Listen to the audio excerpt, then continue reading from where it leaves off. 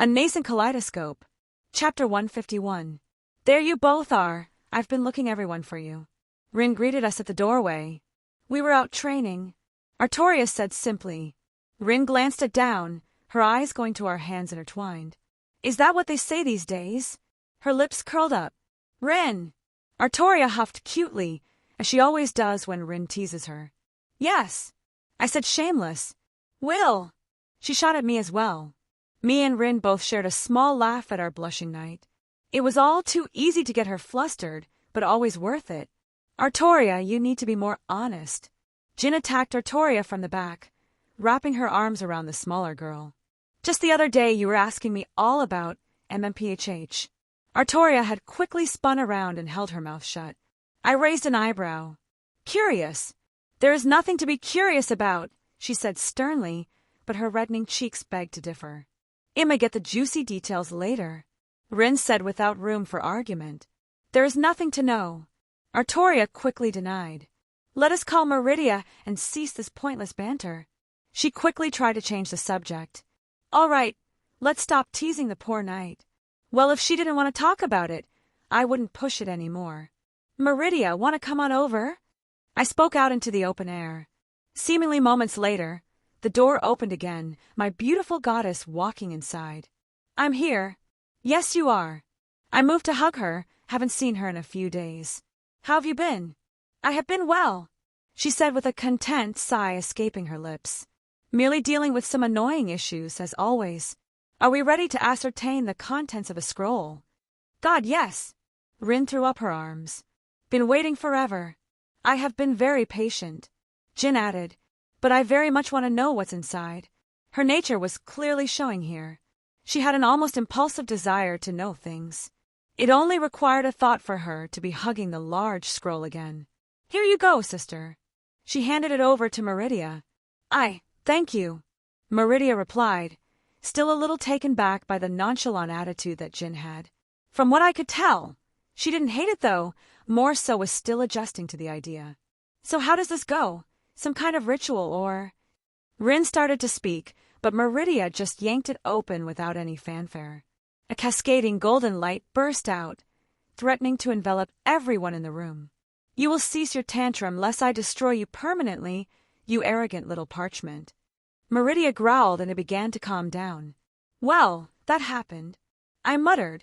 Humph, arrogant things are not used to being commanded, wistfully appearing and disappearing whenever they want to cross time and space. Meridia snorted. I have no idea how Hermias Mora can put up with these things. I can practically taste the disgust it has towards me because of what I am. Huh, a lot to unpack there, but thoughts for later. What's it say? Jin looked very eager. One moment, it technically does not contain any words. I need to peek at its existence. She stared at it, eyes glowing slightly. Huh, that is actually a bit interesting. She muttered. You're teasing me. Jin pouted. Maybe a little. Meridia smiled. It speaks of Oriel's bow, something I haven't heard about in many eons. Also with some nonsense about a lord of the night rising. That's it. Jin looked. Sad. More or less. Meridia pursed her lips, closing the thing. It did say more information was contained within 2 other scrolls, and that they should be somewhere here in Skyrim. Oh joy, I guess that's more tomb raiding we'll be doing. Rin sighed. Please, like you won't be the first to sign up to raid some tombs for riches. I rolled my eyes. Just because you're right, doesn't mean I can't be upset. Rin huffed. Artoria seemed to ignore us and faced Meridia. You spoke of a bow. Yes, Oriel, you may know him better as Akatosh. Meridia began to explain. His bow is a rather powerful artifact. I believe the term you use is divine construct. I called dibs. I said immediately. Bullshit, Rin retorted. Respect the ancient rights of dibs. Fuck your ancient rights. I want a divine construct you already have like a bajillion. You make a fair point. I acquiesced. Good. Rin nodded. But I have a counter-argument. I stated. I want it. Are you not leaving in a few days? Artoria chimed in. Yes. Saber's right, so we can get it while you're gone. Rin threw her hands up in celebration. Damn it, I forgot. I sighed in defeat. All right, what were you saying, Meridia? Meridia looked, amused by our little argument. As I was saying, it's Akatosh's, Orielza's bow. It has much history in the founding of Nirn and is extraordinarily powerful. She paused, looking towards Jin. I believe I may have some old records stored away in my realm somewhere. I can give you a better written account for your library. Kia, you're the best. Jin jumped at the eldritch goddess, grabbing her in a big hug. Why, yes. Meridia accepted the affections happily, even if it was awkwardly returned. Would you like to keep this? Of course, this is getting put in a special place in my library. Jin grabbed it quickly, hugging it tight. And you say there are 2 more in this provenance? According to the scroll, yes. Meridia replied. Interesting. Jin had a big grin on her face. I shall make room for more then. It was kind of funny. When talking about a divine weapon of untold power, Jin cared more about the scrolls, or the records and knowledge. Question. I grabbed everyone's attention. Would Akatosh be upset that we requisitioned his divine weapon? Who knows? Meridia shrugged. I have not spoken to him in a very long time, but he generally was not very uptight, for lack of a better word. If you abuse its power and damage Nirn, he may take action. Though, it's highly likely that he may already be aware of what will transpire, being the god of time. That's true, and we haven't had any divine intervention yet, so I can only guess we're either in the watch and wait category or otherwise ignored. I would say the former. You have garnered a not small amount of attention from higher powers. Meridia acknowledged. Shiagarath actually sent me a letter. She pursed her lips. A letter? Artoria asked. Well, I use the term letter very loosely. She sighed. What do you? It was a cheese wheel with words etched into it. She deadpanned. And a random bite taken out. I have several questions. Artoria spoke. There is a good chance you will only have more if we continue down this route. Meridia said dryly. Shiagarath's sphere of influence lay in madness. To decipher his mindset, I feel even I am woefully inadequate. What did the letter say? Rin asked. Was it about any of us? It was, unfortunately. Meridia confirmed with a light grumble in her voice. Though what specifically I do not know. Only that it had some of your names carved with some other undecipherable nonsense. I am waiting until he inevitably shows up to make a scene. Will you be okay? I asked hesitantly. Oh, he isn't very aggressive, normally. We have learned to ignore his madness when it is more benign. He will get tired eventually and move on to the next random thing that catches his attention. She waved off my concerns. So if we ever meet him, I asked, play along. Call me, run away if possible. She said bluntly, if you are going to run into any of the other Daedric lords, he is perhaps one of the better ones, relatively speaking. Of course it was implied that we were not to seek them out ourselves, especially me. She made it very clear she did not want me associating with them willingly, and I would honor her feelings. I am curious, have you good relations with any of the others? Artoria asked. Meridia looked contemplative. If you ever come across Azura or Nocturnal, I have a cordial relationship with them, I suppose.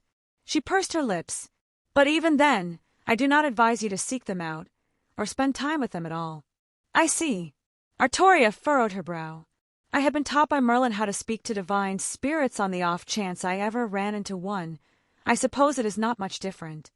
Well, you can always threaten them with the spear of destiny. They can't manifest in the world fully. Should give them pause since part of Big G is inside the thing. I pointed out. Yes, that is one of the last resorts I have at my disposal. Would probably cause a lot of chaos among the higher powers if that was revealed so blatantly. I think seeing another world's god would definitely throw everyone off balance beyond what we've done already. You should know, the Elder Scrolls also possess power if used correctly. Meridia spoke up. Alduin only just now reappeared because he was flung from a previous era, through time, into this one by mortals utilizing an Elder Scroll. Wait, seriously? I looked at her. Yes, have you not wondered why his reemergence was so sudden? I hadn't thought much about it. I tapped my chin. Does that mean it could be used again? Unlikely. She shook her head. That scroll used was unique, as they all are. If you could possibly find the same one, but even then, he would be on guard against it. And I do not know if Akatosh would allow his domain to be infringed upon again, or if he would desire the prophecy to continue to be postponed. He. Jin started to giggle. My Elder Scroll. She hugged it. So cute. All yours. I kissed her forehead. I'll go get started on finding the others. Might have a few previous leads to look into. Jin excitedly said, quickly departing back to her library. All right, just give us a heads up if you find anything. I'm going to finish the kaleidophones. Rin responded, I'll have them done in a day or so. I am thankful for your assistance. Meridia looked like she was consciously trying to express her thanks. Don't worry about it. Just tell me if need anything else and I'll do my best. Rin gave a small smile, beginning to walk away. I see. Thank you again. Meridia said evenly. I too have things I must get back to, but maybe we can get together. I believe that it is normal for mortals in situations like this to eat meals at certain times. We can do dinner together. I'll whip up a few things for everyone. I happily accepted. I may not be the best cook, but I think I do all right. I will look forward to it. She walked up and placed a quick kiss on my lips. I will return, my lover. She turned to Artoria. Please keep him out of trouble in the meantime, she said with a small smile. I shall endeavor, but such a task may be beyond my capabilities. Artoria smirked. As I expected, but I felt the need to say it regardless. I'm right here. I pointed out. I am aware. Meridia said dryly, giving me a look as if daring me to deny her words.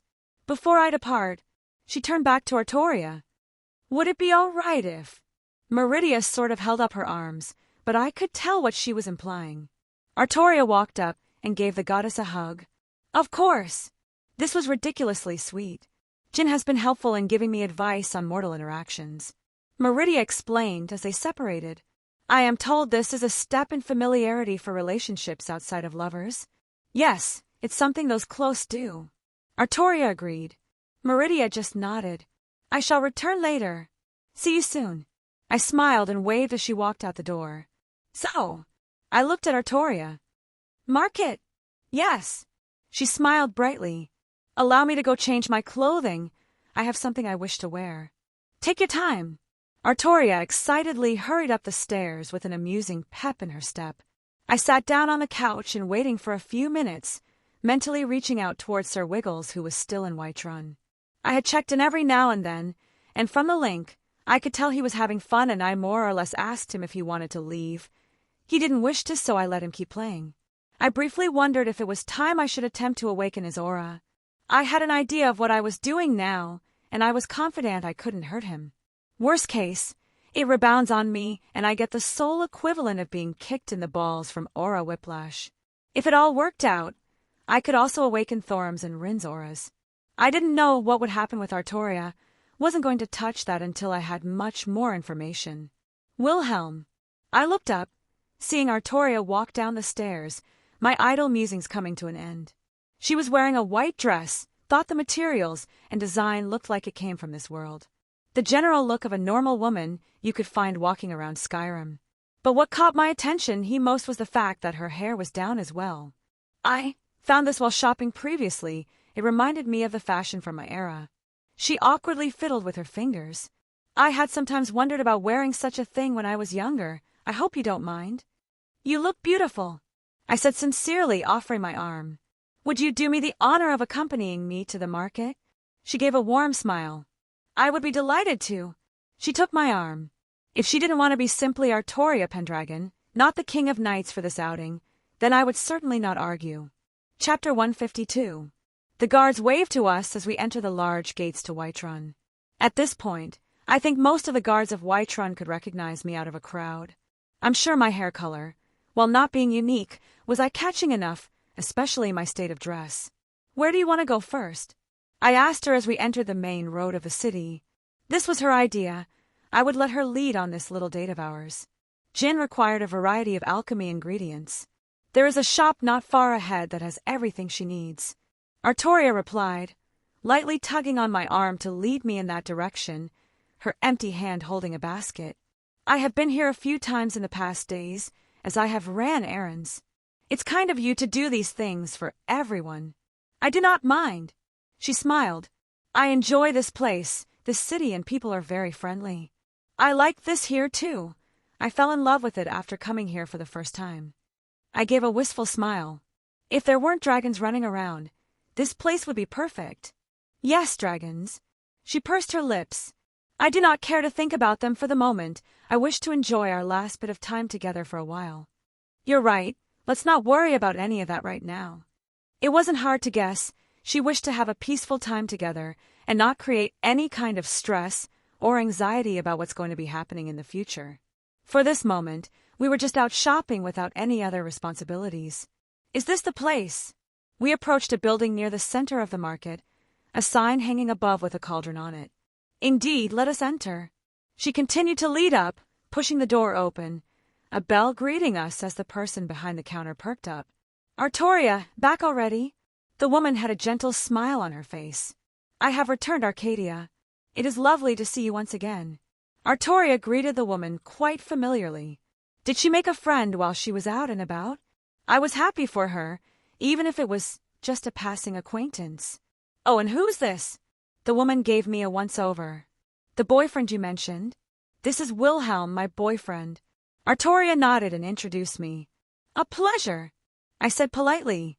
You weren't lying. He is quite fetching, isn't he? She grinned, making Artoria look a bit bashful. What can I do for you, darling? I require another batch of the materials I purchased previously, Artoria stated, handing over a list. The older woman took it, pulling it up to her eyes. Let's see here. Frost salts just came in and are fresh. The briar heart is good for a few more days if you want it. Otherwise, the other stuff is more common and I have it all. She set the parchment down on the counter. The briar heart will be acceptable, Artoria confirmed. Please wrap everything up and I will pay in full. Right away, sweetheart. The woman went to her shelves and started grabbing various items and setting them all in a pile. The total should be 314 septims, she stated, wrapping everything up in parchment and putting it all neatly on the table. Thank you, Arcadia. Your services are impeccable as always. Artoria praised, setting the coins onto the table and taking the contents, putting them all in a little basket she was carrying in her empty hand. Come back soon. Arcadia waved us off, Artoria pulling at my arm again as we left the shop. You know her well? I asked. A passing familiarity. Artoria replied. I have been to her store several times now. I had thought it appropriate to become friendly with the owner. What else do we need? I looked around. Rin needs some stuff, right? Indeed. She asked me to get some medals. Artoria nodded. We continued walking through the market, people hawking their wares, and various stall owners trying to grab the attention of passerbys. Every so often we would stop at a corner or a stall, haggle with the owner or purchase an item, filling up Artoria's basket further. Oh, these look good, I commented, a stall full of produce. I'll take 2, please. I set a few coins down as I was handed a couple apples, giving one to Artoria. Thank you. She smiled. The apples here are always good, I said idly, taking a bite. Anything else you need? Maybe pick some stuff up for dinner tonight? I asked. This sounds like a wonderful idea. She smiled bright, eating her fruit. I shall procure some ingredients. Would you please take care of our voyeur? I paused for a moment. You noticed her too? Yes, I was content to ignore her, but the constant eyes on the back of my head are starting to become annoying. She let out a small huff. All right, I'll go see what she wants. Thank you, Wilhelm. Artoria stood up on her toss, placing a kiss on my cheek. Of course. I smiled at her, stepping back and moving towards an empty area. I let it up against the side of a building, appearing calm while I finished off my little snack. Are you going to come out or not? I call out lightly to my surroundings. I'm surprised you knew I was here. A feminine voice approached me, hood over her head, hugging the shade. Serana, I greeted curtly. I think it would be more surprised if I didn't notice you. And Artoria noticed you before me. She did not enjoy your constant spying. I turned to face her. You seem at ease walking around in the open. Did you take my advice, I wonder? I did meet the Jarl, she admitted. He did not appear thrilled to see me or accept my presence, but he was willing to listen to Thoram, who pleaded my case. Since then I've been free to come and go without being attacked. Well, He is a practical man. I doubt he would have thrown you out or killed you even if Thorum wasn't there, probably just tried to get something in recompense for letting you stay. I shrugged. She pursed her lips, crossing her arms. I see, she said simply, letting out a sigh. I should apologize for spying on you and Artoria. She looked a little sheepish, leading me to believe it wasn't malicious in nature. I just didn't know how to approach and was waiting for an opportunity, so it wouldn't be awkward. She revealed, You have my attention now, what do you want? I wish to know more of what occurred when my father died. I visited the castle myself to see what happened, but it was most rubble and nothing important remained. She explained, There wasn't really much to add. I wasn't really hiding anything important beyond Meridia's involvement. We fought. I killed him, and any of his people who still remained, then looted his castle. But now that I have you here, I do have a question myself. What are your intentions with Thorum? I hope you aren't just leading him on for your own benefit. I didn't wish to meddle too much, but I would alteast make sure she isn't just leading him on or something. She blinked at me, seemingly surprised by my blatant words. I don't know, she said, a small bit of hesitance in her voice. You don't know? I raised an eyebrow. She frowned. Do you have any idea what it's like to have your entire life flipped upside down? Everything you know to suddenly change? Then I meet Thorum, who was charming, kind, and welcoming to me when I was lost and unsure of what to do. But I'm a vampire? Yes, she said quietly. So what's the problem? What? She looked at me in confusion. What exactly is the problem? It sounds like you're just using the fact that you're a vampire as an excuse. No one's telling you to suddenly fall in love or even have any kind of relationship, but if you're holding yourself back because something stupid like that. Stupid? I'm a vampire, she hissed. I feed on people, drink their blood. How is that not a problem for someone like him? Have you seen how people around here treat him?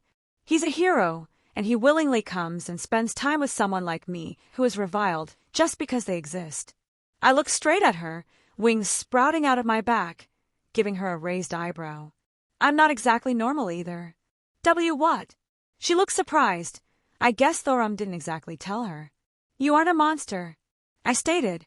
So what if you're a vampire? Hell, a lot of the companions aren't normal either. You know about that? Thorum said it was a secret. She muttered. Oh, so Thorum knows as well, that's interesting. I rubbed my chin. I never made a big deal about it because it doesn't matter. They aren't going around killing innocent people. Why the hell should it matter? It isn't that simple. She scowled. Meridia, the Daedric Lord, is my lover. I retorted, making her eyes widen.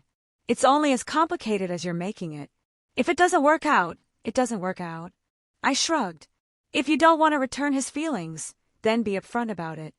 Don't spout some bullshit about you being a vampire as a justification. I withdrew my wings and turned around to leave. Once again, it wasn't my place to meddle. She just needed a bit of a reality check. Whether something happens or not is none of my business. I let out a sigh, moving back towards the market area. Since when did I become the authority on relationships? I walked back up to Artoria as she inspected another stall of goods. Did you take care of it? She didn't look up. I did. She was just a little hesitant to come speak. I replied, Nothing to worry about. We can just continue our date. I took her hand into mine. She smiled brightly at me, the kind that could make my heart beat quicker. Yes, I have some more places I wish to visit. Lead the way. I chuckled. I didn't mind spending one of my last couple days here like this. I was going to be away for a while and I wanted Artoria to be happy when I left. Nothing big had happened yet, so I didn't feel stressed about leaving right now. I felt like there were still a lot of things to do in this world, but I wasn't pressed in any true way at the moment. Everything will come to a head eventually, and I'll be here when that happens. Talos POV. I watched upon the mortal realm, the various races toiling about their daily lives. It was a small joy in my immortal existence, a remembrance from when I too walked upon that land and lived among their number. Tiber Septim, Ismir, Talos, Dragonborn, and many more. They were all names, all identities I could claim, and they still were spoken upon the winds of Nirn even to this day.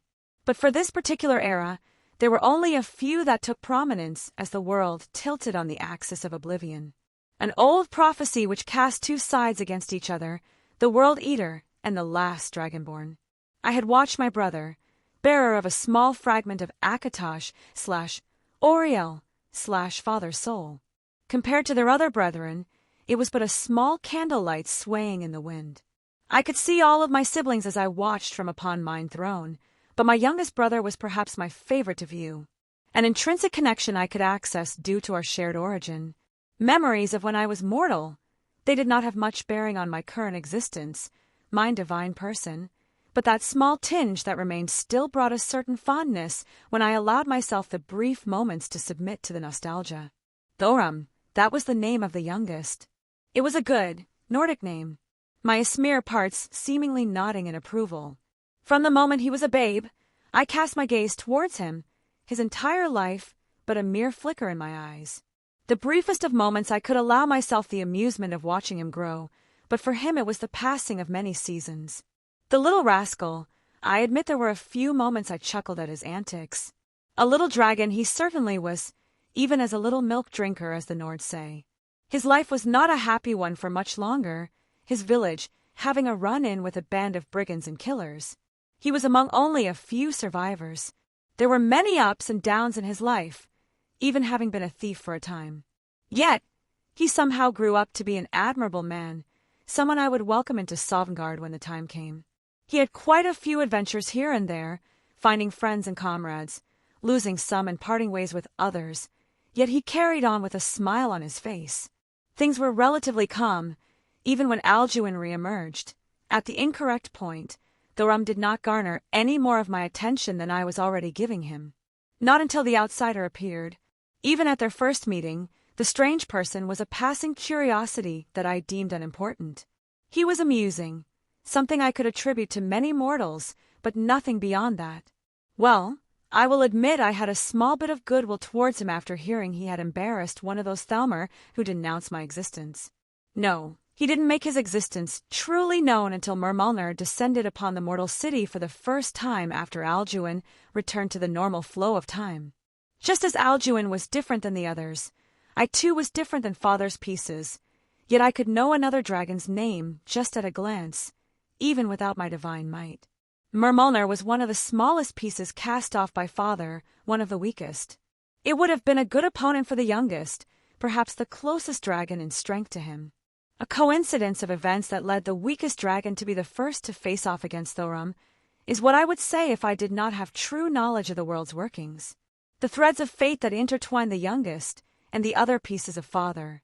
Events would unravel in a way to give the youngest a fighting chance against the eldest.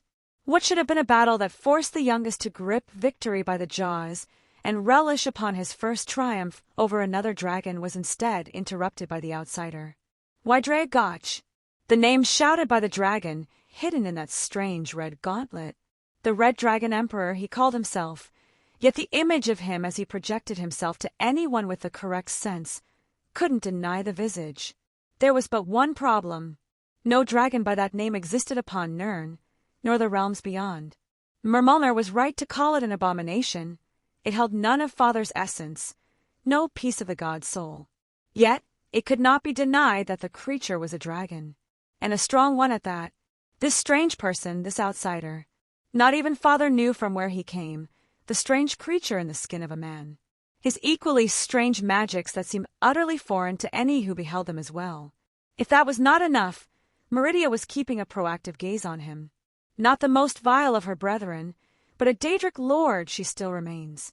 How amusing it was to hear that Meridia and the outside had become lovers. Beyond the bewilderment at the reveal, I cared not for the Daedric lord, did not seem to reach for the youngest. But it further emphasized the mystery behind the one called Wilhelm. The outsider returned after a small period again, when the youngest was face to face with more of his kin. At this point, Thorum was on his way to becoming a true dragon amongst Father's pieces, perhaps only equaled by a select few still flying in the world. Besides the oldest, of course, Thorum was still no match for the World Eater. The outside returned, and with him, strange new things also appeared. Weapons I had no knowledge on, yet held the touch of divine, powers that he could not find the origin of. I had sensed it during the battle. when part of Father's soul that resided in the dragon, known as Gevadak, had been utterly destroyed. Luckily, the rum was able to absorb it before the outsider did any more damage. Since that time, I had subtly steered any more of Father's children away from the outsider. Even Father had been concerned about the implications behind his pieces being destroyed and not returning eventually. It had set a strange precedent to actively usher dragons, through unconscious means, away from the last dragonborn that should have been hunting them as the outsider was waiting nearby. The uncountable number of threads that held fate together began to unravel around this strange creature. Things that should have happened never came to pass. Others were forcibly overtaken, usurped, and by some luck, others were completed by their intended recipient. Thoram meeting the spawn of Molagbal, yet not acquiring the Elder Scroll for himself. Hidden away in that strange building he calls a house, full of things not known to this world. The threads just continued to pull apart when the outsider's companions appeared. Another dragon unknown to these lands, unknown to the creator and father of dragons. That wasn't all. A golden light that shined within that smaller dragon soul. Beautiful was a word that failed to appropriately describe it. The strange person/spirit that walked the world in a way that was similar to the souls of Sovngarde, yet utterly different. The other spirit, the one the outsider called Jinn. It was something touched by divine hands, yet we could not recognize its origin among our fellows. Was it possible the others had found a way to enter Nirn without our notice? No, such a thing wasn't possible under our notice, and it was unlikely they would willingly return to these lands. The outsider just continues to be an anomaly, one that had garnered the attention of others who know the threads of fate. Taken the Eye of Magnus, as the mortals have called it, and repurposed it into a sword of great power. The Staff of Magnus also falling into his hands, and there are his other artifacts of unknown origin. That sword Thoram was given, Anti-Dragon the outsider called it, and I would believe his claims.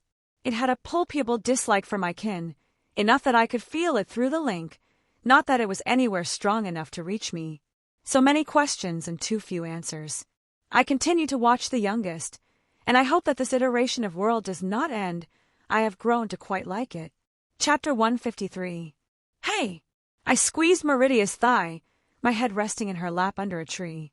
Must you always molest my legs? She puffed up, looking down at me. What? Yes, I said without any shame. But I got a question. Speak. I shall answer to the best of my ability. You're a Daedric lord, also known as a Daedric prince, right? I asked. That is the common terminology for me, and those like me, yes. She stated, if you're a prince, does that make me your princess? I grinned at her, while she just looked at me in surprise. Yup, you're definitely a princess, Schweinord. Rin answered for her, sitting by Artoria and across from Jin as they both ate. You sure act like one, at least. You're just jealous. I pursed my lips, looking up at the sun high in the air. It was a lovely day, a perfect and peaceful time before I finally head out. Rin snorted. Yeah, right. Besides, isn't Saber a king? Doesn't that make you her concubine? Does it? I turned to look at Artoria sitting peaceful and eating with a grace that shouldn't be possible with how quickly everything was being cleared. It does. Artoria smiled innocently. Well, I can add royal concubine to my titles then. I held my finger up, discharging a bolt of lightning into the air.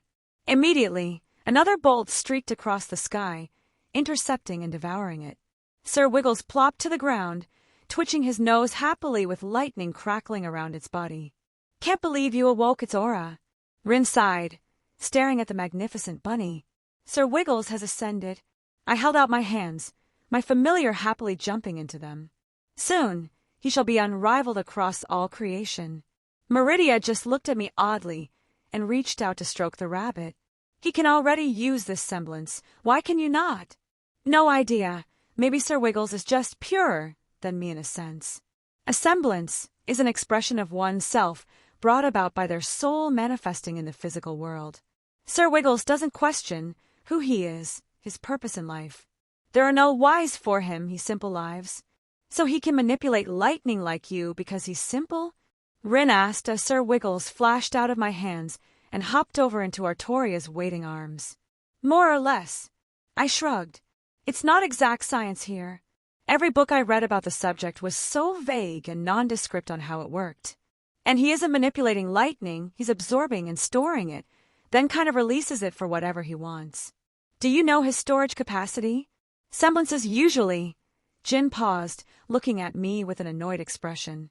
Have a limit to stop their users from hurting themselves accidentally? I offered. That's good enough. Jin nodded, clearly still annoyed about her limitations. Should be only for direct use. I continued.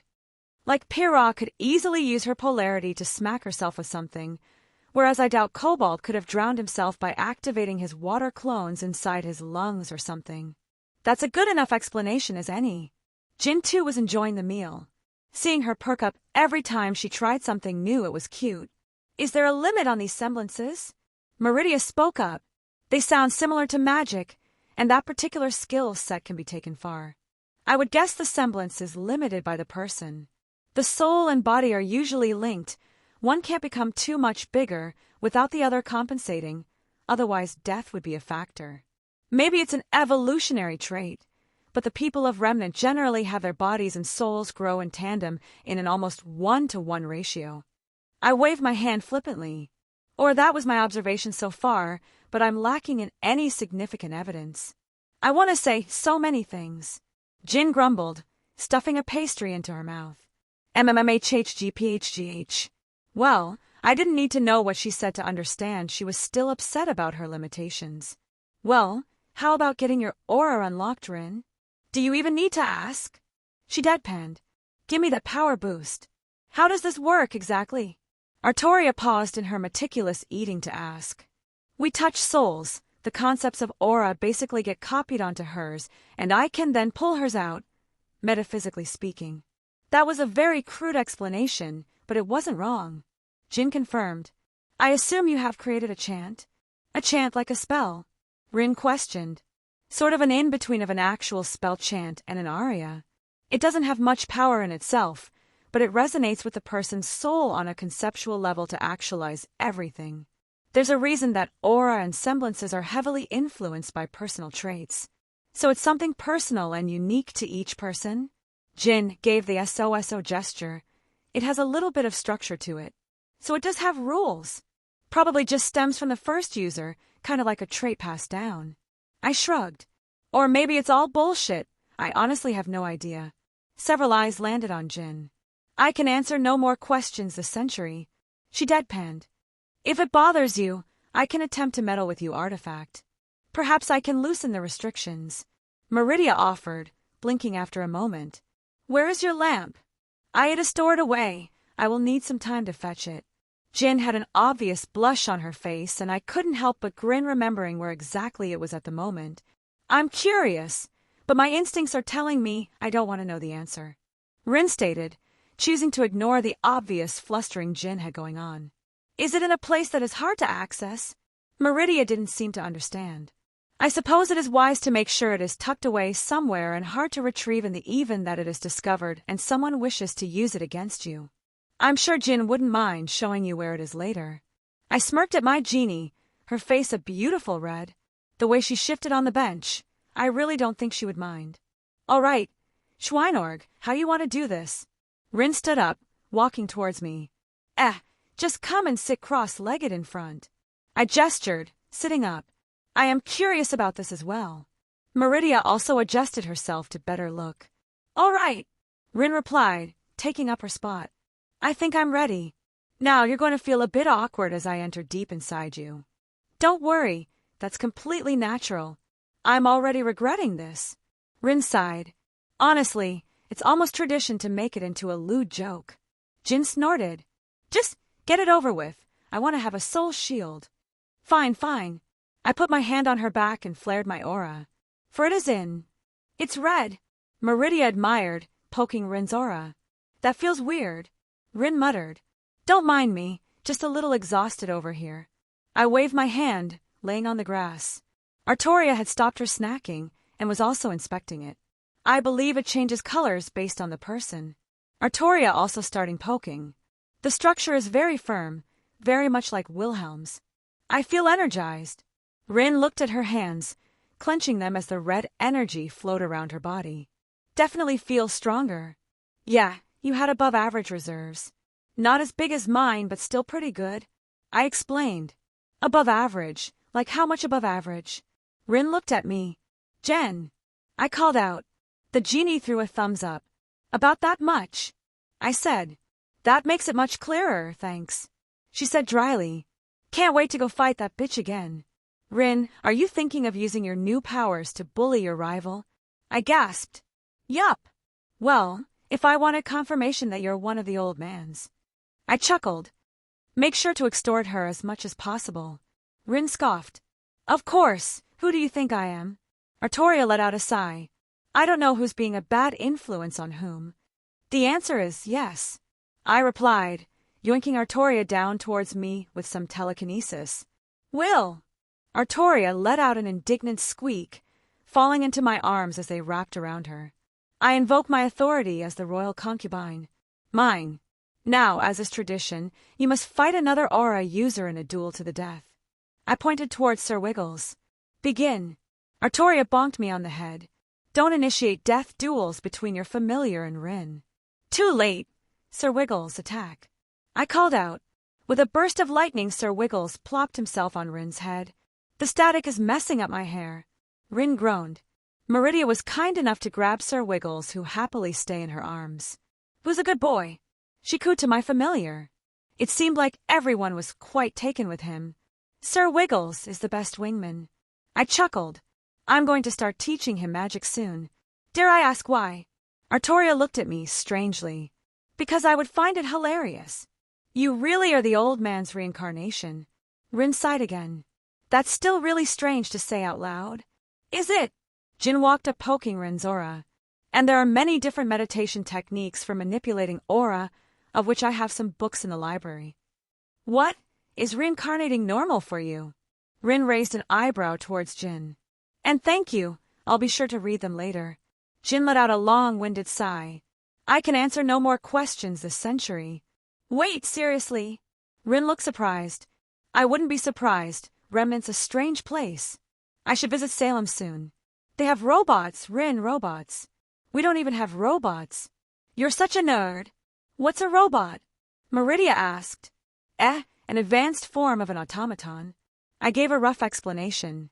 I'll show you one if I ever get my hands on any. Through legal means, correct? Artoria narrowed her eyes. Correct. Yes. I will accept that answer for now. Does she know I'm a wanted criminal on Remnant? Jin never got to that part, and it was kind of glossed over. Is it time we speak of the elephant in the room? Meridia gently scratched Sir Wiggles' head. I let out a sigh. Probably, this was coming either way. I pat Artoria on the head. She takes the K to sit up as I followed suite. Well, it's not really a secret at this point, but I was going to head out in a little bit. No shit, we've been prepping like crazy these past couple weeks. Rin huffed. Takin got a small satchel from her storage bag. I had some extra jewels, so I put some spells in them. You can figure it out. She tossed them to me. Thanks, Rin. I smiled towards her. Whatever. She crossed her arms and looked away. Oh, I also have some stuff. Jin pulled on the house's magic and handed over a bag. Lots of talismans, lots of dust bombs. I'm excited to see how they do. You better bring back some notes. Of course. I chuckled. I too have something I wish to give you, Wilhelm. Meridia walked up, setting Sir Wiggles on the ground. It took me some time to track down. She flipped her hand over, revealing a ring. It is one of my lesser-known relics. It had disappeared some time ago, and I didn't care enough then to retrieve it. It's pretty. I admired the yellow gem inlaid on the silver ring. It's simply called the Ring of Acaciate. She explained. It has properties to enhance your speed and stealth capabilities. Next time, I'll be the one to give you a ring. I grinned. I do not have an overt fascination with jewelry. She said plainly, in our cultures, presenting someone with a ring is an indication of wanting to get married. Jin replied, Am married? Meridia squeaked out, her face turning a light shade of pink. You. She appeared to be speechless, opting to huff and puff. I wish to also give you something. Artoria spoke, pressing a hand to her chest, a bright light engulfing the area as her sheath appeared. She held it tightly in her hands before pushing it to me. I didn't have time to protest as it went inside me. It contains my magical energy. It should be enough to activate once without my presence. Artoria, I can't, this is... No. She cut me off. You will carry it and return it to me when you come back, she said sternly. And this will accompany you as well. She took out the true Longinus from her bag and set it down in front of me. I feel like I won't be able to argue with you on this. Good, you are learning. She nodded. I shook my head with a sigh, taking the spear back into my ring. What are your plans? Jin asked. Are you heading out immediately, or? I was going to stop by Thorum, say goodbye, maybe awaken his aura on the way out. I also wanted to visit Kunu before I head back home and talk to the old man. Good, both Yasaka and Kunu deserve your attention. Artoria nodded in approval. Oh, that reminds me. Rin took a few more things out of her bag. Finished the kaleidophones, got 7 in total. She started handing them out, giving the leftovers to me. Thank you. Meridia held the device in her hands, but didn't seem like she knew how to use it. Ah, thanks, Rin. Jin wrapped up the shorter magus. And don't worry, I'll show you how to use it, later, Meridia. It was no problem. Rin pat the genie on the shoulder with a small smile. I stood up, brushing myself off. I should probably start heading out. Ah, here come your mushy goodbyes. She flipped her hair back. Later, Schweinorg, don't die or I'll go kick your ass. Rin waved her hand, walking towards the house. Rin, you're such a tsundere. Well, who's first? Meridia stepped forward. I expect you to return, whole and healthy. She poked my chest. And I mean it this time. I will be very upset if you are harmed. I held out my hands, letting her move into my arms.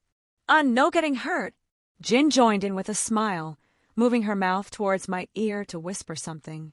If you come back without any issues, I'll let you hide something else where my lamp is. What a lewd genie you are, though I suppose that's what happens when you see the entirety of the internet. Artoria walked up, and I pulled her in as well with my free hand. I look forward to meeting Scat Hack, she said evenly. Yes, new sister. Jin cheered. I can't wait to meet her. MMM, as they say. Meridia nodded. But your safety takes priority. Of course. I couldn't help but smile at their sincerity. I kissed each of them goodbye. I'll be back soon. Please return, Artoria said quietly. I briefly thought about anything else I would need to do. There were no pressing matters. Meridia would look over everyone. I had reinforced the house through every means I had available, even adding primordial runes. Inther had come through, and for a small fortune, I had armed this place to stand up to a veritable siege. I'll be back, just wait. I pulled out Mirage, giving them one last look before opening a portal to Whiterun. Will Thorum shouted in shock, practically falling down. Yo! I greeted, appearing right in the middle of the training area. I looked around and saw several faces from the companions I was familiar with, and even Serana was hovering nearby in the shade. Is something wrong, my friend? Thorum regained his composure. You don't usually pop in like this, unless there is a problem. No problem, but I'm going to disappear for a little bit. Going to get Scat Hack. I replied. There wasn't a need to cause him undue stress by explaining further. Oh, you are here to say goodbye then? Thorum looked, not upset, but somewhere close to it. How long will you be gone? Not that long. And if there is an emergency, any of the girls can get a hold of me and I'll come back right away. Oh, that is good. Thorum accepted. Before I leave, I wanted to give you something. I did it for Rin, and I felt comfortable doing it for someone else. What is it? Well, I'm going to awaken your aura. I flared my own for added effect. It's the physical manifestation of the soul. It provides an overall boost in physical capabilities, a shield that can mitigate quite a bit of damage, and over time you can develop a singular power that's based on your personality. Truly, that sounds too good to be true. Are there any downsides? Not really. I scratched my head. I don't think it can even be done hurtfully. At worst, I get a rebound, but that's about it. Honestly, the only downside is how intimate the act is. I'm basically touching your soul with mine. Okay, I trust you, Thorum said without a second thought. I just said I'm touching your soul. Do you really have no reservations? Thorum just laughed. If you wish to harm me, there were simpler ways. Idiot! I sighed. All right, sit down, legs crossed. He followed my instructions and sat down, and I followed suit. The onlookers didn't seem keen on interrupting us, but a quick glance around revealed how interested they were in what was happening.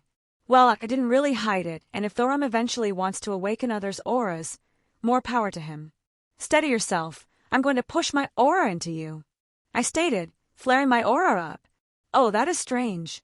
Yeah, everyone says that the first time. I laughed. Now, for it is through freedom that we achieve immortality. Through this we become a paragon of liberation and choice to rise above fate. Infinite in possibilities and unbound by death, I release your soul and by my shoulder free thee.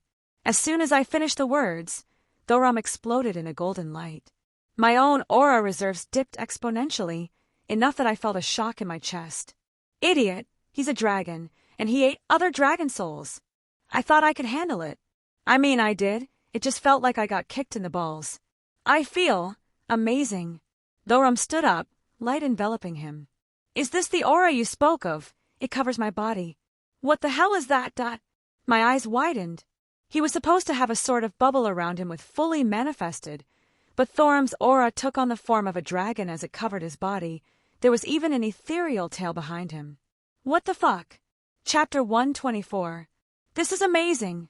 Thorum looked at himself, his arms glowing bright, ethereal scales covering his body and his ghost-like tail swaying around. I feel significantly stronger. I believe I have made an oopsie. I pursed my lips, inspecting it. Is something wrong? Sarana approached, looking a little concerned. Thorum is a dragon, I said plainly. His soul is indistinguishable from one, even if his body is that of a man. I brought the physical manifestation of his soul out, so it obviously would be different than me own. I rubbed the bridge of my nose. I feel stupid for not even considering this. It's obvious in hindsight. Is this bad? Thorum asked. No, not at all. Your aura can't be bad. It's simply your own soul being more proactive. Though I don't know what exactly is going on, but if you like it, then that's good enough. I shrugged. Aura was perhaps the safest mystical phenomenon I had ever encountered, as there were literally no detriments here. Back in Remnant, Grimm were much more attracted to those with aura awakened, and I guess an argument could be made that having your soul fluttering about could be potentially hazardous under the right circumstances. But in general, there was no overt danger to the person who had their aura awakened. I quickly withdrew a notebook and pen from my ring and began jotting down notes. Some quick thoughts, some things to be mindful of, and some other miscellaneous stuff. Here! I ripped the pages out and handed them over to Thorum. I would advise seeing Jin in the next few days. Give her that. She's more of an expert on aura than I am, so she should be able to make sure everything is working correctly. I trust you, my friend. He put the note away in a pocket. But I shall speak with Jin at a later date, even if it is merely to speak with a friend. He gave that big goofy smile. Well, I'm entirely sure there is actually nothing wrong, just merely something that should probably be sorted out by an expert. Get over here, you big idiot. I surprised him with a hug, usually him being the one to do so. He let out a mirthful chuckle, patting me on the back. I await more stories for when you return, and I hope to meet your woman as well. Of course. I nodded, turning towards Sarana. Take care of him while I'm gone. I'll take good care of him. She smirked. I'm sure you will. Don't know how long I'll be gone. Remember, if anything happens, shout for you-know-who, or get in contact with the girls. I will remember your words. Until you return, my friend. He held his hand as I grasped it in mine. Later. I smiled as we parted, sweeping Mirage into the air again and departing the world line. I looked up at the fake sky of Kyoto, this small dimension created to house a large portion of Japan's Yukai population. Well, I appeared nearby Yasaka's estate.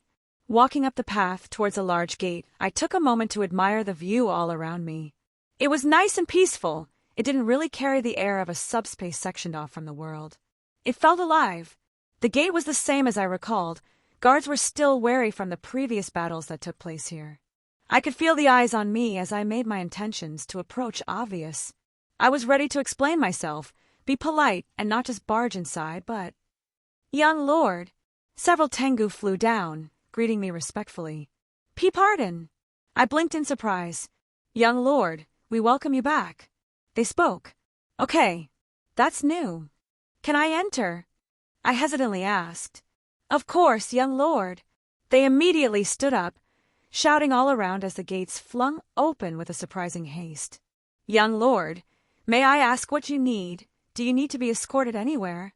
The reconstruction has just been completed recently. There was much remodeling. I dare not allow you to get lost. The Tengu at the front, who I assumed was the highest rank, was speaking quickly. I scratched my head. I wasn't used to this kind of attention. Even as my time as Zelretch, there was a healthy dose of fear behind the reverence. Is Yusaka available? Of course, young lord. The Tengu bowed lightly. I can lead you to Lady Yusaka immediately. I let out a sigh. Sure, take me to her, please. I gestured him forward. This way. He gestured to the guard, who assumed their positions back at the gate, taking direction and leading me through the compound. I wanted to ask him a couple questions, but... I apologize. I don't believe I know your name. This one is Soma, young lord. He replied without a hint of awkwardness. I am the third commander of the Blue Sparrows, a recent promotion, as I had ascended levels a few days prior. He said with no small amount of pride in his voice. There was a little blue bird on his uniform. Some kind of designation for his platoon, or whatever it's called. Ascended? I questioned. I think I may be misunderstanding the vernacular. Oh yes, you are a half-devil. He nodded. It's common these days to use their measuring system. I believe you would be more familiar if I recently became the equivalent of a high-class recent. Oh, I see. Thank you for the explanation. I nodded. It is my duty to see to your needs, young lord. He seemed a little less stiff as our conversation progressed. Well, I admit I'm not as familiar with Yukai customs and social norms. I have a few questions if you wouldn't mind. I would be honored to help you in any way. If you don't mind me asking, I thought devils weren't particularly liked over here. I thought I would be receiving a lesser reception if I just appeared like this. I apologize for any negative receptions due to your heritage, young lord. The Tengu looked down. But any warrior who fought in that bloody battle wouldn't dare insult you for your devil bloodline. He turned around and slammed his hand on his chest. We are grateful for the assistance you lent in dealing with the terrorists. Lady Yusaka had revealed the extent of help that we received after everything had been settled. That makes more sense. I muttered. I guess she felt comfortable enough to announce a true conclusion to the events. Well, it was neither my place nor my desire to meddle with any of these affairs. Thank you, Soma. I have but one last question for the moment. Yes, young lord. Why am I being referred to as young lord? I don't understand. What else would we call you? He looked confused. It is common knowledge that the princess calls you father. Any other title would be an insult. Well, okay then. It was hard to argue with that logic when put in perspective. Young lord, Lady Yusaka awaits you inside. He bowed, gesturing to a door. She has already been informed of your arrival. Oh, I didn't realize how far we had actually walked. Thank you, Soma. Your assistance has been most helpful. I am here to serve, young lord. He gave one last bow and disappeared, a few feathers fluttering about in his wake. Impressive speed. I had to make an effort to keep an eye on him if I wanted to see where he went. It was enough to escape my perception if I was being lackadaisical. Pushing the door open, I was greeted with a scene that truly made my heart thump. Wilhelm. Yusaka greeted me, sitting at a small table, tea in front of her and a spot across open for me. I took my shoes off and walked over, taking a seat. Yusaka. I couldn't help but smile towards her. You look lovely. She clearly did something with her hair, and her makeup was quite well done. Not to mention it looked like she was dressing up. What's the occasion? Occasion? She tilted her head. You're here. Isn't that occasion enough? She gave a small smile. And now my heart won't sit still. Wow, she really knows how to go for the killing blows, doesn't she? Shush. So you're telling me you did everything in the few minutes it took me to walk over here? I raised an eyebrow. Oh ho, I am quite skilled at what I do. She let out a small giggle. Would it be insincere if compliment you again? I would welcome it wholeheartedly. You look beautiful. I said with all honesty. Your words do make the effort worth it. She preened under the praise. Did you come back just to compliment me? I wouldn't be against it if you did so more often. Well, I did just come to visit. I lightly chuckled. Admittedly, I missed Kunu and you. The fingers around her teacup tightened slightly as she processed my words, though her expression didn't change.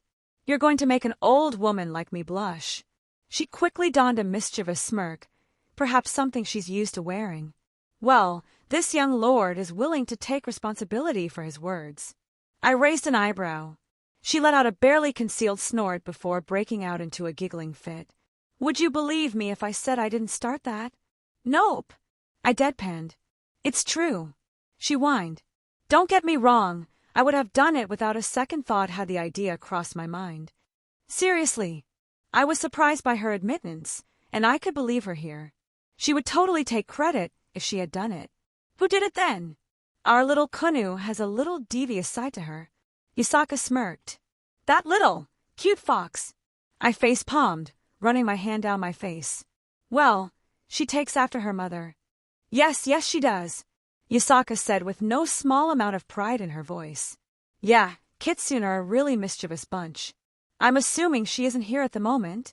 She's in school, Yasaka revealed. I enrolled her in the school that most of the noble clans and wealthy families in this small world send their children to. A recent development. Jin did help Kunu with her homework last time we were over. I took a sip of my tea. Oh, this is good. I perked up at the taste. Isn't it? One of our own special brands. Yasaka gently fingered the rim of her cup. And yes, Kunu hasn't been going there long. I enrolled her not long after the attack. Oh, that's a surprise. You're not going to admonish me? Her eyes met my own, as if expecting something. Do you think I would? Kunu is at the age where she needs social interaction to get friends of her own. The attack was tragic in many ways, but it would be detrimental to hold her back because of it. Not to mention you're much more experienced with raising her, being a parent. Yasaka let out a sigh. Maybe I'm just projecting my own worries and insecurities. She shook her head. I still can't help it. It's her first time going to a real school. She had been tutored with private lessons until this point. And it's hard to let her go. Extremely. She let out a sad chuckle. The constant worry about another attack doesn't help either. I know it isn't likely, but it's hard to break old habits. I nodded. Yes, that's exactly right. Ever since her father passed, I haven't been the most liberal parent. She let out another long-winded sigh. She also retreated into herself, even if she was very young back then. I don't think she ever fully came back out of her shell, and I never gave her the opportunity to. She looked back up at me. Then you come along, and suddenly she has a new daddy that brightens her smile. Yasaka had that small smirk on her face. She brightened up my world, too. I looked down at my tea. When she first said it to me, I don't understand why, but I got immediately attached. No regrets since either. I said it before, but I'm glad that it was you who took that spot in her heart. Yasaka gave a warm smile. But enough of this dreary talk. She changed the subject quite easily. I wish to know how you've been doing. I've been good, learned a few new things. Took Rin and Artoria to a place so they could stretch their legs a bit. Rin was able to get some practical experience, and that's done wonders for her. I was willing to switch gears. Jen's been taking care of my house, sorting my library among other things. Oh, Jin's at your home? Would it be inappropriate if I asked to visit? Of course not. I quickly denied such thoughts. Jin would love if you came by. I can't guarantee anyone would be there when you do, because of some magic shenanigans, but you're always welcome in my home. Kunu absolutely adores her Auntie Jin, Yasaka giggled, cupping her own cheek. And I would like to get to know her better. She seemed like quite the interesting person. Yeah, Jin's great. I think she was taken with Kunu just as much. The picture of Jin and Kunu together still brought a smile to my face. Jin seems to latch onto the idea of family just as much as I do. She pursed her lips. You never did tell me how you two met. And you seemed really different the last time I saw you, and even now there's something different again. She got up, walking over to me. Her nose twitched as she visibly began to sniff me. You smell good like nature, really pure nature. Was it because of the dust Jin wove into this outfit for me? Dust was crystallized magical energy with an emphasis on the elements. Jin made me some special clothes with the elements intertwined in them. She got much closer, nose practically touching mine. There's something more prominent though, lightning?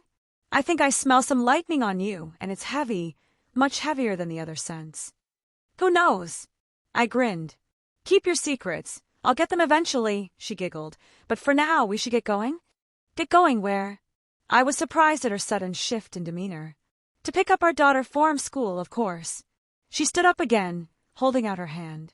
I'm sure Kunu would be ecstatic to have both her mom and dad pick her up. I took it, rising to my feet. Yeah, let's go get our daughter. I don't know what was in store for me when I entered the Grail War, but I didn't care for now. I just wanted to see my daughter. Chapter 155. Yasaka POV. When was the last time I felt this relaxed?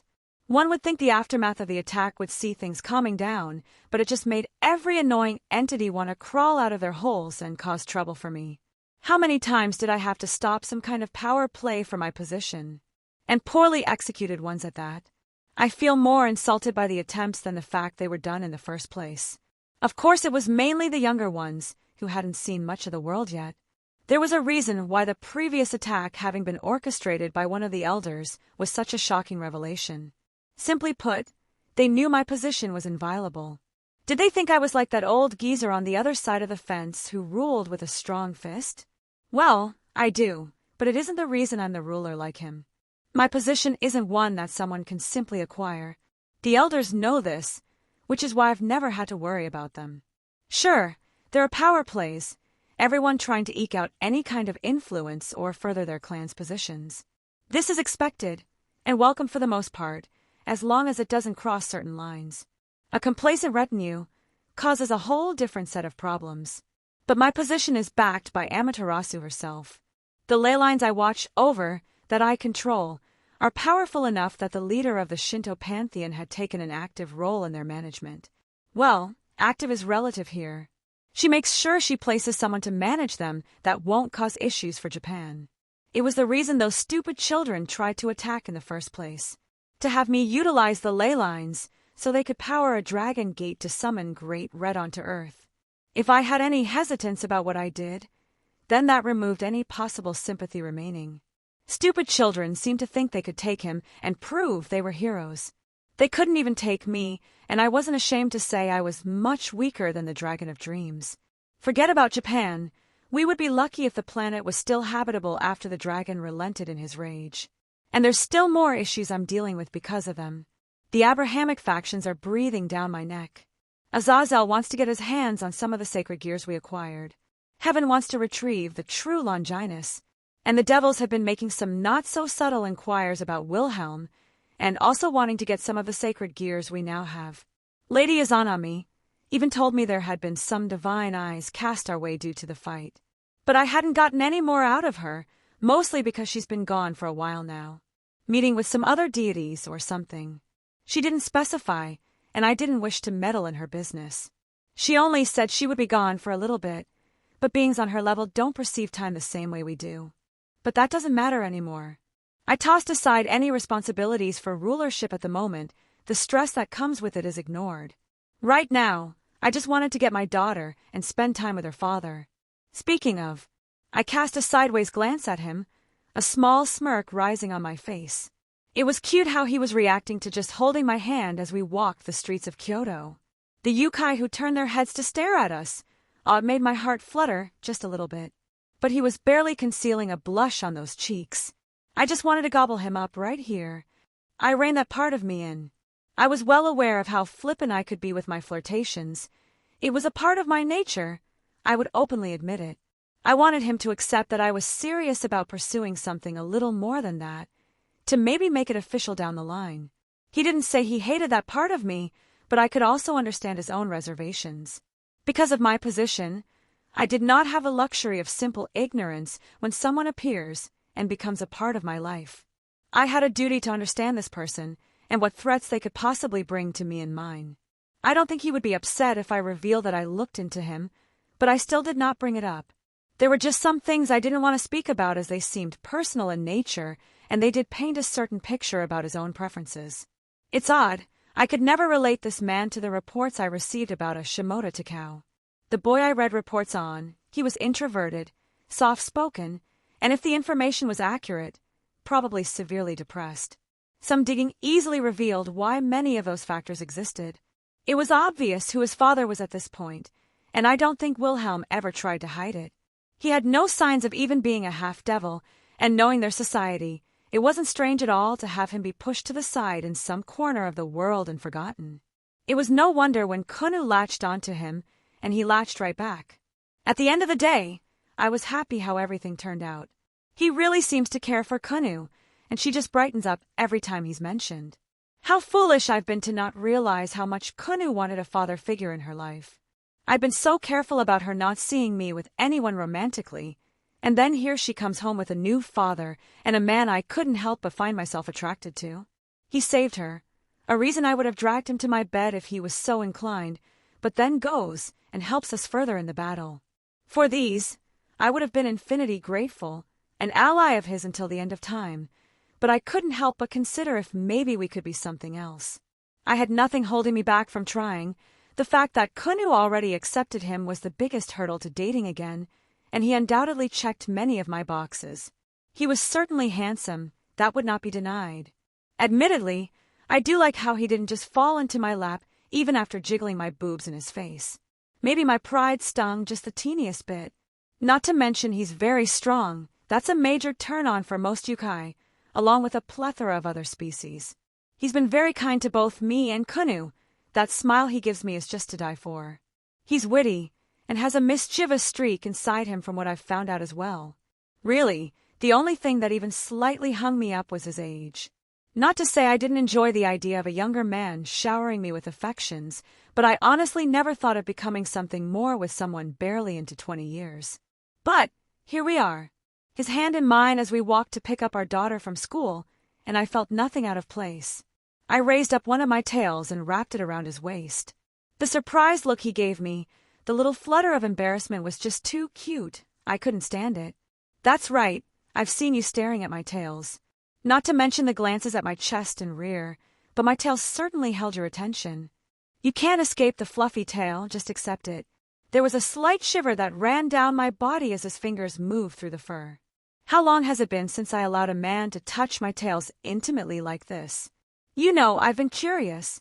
He spoke up, snapping me from my own musings. You want to know what shampoo I use? I teased. Well, I would actually. This is incredibly soft.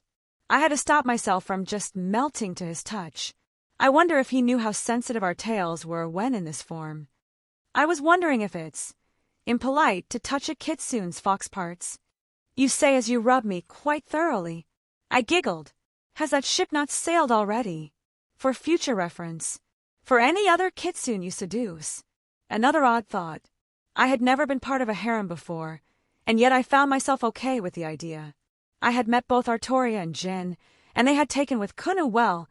If anything, I believe they would be a very positive influence on my little girl. Any other? Am I the one who seduced you?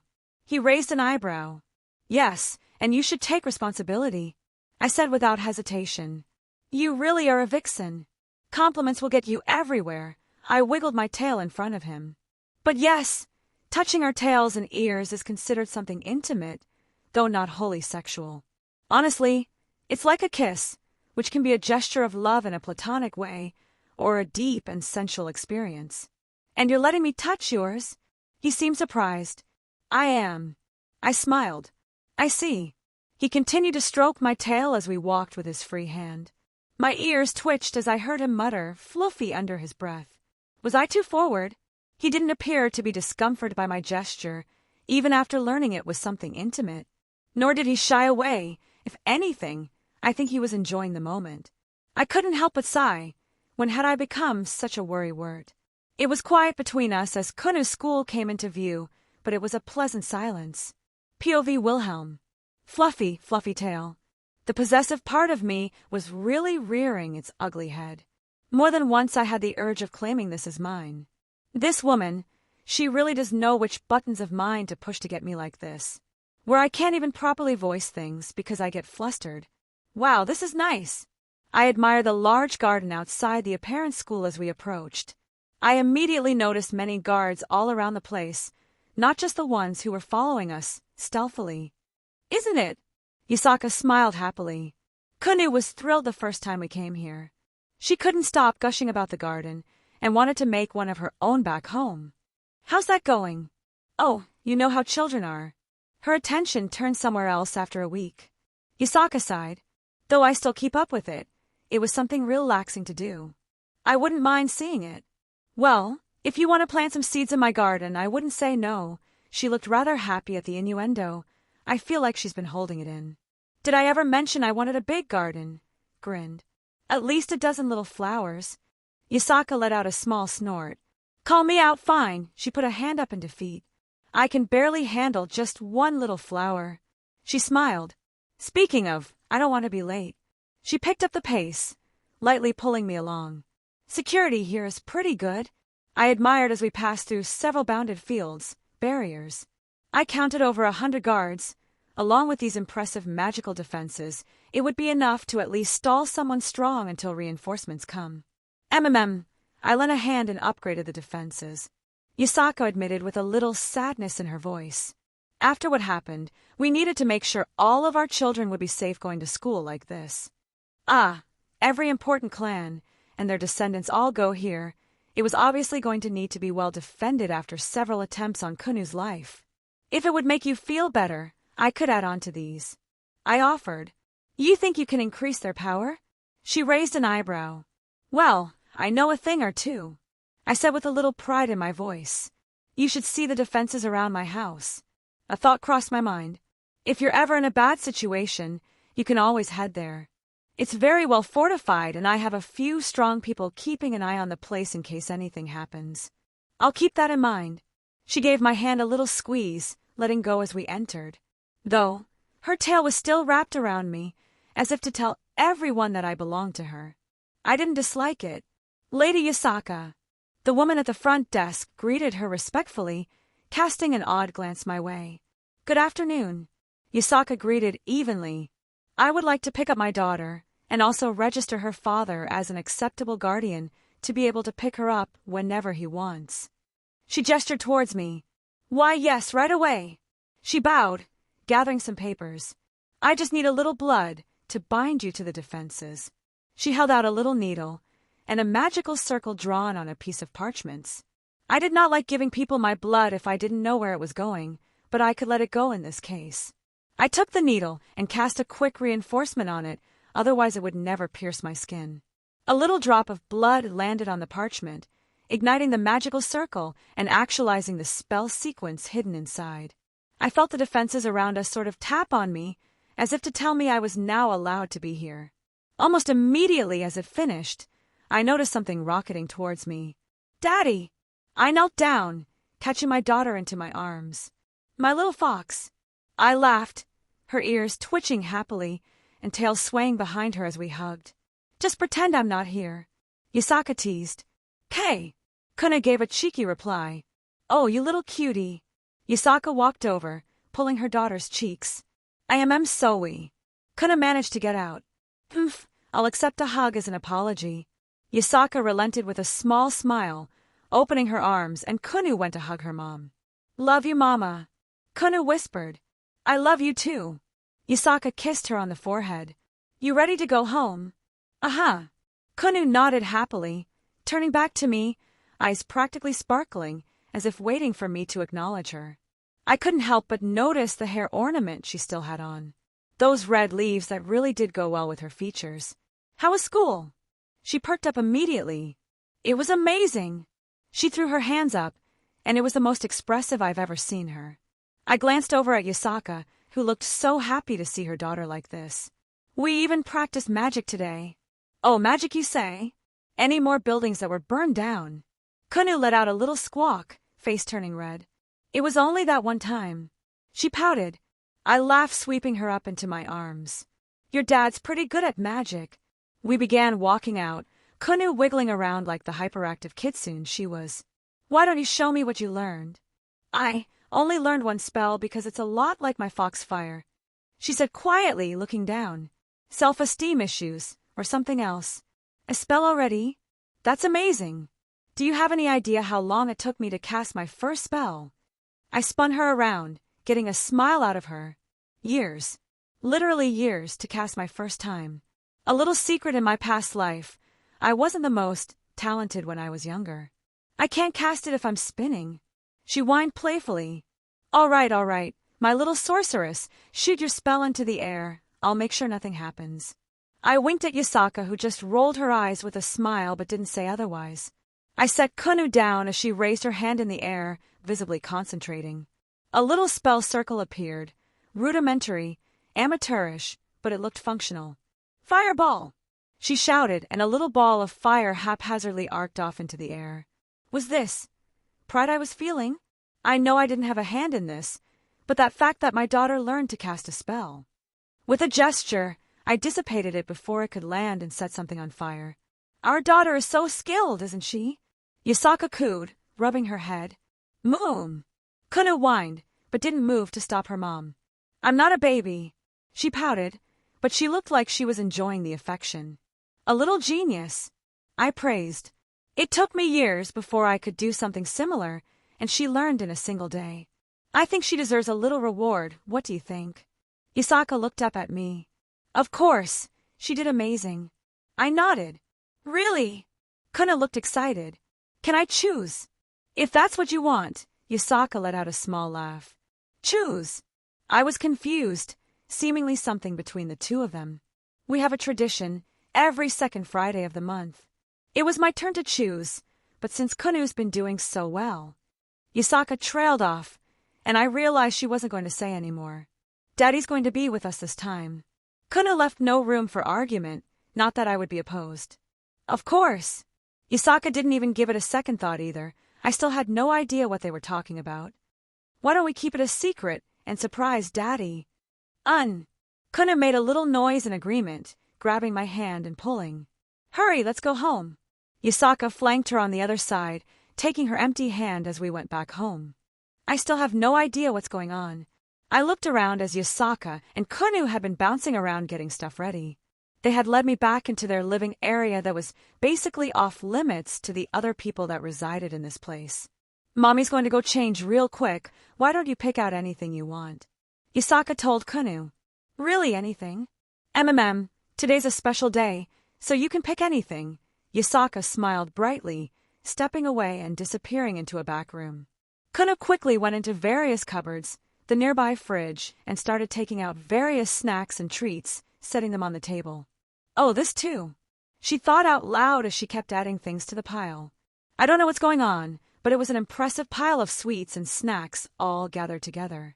Sweetie. Yasaka reappeared and I turned around, a bit surprised at what I saw. Gone was her regal appearance. Now she looked much more comfortable, sporting a pair of shorts and a t-shirt. I said anything, not everything. She deadpanned before letting out a sigh. Just this once. She relented, Kunu's eyes brightening up. Well, she changed rather fast. I am confused. I raised my hand. You haven't guessed it yet? Yasaka grinned, still not telling me what's going on. Mom, we forgot the most important part. Kunu exclaimed, holding up a bag as realization dawned on me. Popcorn, we're watching a movie? Ding, ding. Yasaka lightly cupped my cheek. How about a prize? Mom! Kunu huffed, looking a little red. Don't worry, Mommy will wait until you're looking away. Yasaka laughed. You Kunu blecked, putting the popcorn packet in the microwave. Yasaka snuck one of her tails around my waist again, practically pulling me to her when Kunu was preoccupied.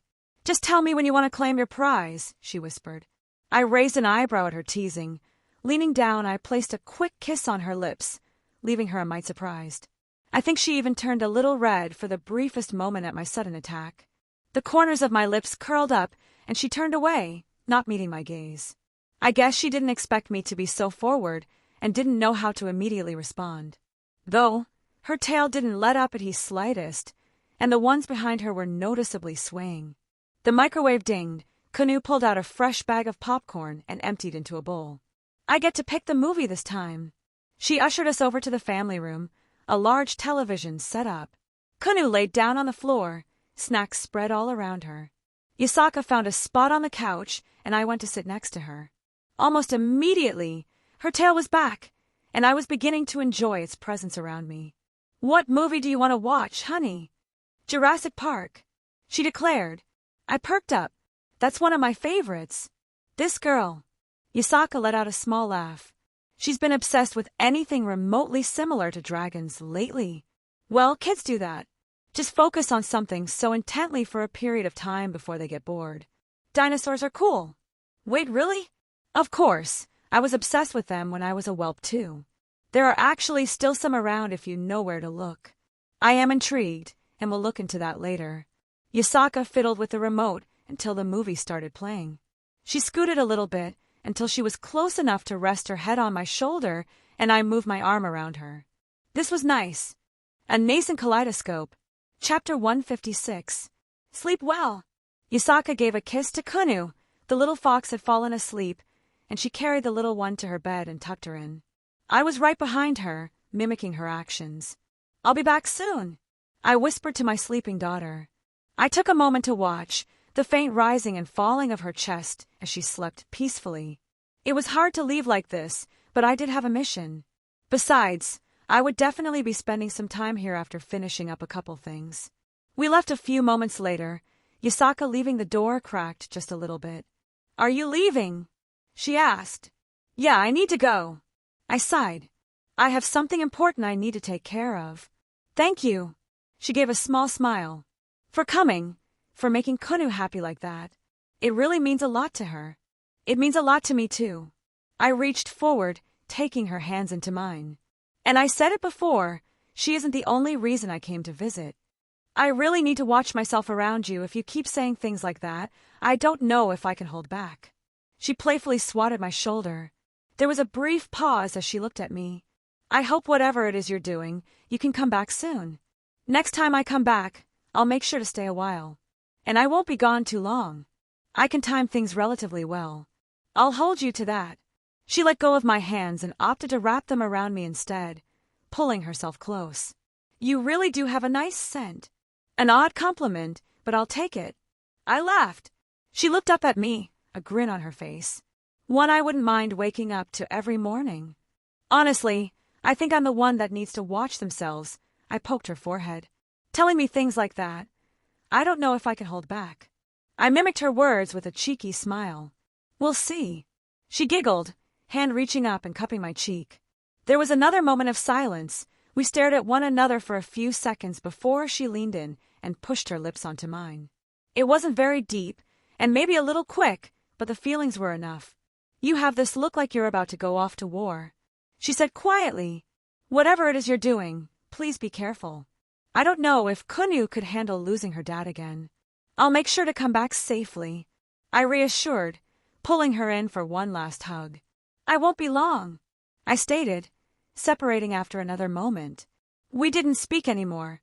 A silent nod of agreement shared between us as I opened a portal and left. Well, look who decided to drop in. It's not like I haven't seen my grandson in months. Zelretch sat at his desk, a glass of something in his hand, if I had to guess, whiskey. Did you redirect me to your office? My lips thinned. Do you really need me to answer that question? He raised an eyebrow. It was mostly rhetorical. I groaned, slumping down in one of the chairs. Want an update? I hazarded a guess. It would be appreciated. I stopped myself from spying. Zelretch admitted. Rin's doing really well. I started. Honestly, she's a lot more confident now. She did a bit of dungeon diving, got a nice ancient artifact, learned some new magic. Oh, and she's on the trail of a divine construct, so that's something. I gave a brief overview. Good. He nodded, looking a little relieved. That's good. I got my house set up. I can anchor it to a room here so you can visit. Zelretch pondered that. I would need to add a few things. I figured. I waved my hand flippantly. I don't care if you mess with it. I was basically giving him permission to unravel my magic and add some things. In the Magus community, this would be something practically unheard of. He didn't reply, but the look in his eyes said everything he wanted to relay. Besides, you're helping me out. It's the least I could do. Equivalent exchange. It was one of the underlining principles that governed this society. It would also make someone feel at ease if you made it seem like both sides were receiving an even trade.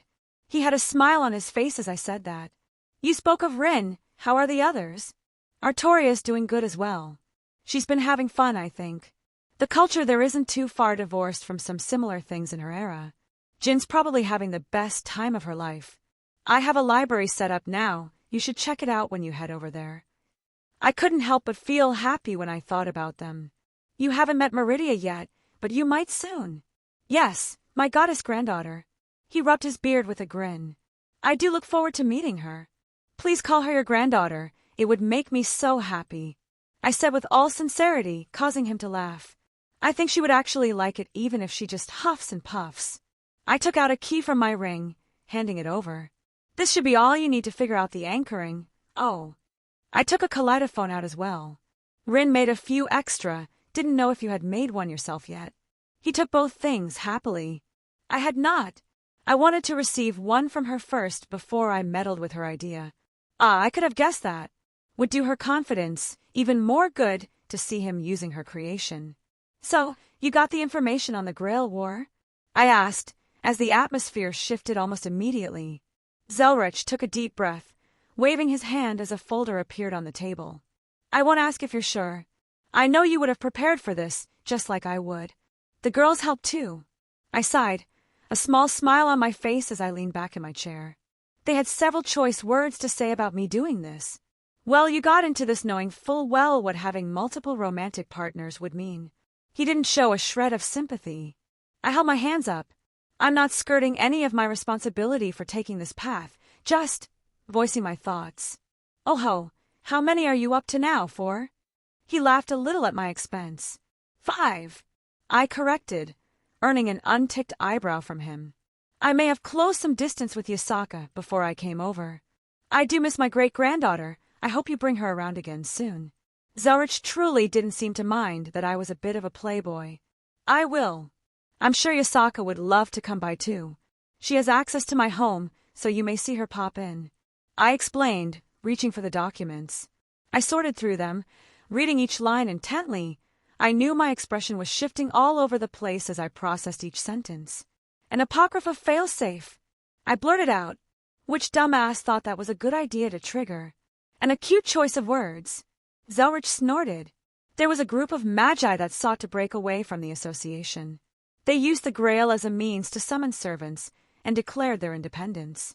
I don't really care that they want to be left alone. They foolishly triggered the failsafe when the Mages Association responded rather aggressively, and now the association sent 7 more masters out to challenge them. I rubbed my temples in annoyance. The Apocrypha failsafe. It was a mechanism inside the Holy Grail to stop a faction from collecting all the masters and servants to a single side. If such a thing occurred, then the war would change. 7 more masters would be chosen, and it became a team versus team fight with a ruler servant, an extra class, being summoned to moderate. What an absolute clusterfuck. I tossed the folder onto the desk. I couldn't have said it better. Zelretch tapped his fingers on the desk. But it should give you an opportunity to run rampant. Yeah, the scale and scope of the battlefield has changed. I agreed, thinking over several strategies. What's my entry strategy? I managed to secure you a spot on the red team. The master who was going to summon Berserker of Red had passed over his command seals after some negotiation. Zelretch explained. Berserker, huh?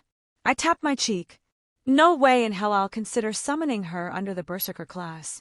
I shuddered at the thought. Any catalyst you recommend? No, you would be best to let the Grail find one suitable based on your own self, he shrugged. It was the default summoning method. To choose a servant that could best match the master if no catalyst was used. Where are the command seals? In the folder. I pursed my lips, flipping through to the back. Lo and behold, the command seals were grafted onto a piece of parchment. Makes me think of those temporary tattoos that kids get. Is it really that different? I guess it isn't. I took it and slapped them onto the back of my hand. I let out a grunt as they synchronized with me and moved onto my skin. Tossing the parchment away, I rubbed the spot where the red marks now stuck to me. I'll get going. I know I don't have to say this, but as your grandfather, it's my duty. He stood up.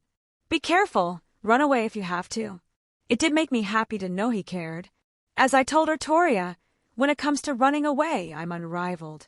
I grinned when he shared at the joke. Go win yourself a Grail. Bring me back another granddaughter. He declared. With pleasure. I nodded to him one last time before departing to the coordinates. I read off the documents. I came into a field, an abandoned building to the side. I looked up, the stars shining bright under the night sky. Romania, this war was taking place in Romania. From the information I read, this part of the county was almost solely under the authority of the Igmillennia family, the cast-offs who wanted to break away from the Mages Association. Red and black, those are the two factions. Black was the Igmillennia faction's color, red is the faction for the Mages Association. I should be the only one who has yet to summon a servant, and the Grail War wasn't allowed to officially start until they were all summoned. While this could be skirted under normal circumstances, if a ruler servant was out and about, the rules would be followed to the letter. I briefly considered using something as a catalyst to facilitate the summoning, but I agreed with Zelretch's thoughts. It was better to have a servant I could get along with than one who was strong but I butted heads against. I'm excited. I've never seen a servant summoning before. To be honest, I'm a little excited too. It's a bit of a rush to summon a servant in any situation. I took out some containers I prepared, filled with animal blood, to draw up the summoning circle. The actual drawing of it was a little tedious, but I had ample experience doing things like this in the past. The Grail does the heavy lifting with the spell casting. I'm basically acting as an anchor. And with my absurd amount of magical energy I can generate, my servant will be in optimal condition, their vessel overflowing with power. Putting my stuff away, I began. Raising my arm up, I started the chant. Let silver and steel be to the essence.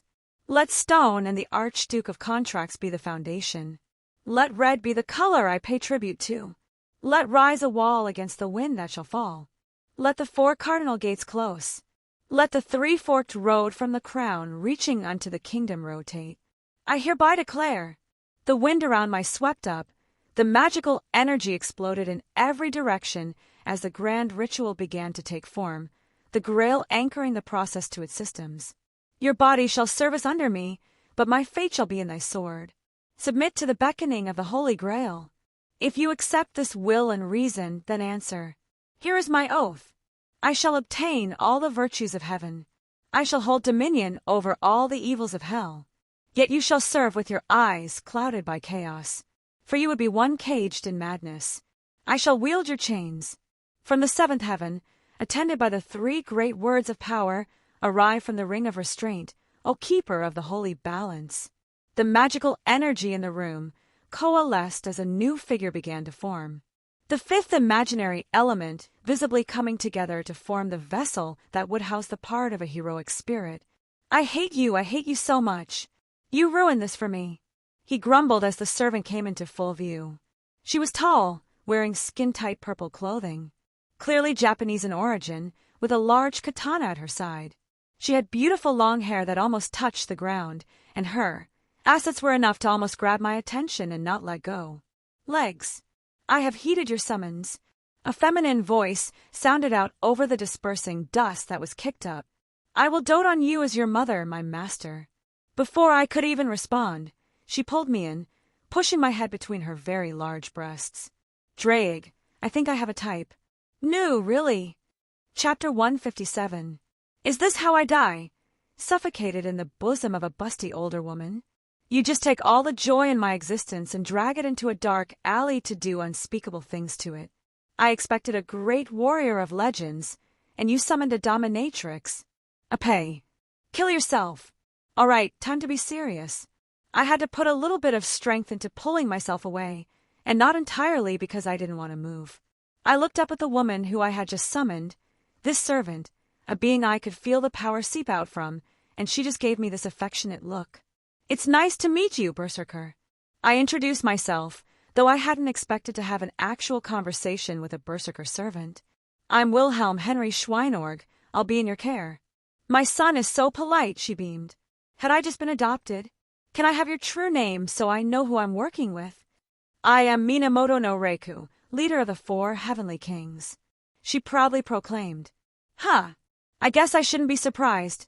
I personally knew the female version of King Arthur, and I had a lot of knowledge about other servants, some of which did not have their gender recorded correctly into the annals of history. Still, it's pretty neat to meet a hero from my home country.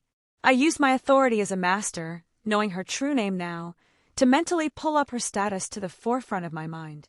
True name, Minamoto no Reiku. Class, Berserker. Alignment, Chaotic Good. Strength, A+. Endurance, A. Agility, B. Mana, X. Luck, C+. Class Skills, Mat Enhancement, X. Writing, A+. Magic Resistance, D. Divinity, C. Personal Skills, Eternal Arms Master, A+. Genji Arms Mastery, X. Mana Burst, Lightning, A. Mystery Slayer, A. Noble Phantasm, Ox King Storm Call, The Inescapable Net of Heaven, Anti-Army, A++. Fascinating. The information of her abilities filled my head. Berserker, how are your stats compared to a normal summon? I asked. My mana rank is far beyond what I would normally have. Otherwise, my other stats are all higher to a certain extent as well. She happily replied, as expected, I suppose. My magical energy thoroughly enhanced her upon summoning, and she essentially doesn't have to worry about depleting my own magical energy through the bond. Her mat enhancement is X rank, meaning it surpasses any reasonable measuring system. Yet, she's standing here having a conversation with me, looking perfectly lucid. At least she's obscenely strong if these stats are anything to go by. She also has some interesting abilities, and I can see why she was summoned when I just opted for someone that could match me. If my memory on her story is correct, she's a half-Oni or something like that, the son-daughter of a god who had ties to Indra, or was Indra that had come to Japan. And her elemental alignment was lightning. I would have to be an idiot to not see the resemblances there. I rubbed my chin as I continued looking them over. Her Mystery Slayer skill was rather interesting, and it should give her a huge leg up against opponents who heavily rely on such things. She's probably the perfect counter to casters. Berserker! I paused my musing, looking up at her. What wish do you have for the Grail? Wish! I don't have one, she said as if it was the most obvious thing in the world. Then why did you accept my summons? I looked at her in confusion. You were willing to reach out to a demonic being like me. How could I not accept? The way she looked both sad and happy at the same time, it was tugging at my heartstrings. I will do my best to support my son and dote on him as much as possible. She gave a little fist pump in the air, like she was encouraging herself. Cute. I let out a sigh. No wonder the Grail chose you as my servant. She looked at me. If we're going to be working together, I guess we shouldn't keep secrets. I ran a hand through the air. As far as demonic beings go, I think I have you beat here. I let my wings sprout out of my back, revealing my devil heritage. She looked at me in surprise, but oddly enough, there was no trace of hesitance nor scorn. You're not an Oni, she muttered, mostly to herself. Devil, actually. Bastard son of Lucifer. I said flippantly. Mom was a normal human, though, so half devil. Wasn't really a point in hiding it. She might see them in the dream cycle anyways. The bond a master and servant shared is an odd thing. It's strong enough that when sleeping, each dreams of the other's life, called the dream cycle. With a blink, I was once again being suffocated by her ample cleavage, a distraught berserker practically crying on top of me. Master, it must have been so hard for you. Don't worry, Mama is here, and she'll take care of you from now on. I'm starting to think her mad enhancement has to do with her clingy personality. Despite the weirdness of the situation, this did bring back memories of my own mother, without the face and boobs part, obviously. I had to forcefully pull myself away again. It seems like she was intentionally using more strength this time. Do you know everything that's going on in this war? I finally asked. I need to get an idea of what she did, and did not know to better plan out our next course of action. A great Grail war. 2 sides of 7 masters and 7 servants. I am Berserker of Red. She nodded. Good, that makes things easier. It was a bit odd how the Grail imparted knowledge. Even Artoria had some strange holes in her understanding due to the nature of the transference. I'm not here for a wish like you, I stated, earning her apt attention. I'm going to take the Grail, and I don't plan on letting anyone stand in my way. Master, I'll help however I can. I have a general idea of where it is right now. I could recall the information that Zelretch gave me quite easily. The Black Faction, the Igda Millennia family, they're hiding it somewhere in their fortress. and I doubt I need to tell you how heavily fortified it is. I could easily sneak in, but I had no idea where I was going to find it, and I didn't like my chances with being ganged up on by 7 servants, and to a lesser extent some competent magi. Her mood shifted to something more serious. A frontal assault would be foolish. She paused in her words, looking a little in thought.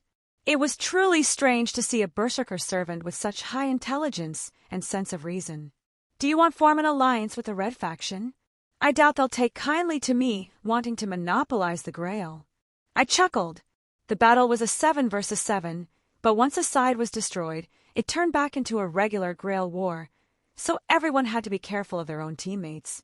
Perhaps we should meet with our team before deciding our next move. Do you know where they are? She asked. I do not. I blinked in realization. They should be gathering in the nearby town, which sat a little distance away from the Black faction's seat of power. I tapped my chin. I'll let my familiar scout. I pulled out my hat, and Sir Wiggles poked his head from within. Cute. Berserker looked at him, biting her finger as if to hold herself back. You can pet him if you want. He likes the attention. I picked him up, my familiar wiggling his cute little butt in the air.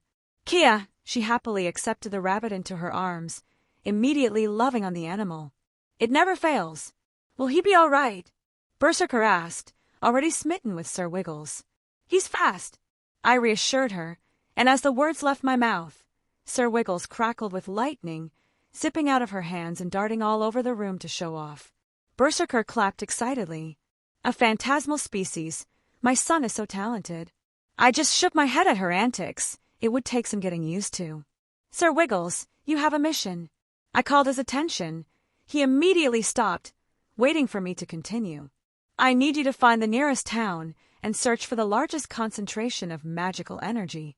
I commanded, adding in some thoughts through the mental link to better help him understand. Of course it's a church. Why wouldn't it be a church? I mentally groaned, walking down the street.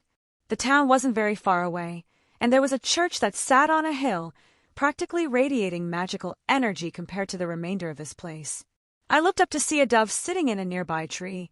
It was staring at me intently as I narrowed my eyes at it and flashed my command seals. At the very least, I don't think I'll be attacked just for approaching, but I was on guard and Berserker was astralized near me. Getting closer, the old wooden doors of the church opened up and a priest walked out. He had an odd look about him, and the fact that he appeared to be Japanese made me do a double take. I didn't want to make assumptions about people, but it was surprising to see out here like this. Welcome, he said politely with a kind smile plastered on his face. But something seemed off about him. I just couldn't put my finger on it. Are you the representative of the Red faction? I stopped a dozen or so feet away. I am Shiro Kotomine, a master, just like you. He took off a glove to show off the command seals on his hand. I'm glad you finally arrived. Deemlet Pentel was supposed to have come over a week ago, but we were told last minute that he had sold his position as a master without any further information. How inconvenient for you. My lips tinned. I didn't know why, but I had a bad impression of him right off the bat. The fact that his family name was Kotomine was throwing up red flags all over the place. No matter, you're here now. His expression didn't change. Why don't you step inside and we can discuss our next step for fighting the Black faction? He gestured towards the church. I quite enjoy this nighttime air. Why don't we just speak out here? I countered. Well, you never know what eyes are on us. He smiled innocently. Magi can be quite the deplorable bunch. Ah, the thinly veiled distaste for those who use magecraft. Eyes. I questioned, feigning ignorance about the dozen or so familiars that were watching me from every angle right now. Oh, I see what you're talking about. Why don't I handle them if it's making you uncomfortable? I mentally called out to Sir Wiggles. Shiro was about to speak until a bolt of lightning zipped around everywhere, and he just started at me with a blank look on his face. Sir Wiggles now on my shoulder and chunks of doves falling to the ground all over the place. Birds are always an excellent choice for a familiar, but I prefer rabbits. I gave him a little pat for a job well done. Master, I believe there are several servants close by in spirit form. Berserker informed me over the mental link we shared. Astralization, or spirit form as it's often called. It was an ability of servants, almost being completely imperceptible to the greater world, requiring another spiritual existence to sense them. I'm curious. I spoke up again. Where are the other masters? They're busy, Shiro said bluntly, seemingly unperturbed about me taking out the obvious familiars. They deemed it below them to partake in such a task. He explained, taking a step forward. I would be pleased to have a conversation at length with you, but I feel a more private setting is appropriate. I looked at the church, and a small shiver went down my spine. For being such a shabby little place, the holy presence there felt a bit too palpable. I'm quite fine where I am. Do you not trust the house of God? He raised an eyebrow. All are safe inside these hallowed walls. Oh, tell that to all the children your priests have sheltered. I snorted. I don't know why I was being so combative, just something really irked me about this guy. I don't particularly like priests, but I'm not usually so abrasive for no reason. There was a visible twitch on his stoic face. Is there a reason you don't want to approach? Did he notice? Yeah, there's a priest giving me major stranger danger vibes. I narrowed my eyes at him. I thought I would always be safe since I was a bit too old for the average clergyman. I'm afraid I will have to insist regardless. His smile dropped off onto something more neutral, and his whole stance shifted. I would prefer to do this without any violence. Wow, throwing away the charade already? Interesting. Here's my answer. I held up my middle finger. Saber, I called out, having Berserker materialize. Let them figure that one out. She in no way acts like a berserker, and she uses a huge sword, if the glove fits. Archer, Rider. The priest responded. 2 servants appeared by his side. Don't kill him, but make sure he can't escape. Sorry, kid. The apparent rider spoke. He held a spear in hand, green hair and a cocky smile on his face. I don't like being ordered by someone other than my master. The woman, Archer, shot Shiro a sideways glance, clasping her about tightly. She had cat ears and a tail. I wondered if she was some type of yokai in life. Without another word, Archer already sent a handful of arrows flying towards Berserker, who easily deflected them. Rider moved, and he was fast. It was enough that I saw Berserker's eyes widen in surprise. He slipped by her in that brief moment when she was focused on the Archer servant. It's fine, I got this. I mentally sent towards Berserker. I didn't know if her clingy nature would win out over her more rational side, but she seemed to accept my words and focused on Archer. I reinforced my body and cast all the strengthening spells I knew. It's nothing personal, the rider servant said, almost bored, as he got in my face, his spear arching towards me, and I could easily see it would be a non-lethal blow, but enough to take me down. Lightning crackled along my skin, and I sidestepped, the spear passing through the air and missing me. The utter surprise on his face said everything about the situation, and it shifted to complete shock when I gripped his face and slammed him into the ground, cracking the stones beneath us. Nothing personal. I smiled at him, summoning Dawnbreaker from my ring, and stabbed it down at him. Chapter 158. Dawnbreaker's light illuminated the dark night, its razor ship edge falling down onto the servant I had under my grasp, his widened eyes revealing the utter surprise at having found himself in this position. No doubt a servant would have never expected a master to get the better of them like this, even if they were lackadaisical in their approach. He muffled something under my hand that was grasped firmly around his mouth, my muscles tensing to keep him on the ground.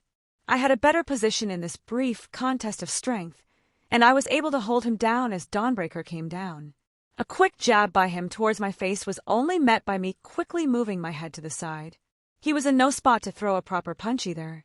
He growled under my grip as Dawnbreaker touched his armor, pushing through the magical steel that was his servant armament and struck true, is what I would like to say, but my sword would no longer budge even after puncturing through his armor. I blinked, looking at my sword, then the fuming servant.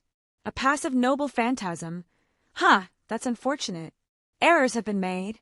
His eyes twitched in anger, and I could make out a snarl as the magical energy around him visibly exploded. Master! Berserker called out as I was already a dozen feet away. I turned to see her deflecting several arrows, barely paying Archer any attention, much to the feline servant's annoyance. Saber! I still decided to play that little joke as long as I could. If any other servant activates a noble phantasm, immediately use yours on their master. I pointed toward Shiro, who was watching off to the side. He seemed a bit frail at first glance, but my instincts were telling me he didn't join in not because he couldn't, but because he didn't want to. Normally, I would relay information like that over the mental link, but I wanted them to know. Even Shiro frowned at my command, so it would at least serve its purpose. You! The rider servant stood back up, the dust around him clearing as he flicked some dirt off his silver armor. Sup? I greeted, acting as if he was no one in my eyes. I was making some guesses that he was one to get riled up easily, which should be to my benefit. Despite what had just happened, he wasn't an opponent I could take lightly. And his defenses did give me pause for concern. I had to figure out the limitations or his identity. Despite having quite a bit of my former self's memories, I didn't have an encyclopedic knowledge of every servant and their looks. I knew most legends and whatnot, but I couldn't identify most by appearances, but I was able to narrow the list down exponentially by our first encounter. Bastard! Ryder growled, holding his hand out, his spear erupting in magical energy and jutting back into his hand from where it sat on the ground a few feet away. I was gonna go easy on you, make it as painless as possible. I call bullshit. Can everyone do that? Why was it so hard for me to learn? Calm down, princess. It isn't like you haven't had another man stab you with his sword before. I grinned. Speaking of, want to give me a very detailed explanation on how you were able to no-sell my sword from piercing you? Oh, sure. His expression shifted, a nonchalant smile on his face, spear swinging over his shoulder. Wait, really? Haha. No. His eyes narrowed and the ground below him exploded at his steps. A whirlwind kicked up at his movements. It was my turn to be surprised, a very sharp spear only inches away from my eye. What insane speed. My aura flared up and lightning crackled across my skin. I jerked my head to the side and felt a chunk of aura taken as a spear passed by my head.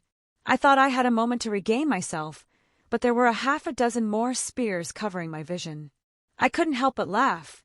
He completely abandoned the idea of catching me. Each of these was meant to take my life. I forced myself to swing my sword, to meet each one even if I was barely to catch them all in time, either deflecting them just enough or dodging by a narrow margin. He had me on the back foot completely with this obscene speed of his. It was either start losing ground or reveal some of my cards, and I don't think he's even hitting his top gear right now. With a shout, I knocked his spear away with a full swing. As if he found an opening, his speed increased by an entire fold, and its sharp tip found my face again. There was a cheeky smile on his face, as if to tell me I lost. Instead of a desperate attempt to block or dodge, I took a deep breath. FUS Rho DAH, my shout bellowed out. The invisible force rippled the very space in front of me. The servant's spear couldn't move forward an inch, and he was swept up, blown back into the church behind him, collapsing the side wall. Ryder, you idiot! Stop playing around. A shout grabbed my attention as I looked to the side. Archer had a line of blood down her chest as she managed to get away from my berserker, a little wounded. Your opponent is me. Berserker swung her sword and a burst of purple lightning shot out in the direction of the archer servant. Archer leapt up into the air, firing off more arrows, dancing around the surroundings to evade more lightning strikes. Ha ha ha, you bastard. Ryder finally walked out of the semi-destroyed church, a grin on his face. Were those divine words? I didn't think something like that existed anymore. Divine words, weren't those predominantly used over in Greece during the Age of Gods? And you're still unharmed. I clicked my tongue. Ryder stopped playing. Shiro spoke up from the side. He didn't look all too pleased that the church was ruined. Ryder shot him a look of clear annoyance. You're not my master. His lips thinned. Besides, it's not like I can capture this guy. He jabbed his thumb towards me. It's gonna be either killing him or nothing, boss man. Shiro let out a sigh. Fine, deal with him then. Really curious what's gotten going on with him to want to remove me so quickly. Well, you heard him. Ryder turned his attention back at me. I'm surprised. I didn't expect anyone of his caliber to exist anymore. I drink plenty of milk. I grinned, gripping Dawnbreaker tight. I'm not one for words, usually. I mostly like to just fight. Everything else isn't important, but I'm curious. He cracked his neck and tapped his boots against the ground. Are you really human? His eyes narrowed. My mom was human. I rested my sword on my shoulder. Though, I don't think you're one to throw stones. Glass houses and all that. Haha, can you tell that much? He ran a hand through his hair. You definitely don't have any divinity, though. Well, I was taking a shot in the dark. Thanks for confirming my suspicions. I smirked. Ryder let out a grunt in annoyance. This is why I hate fighting you wordy types. Always trying to scheme something. And his comment about me, definitely, not having divinity. Curious. I could put money on his armor, correlating to divinity in some aspect. Well, putting all the pieces together, I think I can guess who he is. Too late for regrets. I know your true name now. Ryder raised an eyebrow. That kind of skill, not fully human, and a passive defense I can't penetrate? There's only one person I can think of with those characteristics. Ryder just let out a sigh, but looked pleased all the same. I guess it'll make it more interesting, and I can't help how famous I am. He held out his arms with a what-can-I-do expression. You're Siegfried, I declared. He wasn't. Ryder paused, staring at me. What? You're Siegfried. I have seen through your identity. I'm not Siegfried. He looked rather annoyed. Enough. Your lies won't work on me. Who else could have such defenses like that? Why, you could call them the scales of a dragon. I'm not Siegfried, Ryder said more adamantly, a subtle growl encasing his words. Come, wandering knight of the Netherlands. Face me. I held my sword up. Why are you calling him Siegfried? He's clearly Achilles. Because I find it hilarious. Carry on then. I'm going to stab you. I don't know when I'll stop. His expression turned dark. You can try. I know your weakness now. I just have to find the spot on your back. I raised my sword leveled with him. Die, he said without much emotion, disappearing from the spot he was in. My aura pulsed, as there was now a spear trying to push through it into my stomach. I looked down, then up at the face in front of mine, a sneer of anger only inches away from my eyes. How fucking fast is he? It was practically instantaneous. He didn't seem to stop, his free hand reeling back, clenched fist coming for my face. Berserker, I called out through our link, and my servant came barreling towards Ryder like a force of nature. The Ryder servant, being as fast as he was able to intercept my servant's blade, but his arms slightly buckled. I waved my hand in the air, summoning several rune circles, firing off bolts of lighting at an incoming hail of arrows from the archer servant who had been doing a good job of keeping Berserker occupied. You can actually wound me, Ryder shouted in joy, a small bit of blood dripping down his arm as I turned my head for a moment to catch the last moment of their brief exchange. Ryder just continued to cackle as they traded blows. I was right. Divinity is the key to getting around his armor, though I don't know the true limits. Berserker, get ready, we're going to retreat. It wasn't an ideal situation at the moment. I wanted to regroup to get a better understanding of what's going on. I believe there are several more servants waiting around us. Do you have a plan? She asked. Well, good enough reason as any to leg it. I was confident to take on Ryder, maybe even Archer added on by myself, but several more servants with noble phantasms. I wasn't suicidal. I do wait for my signal. I mentally nodded, putting Dawnbreaker away and taking out Mirage. There was no point in hiding Mirage, since I would be using it more often. 100 birds. I swung out my sword, the lightning-infused sword phantoms filling the space between me and Archer, as she quickly jumped off her sniping position to avoid my attack, giving me a moment's reprieve. It's pretty unfair that your master isn't participating, Ryder. I took out one of the little gifts that Jin gave me. I wouldn't want to leave anyone out. I pivoted and threw it toward Shiro. Shiro wasted no time taking out a black key. I felt a little shiver down my spine as the conceptual armament of the church was actualized. A holy weapon that could definitely give me a bad time. Why did this guy give me a worse feeling than Ryder? He threw the sword dagger rapier towards the dust bomb I had thrown a moment prior. No, you fool! A new voice called out, a servant materializing to grab Shiro. A woman with long black hair and an elegant dress. I was not staring at her extremely cute pointy ears. As soon as the black key made contact with the dust bomb, it exploded out in a burst of pure ice. The element basically given form and compressed down, then further enhanced and turned into a bomb. Now! I called out as Berserker astralized and Ryder turned to look, dumbfounded. Later, Siegfried. I sliced through the air and jumped through a portal while everyone was distracted, heading back to our initial safe house, leaving behind a massive, jetted sphere of ice that had almost instantaneously formed at the point of contact. I was saddened that I couldn't take the time to truly appreciate Jin's hard work. "Are you hurt anywhere?" Berserker was immediately on me, looking for any kind of wound. "I'm fine," I grumbled out, letting her inspect me. It was strange how quickly she went from combat mode to doting mother. More importantly, we should go over what happened. I waved my hand, weaving an illusion in the air to show the images of everyone we had just met. Shiro, the master, though he doesn't appear to be the master of rider or archer. Definitely some strange things going on here. It wasn't particularly hard to guess what was truly going on and why he wanted to capture me. "What did you think of Archer?" I would have defeated her given more time. I feared if I pressed her too quickly, she may have taken the battle into the city. Berserker stated, "I do not believe she is a yokai, but I don't know who she is. There have been many women in history with archery skills like she displayed." "Yeah, and I can't think of any cat girls off the top of my head like that." I agreed with her thoughts. "Rider is Achilles," I said plainly.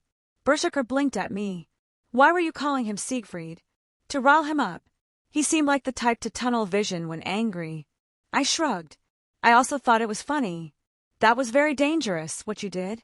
Fighting a servant all by yourself." She crossed her arms, like she was chastising me. "I was fine." I waved off her concerns. "I could take him if we kept going." I reassured her, though she still looked worried. "Well, he wasn't either. I doubt anyone there was putting all their cards on the table.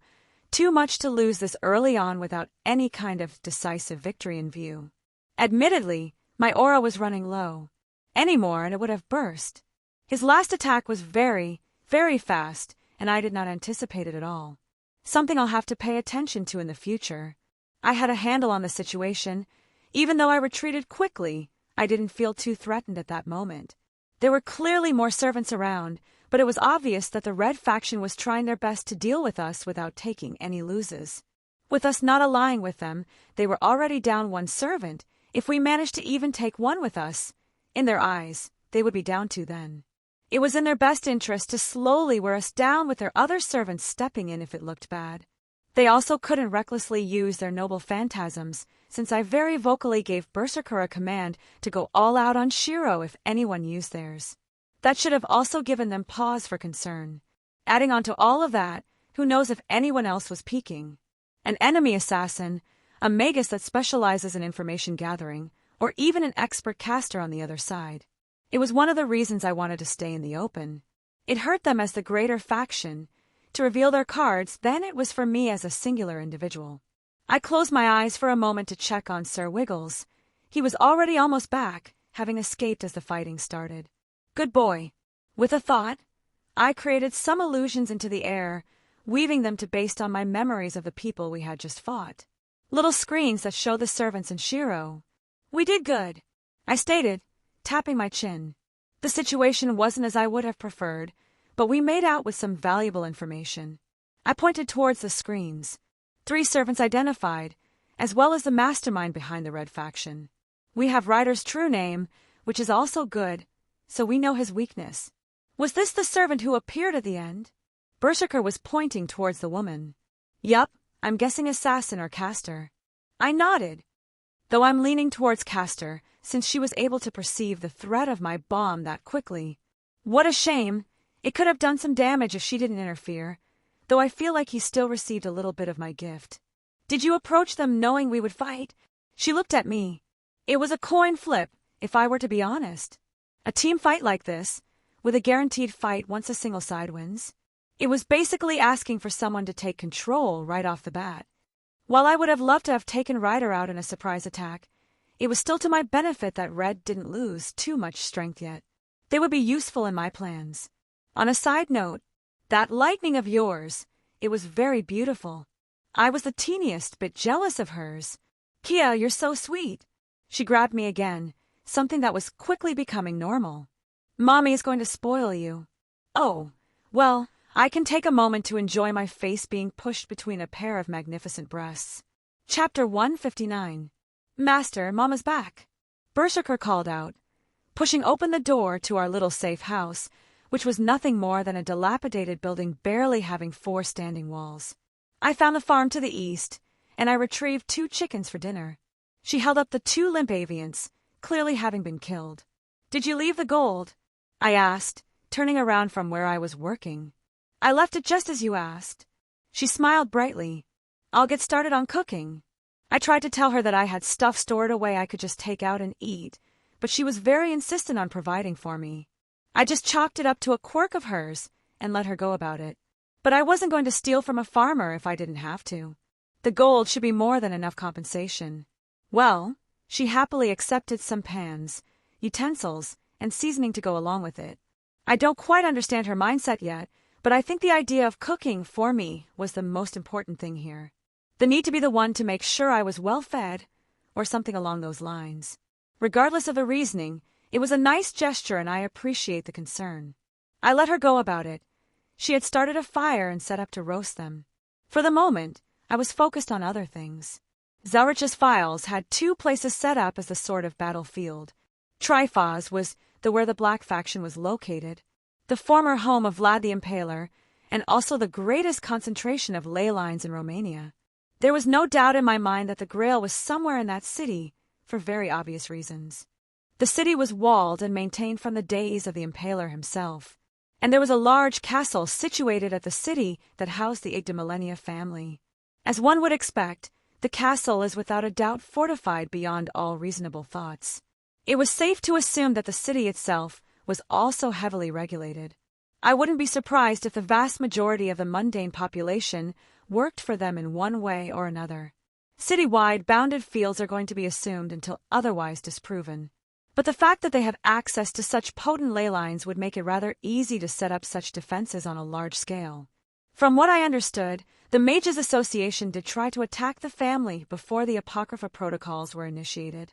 Was it 50 magi that they sent to their deaths? And they were all killed in a single night by one of the servants. Such a thing led credence to the idea that they could monitor the city on an individual level. The good news is, I know for a fact that I'm outside of their monitoring range. There's no way they would leave a single master and servant alone, and the fact that the Red faction set up their base in the city I was camping outside. Just to be sure, I did fortify this place against any kind of peeking I could think of. Psygosora, nothing particularly exceptional about this city, only that it's the closest place to Triphos. The most eye-catching thing was the church that sat on top a hill at the center.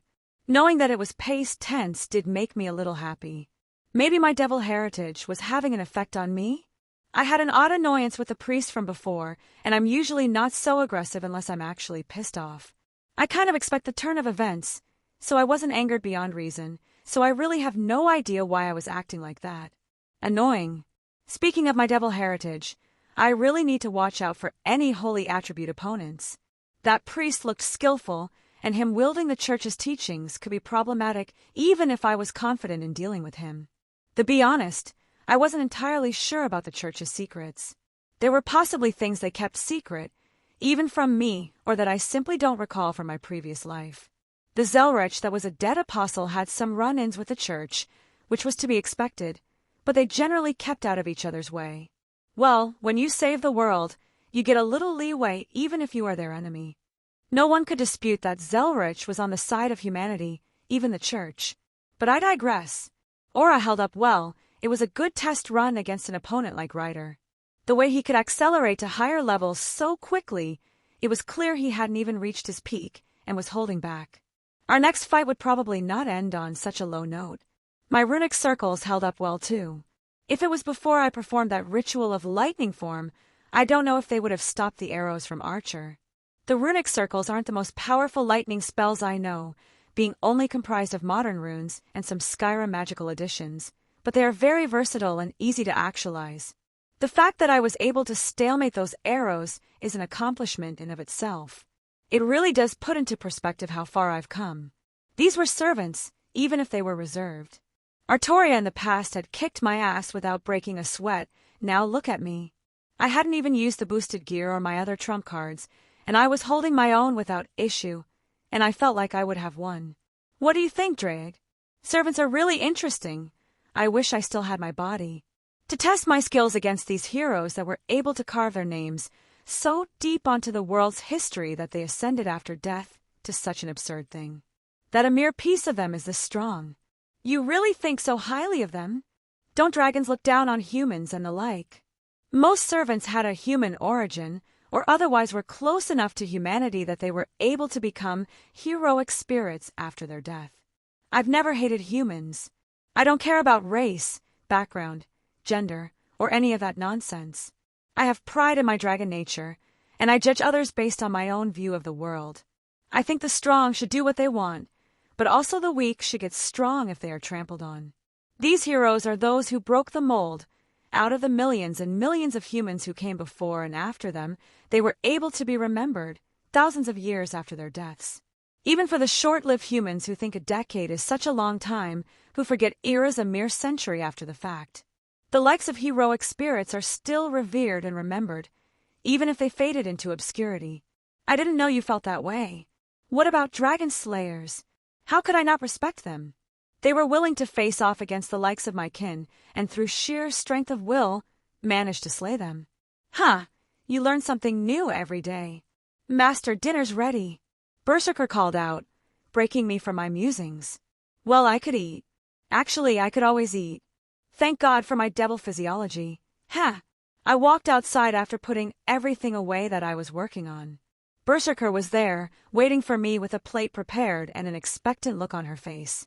It was as if this was a very important moment for her.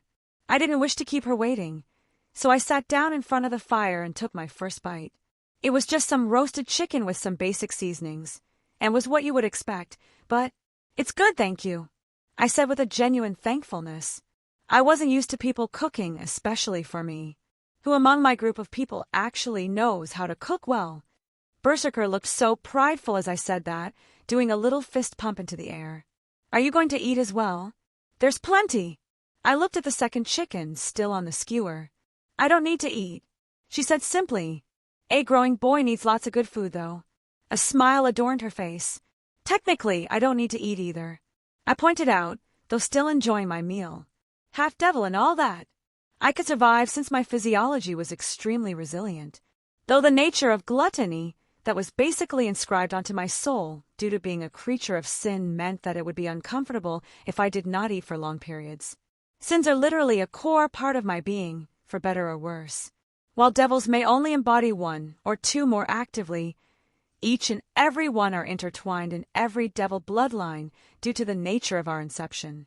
Oh, I see. She immediately looked dejected at my words, and I felt a tinge of regret. I only eat because I enjoy good food. I made sure to accompany my statement with another bite. It's one of my favorite joys in life. She did perk up a little bit. Master, Berserker's demeanor shifted a little. That almost ditzy personality that she donned when being a mother was still present, but her eyes looked a little sharper. Who are you? Ha! I let out a breath, setting my plate to the side. I guess this talk was coming. Even if you are a half-phantasmal species, fighting a servant is not something so simple. You say you are the son of Lucifer from the Christian religion. I am only familiar with the legends and stories because of the Grail, but is that something possible in the current world? She eyed me suspiciously, even if she still held a fondness in her gaze. You should know about the last true magics in existence, yes? I asked. The Grail provided me such information, Master. She confirmed. Do you know the names of the current magicians, the wielders of those sorceries? Specifically, do you know who wields the second true magic? The name of the Kaleidoscope. Zelretch is known to me as well. His full name is Kister Zelretch Schweinorg. He's my grandfather. I'm also a magician, able to use the second true magic, I replied. She blinked in surprise, a warm smile forming. As expected of my son, she just accepted it as if it were natural. I let out a sigh, thinking I would have to prove it or something, and she simply went okay. I'm also not native to this world line. The world I was born in, the age of gods hasn't ended and everything still exists, but is hidden from the greater world. I've traveled to several different worlds at this point, collecting some useful stuff along the way. I held my hands out, palms facing up. In my left hand, lightning crackled, dancing around my fingers. In my right hand, My aura flared, the myriad colors conglomerating and becoming visible to the naked eye. I also know a few servants from other worlds. I fought and sparred enough to be confident in my skills. I can fight by your side. She looked a little lost in thought, perhaps digesting my words. Her expression darkened, though it didn't appear to be directed at me. Mama will handle all the insects that appear, Master. You don't need to worry about them. Her smile was one that promised pain, and I'm immediately reminded that she is a berserker. Her mindset is hard to understand. Maybe I can do something about that in the future. If she didn't have a wish on the Grail, if she wanted to stick around. I just shook my head, thoughts for the future. Well, this was the easiest version of this conversation I've ever had. I chuckled. You took it a lot better than Meridia. Meridia! Berserker shifted gears once again. She's my lover. Is that so? I looked over to see Berserker clenching her fists tight, a forced smile on her face. Was there something wrong with what I said? I was about to ask, but I suddenly felt a tick on the mental connection I had with Sir Wiggles. I focused on it to see what he was seeing. There were servants squaring off, of which I recognized none. Berserker! I stood up, looking into the distance. It looks like the night isn't over yet. Another opportunity has presented itself. Master! Let's go crash another party. I grinned, taking Mirage out of my ring. There's no need for you to fight, Berserker said calmly. I will be enough to step on some insects. She quickly got into her battle-ready mood as well. Chapter 160. An invisibility potion from Skyrim combined with an illusion to hide any marks I make on the ground, and lastly, a quick muffle to silence my movements should render me nearly undetectable. With Berserker remained astralized at my side, I approached the battle going on ahead. From what I could make out, a man in golden armor wielding a lance was fighting another silver-haired man with a glowing dragon tattoo wielding a sword, while what appeared to be another servant and master standing off to the side. Curious, though as I got close, the servant glanced at me out of the corner of her eyes. Damn, even with all that and the ring of Acaciate, she could still notice me. She wasn't interfering at all. Was this ruler? She gave off a feeling similar to Shiro. I silently waved, causing her to slightly raise her eyebrow, but otherwise didn't react even as I walked up to the rather large man standing near her, enthralled by the fight he was watching. He was wearing some gaudy white and gold uniform that looked like it barely fit him. He was clenching his fist angrily, staring at the fight, muttering things under his breath. I paused as I glanced at the fight again, having gotten this close. I couldn't help but grip my heart, as if something was bearing down on me by merely existing. It was a familiar feeling, one I felt from several weapons I've interacted with at this point. Dragon Slayer. Speak of the devil. The silver-haired man, wielding a great sword with a glowing dragon tattoo on his chest. His existence practically shouted danger to my dragon nature. I wanted to fight him. I wanted to defeat him. The urge was so much I didn't realize my fingers were digging into my skin and drawing blood. I took a silent breath, regaining my bearings as I focused on the master. Taking a few steps forward, I quickly grabbed his mouth, my invisibility fading at the slightest touch. Good evening.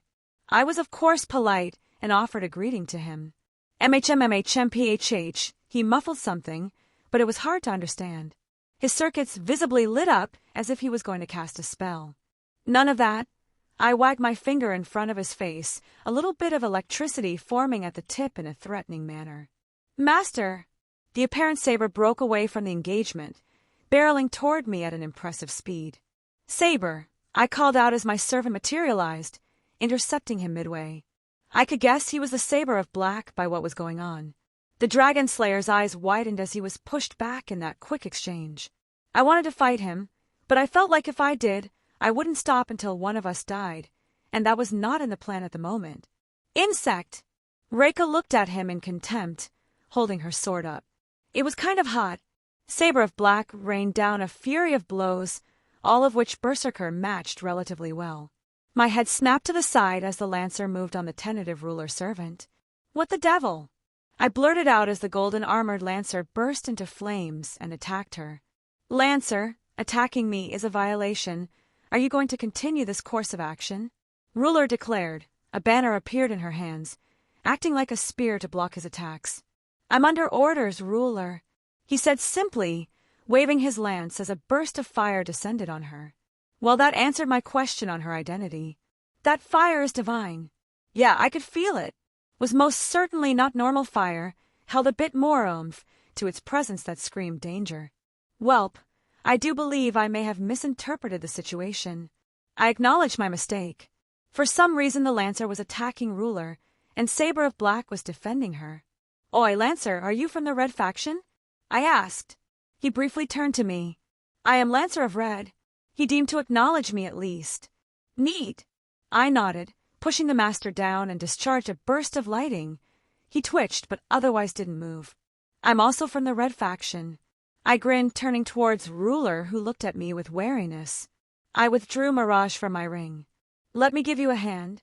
I smiled, slashing my sword up, sending a dozen birds at Lancer. He slid his foot back, spinning his lance to disperse them on contact. Impressive. He now looked at me more intently. Do you intend to protect Ruler? Are you capable of it? He raised his lancer towards me, not even bothered by my betrayal. Well, 2 against 1. I grinned, raising my sword. I will not interfere, Ruler declared, stepping back. I beg your pardon. If you wish to battle Lancer of Red, that is part of the war. If I am targeted, then it will be a violation, and I will defend myself appropriately. She explained. I opened my mouth up, staring at her. The requirement for being qualified for the Ruler class is that you need to not have a wish, even one buried deep in your heart. And you must be capable of acting with complete partiality to moderate the war. Ruler seemed surprised by my statement. That is not common knowledge. I let out a snort. There are very few people in existence that know more about the Grail's operations than I do. That narrows down your identity quite a bit. Combining it with the weapon you're wielding, it isn't hard to know who you are. Not to mention, she looked quite a bit like her reincarnation in my birth world. Well, I held my hands up. I guess it was my fault for expecting something from the French. My lips curled up. I glanced at her and saw a small twitch of her eye. Anyways, thanks for waiting, Lancer. I turned my attention back towards Lancer of Red. He looked amused by the whole thing. The presence I feel from you piqued my interest. It is rare to find someone in this era that is so capable. He took a stance. Come. My other swords flew out, straight at him. He appeared surprised for only the briefest of moments. His lance blurred with such speed and accuracy that they were all deflected with the barest of movements. My true attack didn't even gain me the initiative, as he was able to meet me as if nothing happened. I slammed my sword down from above. He twirled his staff, blocking it and counterattacking in all one motion. I narrowly dodged one of the protruding spikes on his weapon from tearing into my aura. His martial arts were very impressive. We barely started, and I could accept that his skill level was above mine without feeling ashamed. My swords took flight, lashing out from all angles, yet he continued to deflect, dodge, and parry each one with minimal effort. All the while he didn't allow me to gain an inch, and even could push me back. Impressive! Lancer had a small smile on his face. Your attacks speak of a honed technique. In a decade, the outcome might have been different. Alas, I have received a new order. I must remove Ruler. Forgive me for cutting our bout short. I will show my appreciation by utilizing my true power. He looked a bit saddened by his own words. Oh, Agni! The area around him erupted in divine flames. My aura flared to the peak, just to stave off the activation of his ability. Was it another version of Mana Burst? I looked around and found the perfect cover. Protect me, Saintus! I dived behind Ruler's back as divine fire poured down on me. W what?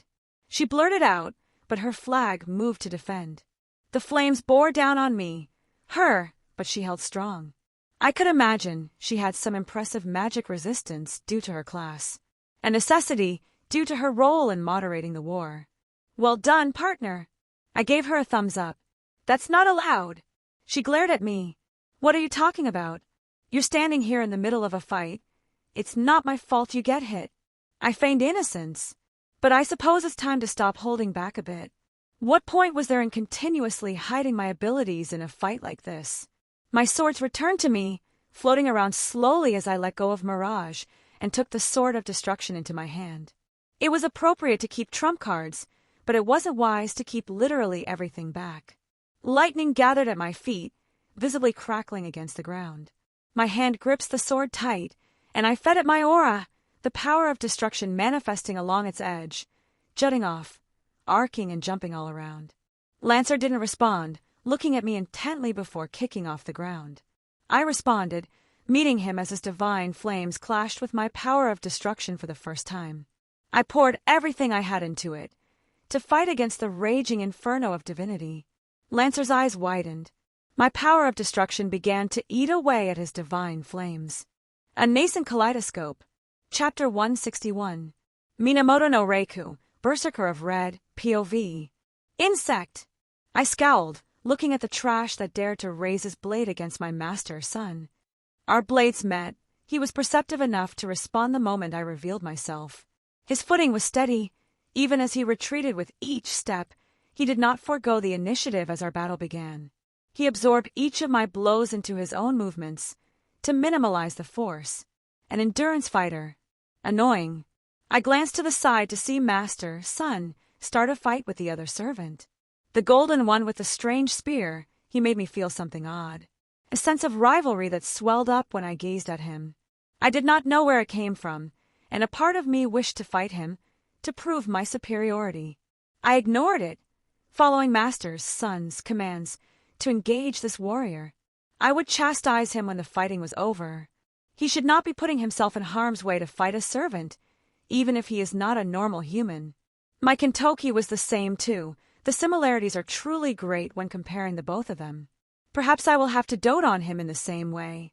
His mother is all he needs. Such strength. The saber servant commented, feet buried in the ground to block my attack. I clicked my tongue as he swiped his great sword at me. His style swordsmanship not something I was used to, but I adapted rather quickly. Readjusting himself, he thrust with great power and speed, momentarily taking me by surprise as I twisted my body to dodge, my battle suit being torn, but no blood drawn. I summoned my divine lightning in return, discharging everything in a quick burst. Impressive! The saber servant waved his hand, clearing away the remnants of my attack as I took a step back. I could press him, but often discretion is the better answer, especially in a situation where we do not know what enemies may be watching. I do not enjoy the prattling of insects, merely accept being crushed. Haha! He let out a self-deprecating laugh. Well, if there's one thing I'm confident in, it's my durability. With a quick swing of his sword, the ground was torn asunder. I burst through the upturned earth, my mana burst enveloping me as I slashed down at him once again. His feet dug deep, and his blade still held true. I could only click my tongue in annoyance again, increases my speed by another level. Twisting my wrist, I changed the direction of my blow, slashing upwards after another deflection.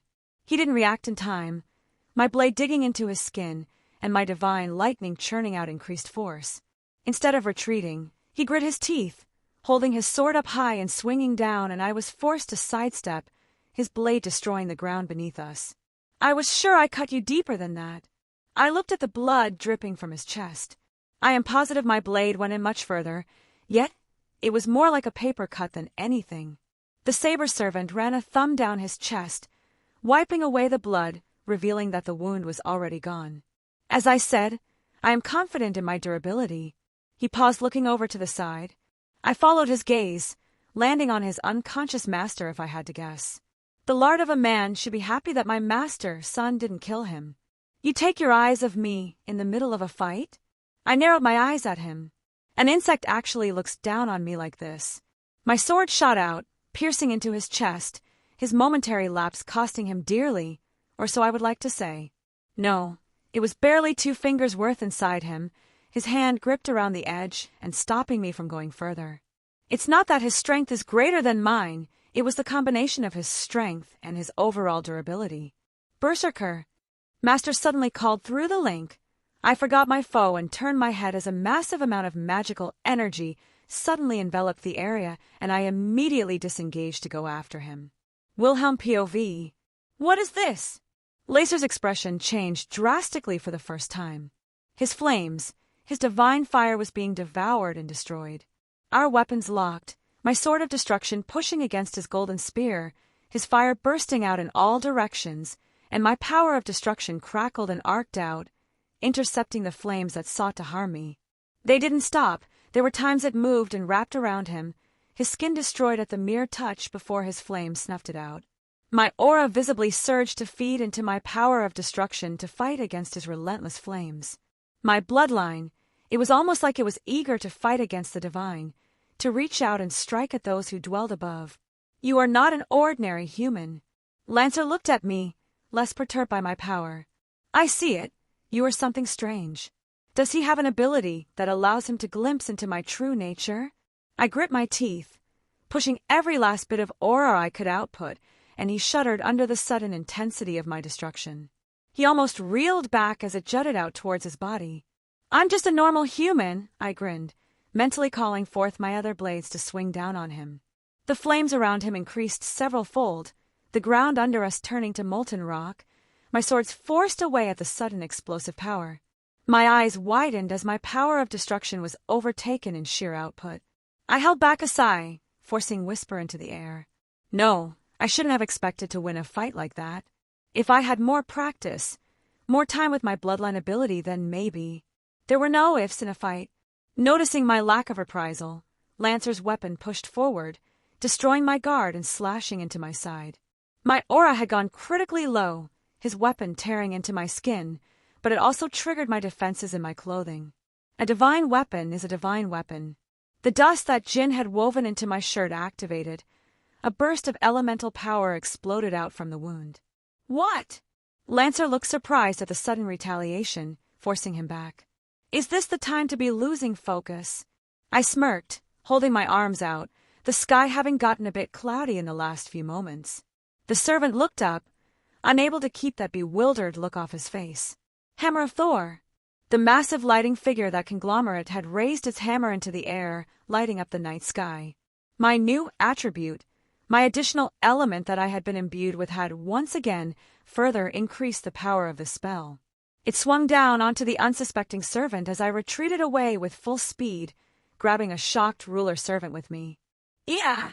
She sputtered out as I threw up several shields I could in that brief moment, and they all broke at the sudden cataclysmic force. The earth scorched, the ground sundered, and a huge gorge was now where a highway used to be. Magnificent, the voice of Lancer echoed out as everything settled. I held back a growl as he floated out of the new cavern I made. He was hurt. My spell had managed to reach him. That was something not many mages could boast about. If I did not have my armor, I would have been grievously injured. There was blood dripping from several places, and even charred parts of his body, but nothing I could call critical. The golden armor around his body. No doubt it was also divine in origin, otherwise I couldn't guess how he managed to walk off my attack. You bastard! I couldn't help but laugh. What a monster! Your name! He held out his spear, pointing towards me. I wished to hear the name of the living person who was able to wound me. Wilhelm. I will refrain from giving my family name as it would reveal something I wish to keep secret for now. Wilhelm. He nodded in understanding. I will follow my orders, but I will offer noble phantasm in thanks for this wonderful battle. His lance ignited in fire, but it felt much different. A chill ran down my spine, as if death was descending on me. I looked back at Ruler, who looked ready to defend herself, but I doubt she would be willing to extend that to me. Berserker. I cut out through the link. Should I use a command seal? I clenched my fists and let out a laugh. I had my own pride. I withdrew the Staff of Magnus from inside my storage, and the boosted gear appeared on me left hand as a precaution. My swords were floating around me protectively. Obrama, curse me! The world shifted, as the spear ignited in a much denser flame. It dyed the entire area in a red hue, my throat burned, and even my skin began to dry at a noticeable rate. Runes spun around me. The strongest shield I could make, the completed form of it. I wasn't finished. My primordial runes appeared, interlaying with the spell itself, forming a conceptual level of defense that further increased the bulwark, all amplified by my divine construct. Brahmastra Kundala! He threw his spear, and the space around it was burned away. Even as my vision filled with nothing but his divine fire, I slammed my staff down. Shield of Asgard! My vision became fire, as if the sun enveloped me, my shield. I could feel the initial impact. My spell shuddered under blow. I saw nothing but fire, of this heat that pushed down and threatened to burn me alive. My shield, it continued to hold, but cracks could be seen forming. Ha! I let out a shout, forcing more magical energy through me into the barrier to maintain it. The strain was bearable, but I wouldn't be able to maintain this forever.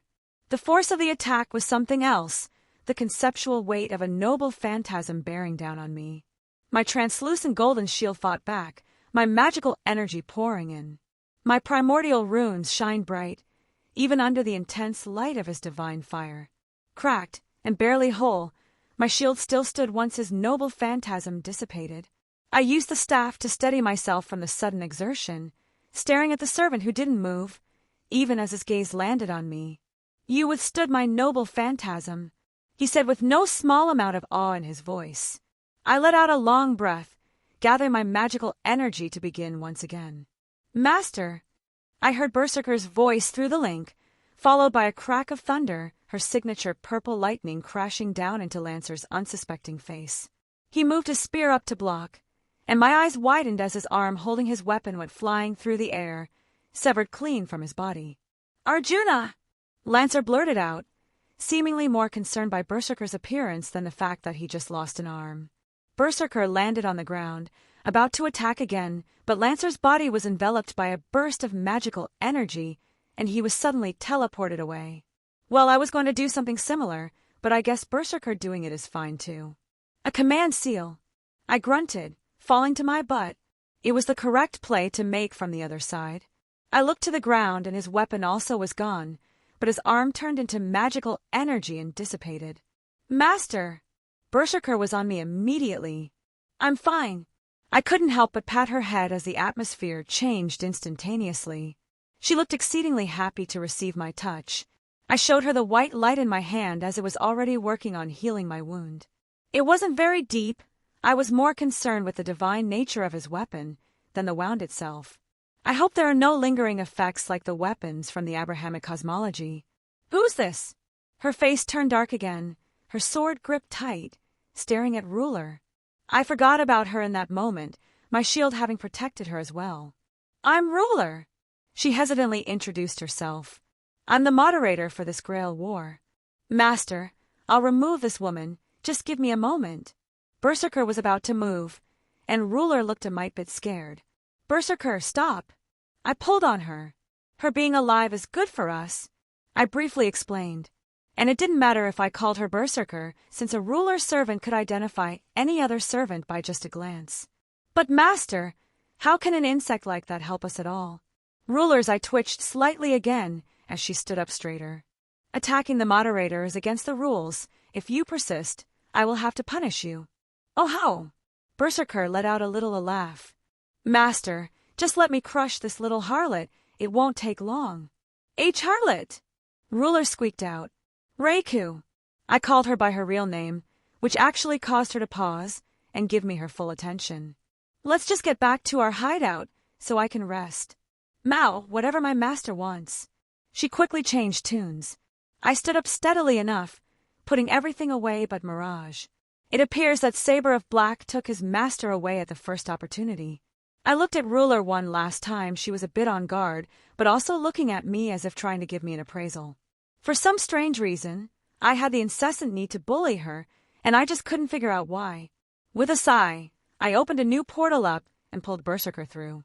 The last look at this place was the sun peaking above a mountain range.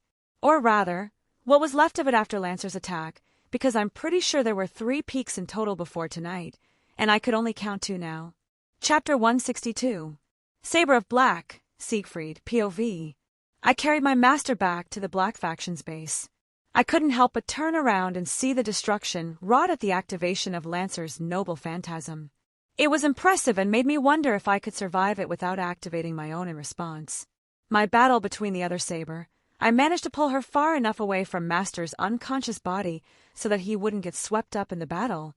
But even then, I was still able to see the effects of the fight that had taken place in the area I retreated from.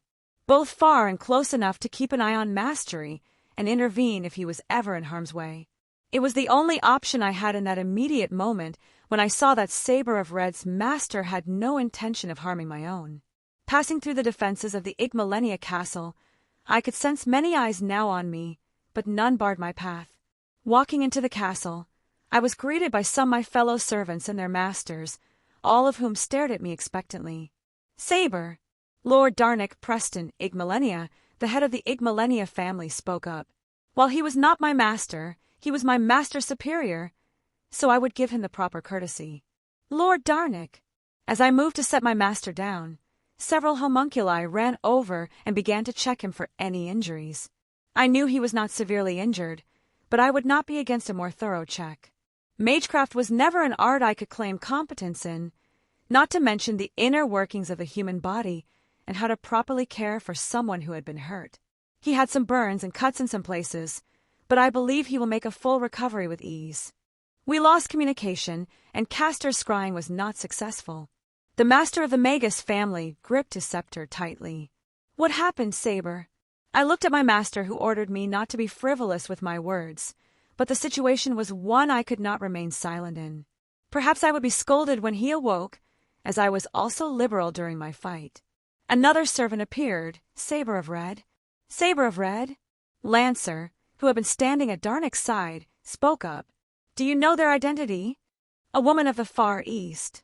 I shook my head. Saber, speak openly. What can you tell us about the servant? Darnick glanced at my unconscious master and back to me. If it was an order from the one who could hold authority over my master. She was physically my superior, and her speed was above mine. Her skill was undeniable. I voiced my thoughts. I'm sorry, that's all I know. Unfortunate, but not unhelpful. Lord Darnick did not appear to be annoyed with my minimal information. It's impressive that you were able to retreat against 2 servants, and even keep your master safe. He gave praise. I'm sorry, I did not mention that I was not engaged by both Saber and Lancer. I quickly clarified. I believe the 2 servants to be hostile to one another. And it was Saber's master who. I looked at Master Gourds. Can you describe him? What magecraft did he employ? He had striking red hair pulled into a ponytail, and he appeared to use lightning magecraft. Lord Darnick tapped his chin. I don't recognize a magus by that description. He swept his gaze around the room. The Byros family, a young woman in a wheelchair, whom was Archer's master, spoke up. They're known for their lightning magecraft. No, another voice answered. A second woman, who stood next to the rather flamboyant writer, whom possessed a rather sadistic personality based on our few interactions. They don't have anyone in their family with red hair, and they're small enough that any bastards would be hard to hide. It's unlikely he would hide his identity as well. The woman in a wheelchair continued. I find it unlikely a magus from the association would not want the glory tied to their families or lineages. Did he support his servant at all?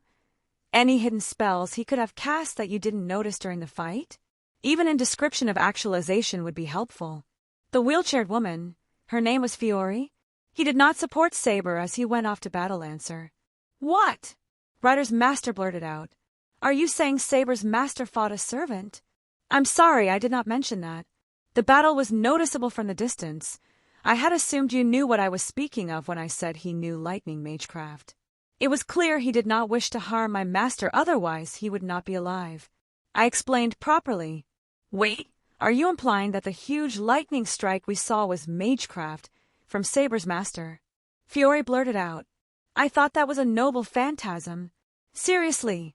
Ryder, who looked bored, seemed to perk up. Saber of Red's master did that?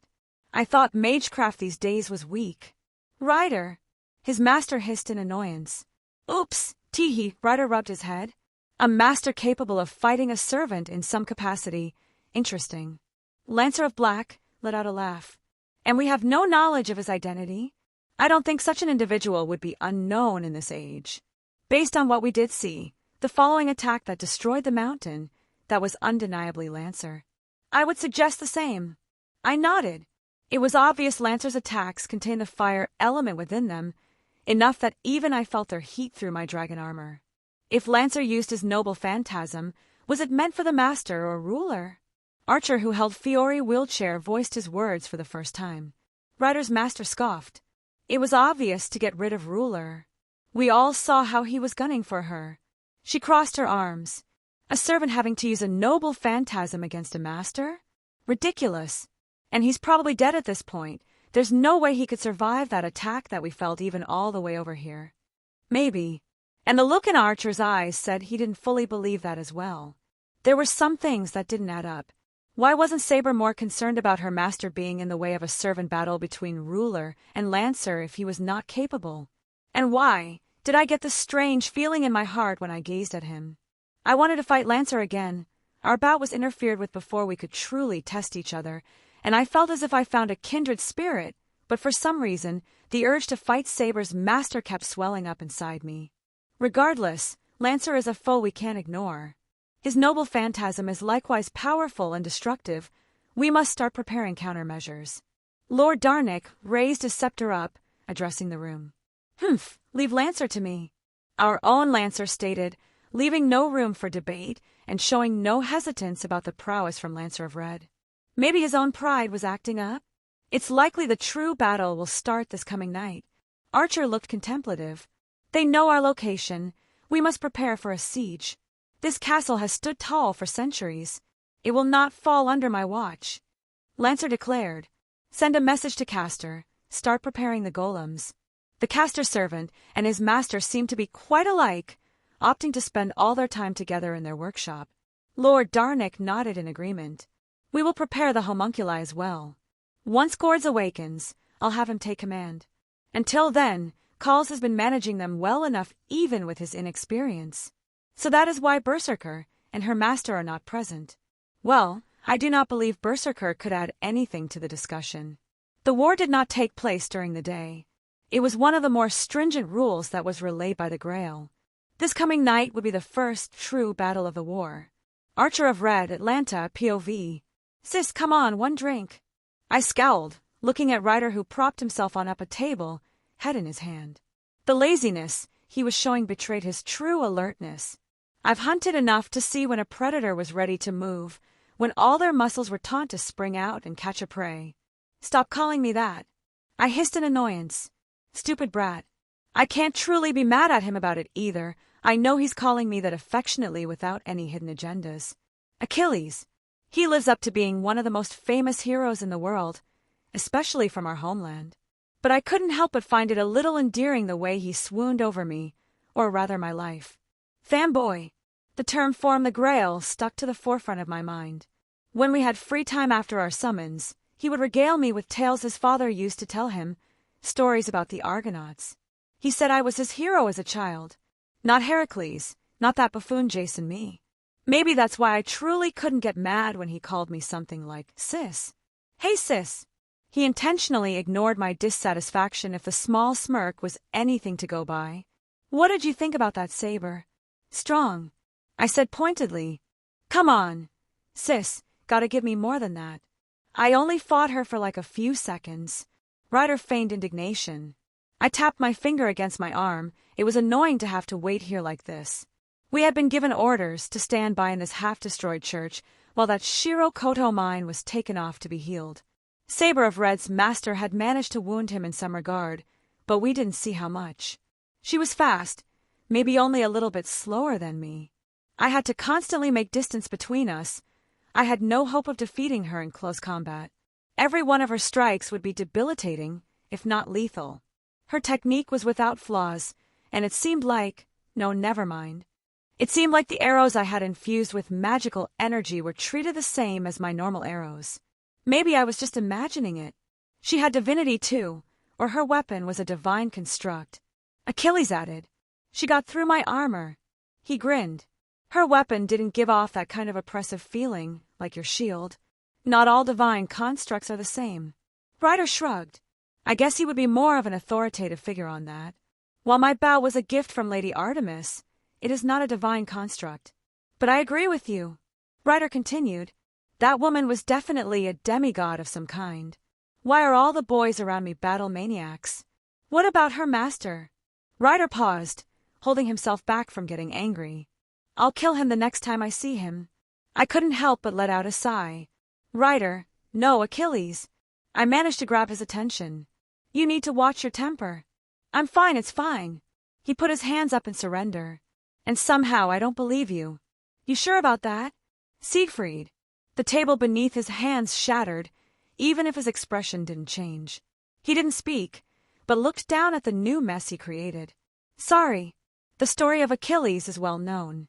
Most of the world is aware that he went to war knowing he would die, but to gain fame that would last thousands of years. To deny him his name so blatantly, it was an easy way to rile him up. I half suspected that Saber's master was aware of his true identity and was doing this on purpose. I won't tell you not to fight him. He's clearly strong enough to match a servant, which is odd in of itself. But you can't go into it that angry. Honestly, this makes me feel like the times I was with Medea back when she was just a little girl and I had to scold her every so often. You're going to have my back. Achilles, I need you to have a clear head. I didn't want him to mess up my wish was left unsaid. Dramatic entrance. Both me and Ryder snapped our heads towards the door that was slammed open, Castor walking inside. I felt a headache coming on. Ryder, you should have told me you were the legendary Siegfried. I have many tales to write with such new inspiration. Castor loudly proclaimed. I'm gonna kill him, Ryder said with a frighteningly calm tone. Haha, such an obvious death flag is merely a misdirection. He slid onto a nearby seat. I have heard some interesting rumors as of late. What's this about a master who is about to fight evenly with you? Castor's grin was a little bit grating even to me. He sounds like a protagonist in the making. He's all right for someone from this era. Ryder grunted out with a begrudged respect. Say what you will about Achilles, but he didn't even hate Paris for killing him. He wouldn't hesitate to skewer the foppish Prince of Troy, but he would not hate the man even after his death. High praise indeed. Castor nodded in satisfaction, before turning to an empty corner of the building. Do you have anything to add, Lancer? My eyes widened slightly, and even Ryder seemed surprised as Lancer materialized at the spot Castor was glancing. Castor was able to notice before both of us. How did you notice me? Lancer seemed surprised. My good man, if I couldn't keep track of all the characters, what kind of master playwright would I be? Castor arrogantly proclaimed with an exaggerated arm wave. Lancer? Ryder ignored the Castor servant. What happened to your arm? I would very much like to know as well why Lancer was missing his arm from below the elbow. Lancer glanced down, rubbing the stump with his good hand. I met a worthy foe. He merely replied, For someone with such a legendary tale, your storytelling leaves much to be desired, Karna. Castor let out a winded sigh. His name was not unknown to us, and that made it all the more unbelievable. Karna was a monster, to put it plainly. I knew I would have no chance against him, and I would be hesitant to give Achilles odds better than a coin flip. No matter. Castor stood up. I, William Shakespeare, shall regale you all with a tale of such. Who'd you fight? Ryder interrupted him, asking Lancer directly. I have a hard time believing a ruler did that to you. Kill you with a command seal or something, I would believe, but to take an arm like that? I don't buy it for a second. I believe you met them. Lancer closed his eyes, seemingly unperturbed about his missing limb. My master summoned me back with a command seal. Okay, just ignore me. Castor slumped back down in his seat, taking out a pen and began writing on some parchment. The brat or the woman? Ryder asked. Both. Lancer's reply was curt. I attempted to follow my orders, eliminate ruler. But Saber of Black interfered, and he was successful in keeping me away. He was someone I had to focus on. Oh, sounds interesting. Maybe I'll get a chance to have a go at him as well. Ryder clenched his fist in expectation. Stupid boys, always looking for a fight. Lancer just hummed without giving an answer. Then Saber of Red appeared, interrupting our fight. She descended upon Saber of Black while her master fought me. He is a strange person. I couldn't tell what he truly was. Yeah, thought he was a demigod at first, but he doesn't have any divinity in him. Definitely not fully human, though. Ryder acknowledged. Was he responsible for that light show? Saw the lighting, but I'm pretty sure that fire was yours. Lancer nodded, but was quiet for a moment, a bit contemplative. He did something, a power I did not understand. Oh, it was able to contest my divine flames and destroy them. Are you sure? I spoke up. The fact that a magus had a means to fight servants and destroy Lancer's divine flames. What in Hades' name was he? How can someone like that be unknown to the point where the Grail gave no information, nor do our masters know anything if their silence was indicative of the situation? He didn't reply to me, but he didn't need to. Lancer was not the kind of person to make false claims like that. I will give one last piece of information. You're in a sharing mood. I feel like there's a catch. Ryder looked at him strangely. What shall want? His servant. I will face her. Lancer stated. Oh, want some revenge? I didn't hear you say the brat took your arm, so I'm guessing it was that Eastern woman, eh? Revenge. Lancer whispered the words to himself. No. She is merely someone I cannot coexist with. He shook his head as if convincing himself more than us. I will not seek her out, but I will defend myself. I let out a sigh. Ryder just grunted as well. Yeah. I won't go fight her on purpose, but if she gets in the way, I'll take her for myself. Lancer didn't outwardly show it, but I think he was pleased with our replies. The Master of Saber, I believe he is the more dangerous of the pair. Ryder snorted. He was strong, but he wasn't that strong. That saber of his packed a punch. Even if his magecraft is impressive, what can it do to us? Lancer shook his head but chose not argue. He survived my noble phantasm unscathed. Ryder spoke one last time before going back into spirit form. Oi. You can't just say something like that and bounce, Lancer. Ryder stood up, looking around. Oh, he already left. Castor said offhandedly. One-armed ass. Ryder slammed back down into his seat with an annoyed grunt. Sis, what you think? Ryder, don't dismiss his words because of your anger. I chastised, but I think it wasn't needed. Ryder would huff and puff, but he wouldn't take Lancer's words as hot hair. Maybe his pride wouldn't allow him to admit it out loud, but Ryder would take the fight seriously next time, or as seriously as he wants to. At the very least, he won't treat the living man as irrelevant. Castor, you know something else. I turned towards the playwright. I know many things, my furry companion. Do you know how painful it will be to have arrows sticking out between your legs if you call me that again? I narrowed my eyes. Well, exit stage left it is. Castor quickly got up, about to leave before Ryder put a hand on his shoulder. Such a famous playwright graces us with his presence. Ryder smiled innocently. Why don't you tell us a story or two? He visibly pushed the weaker servant back into his seat.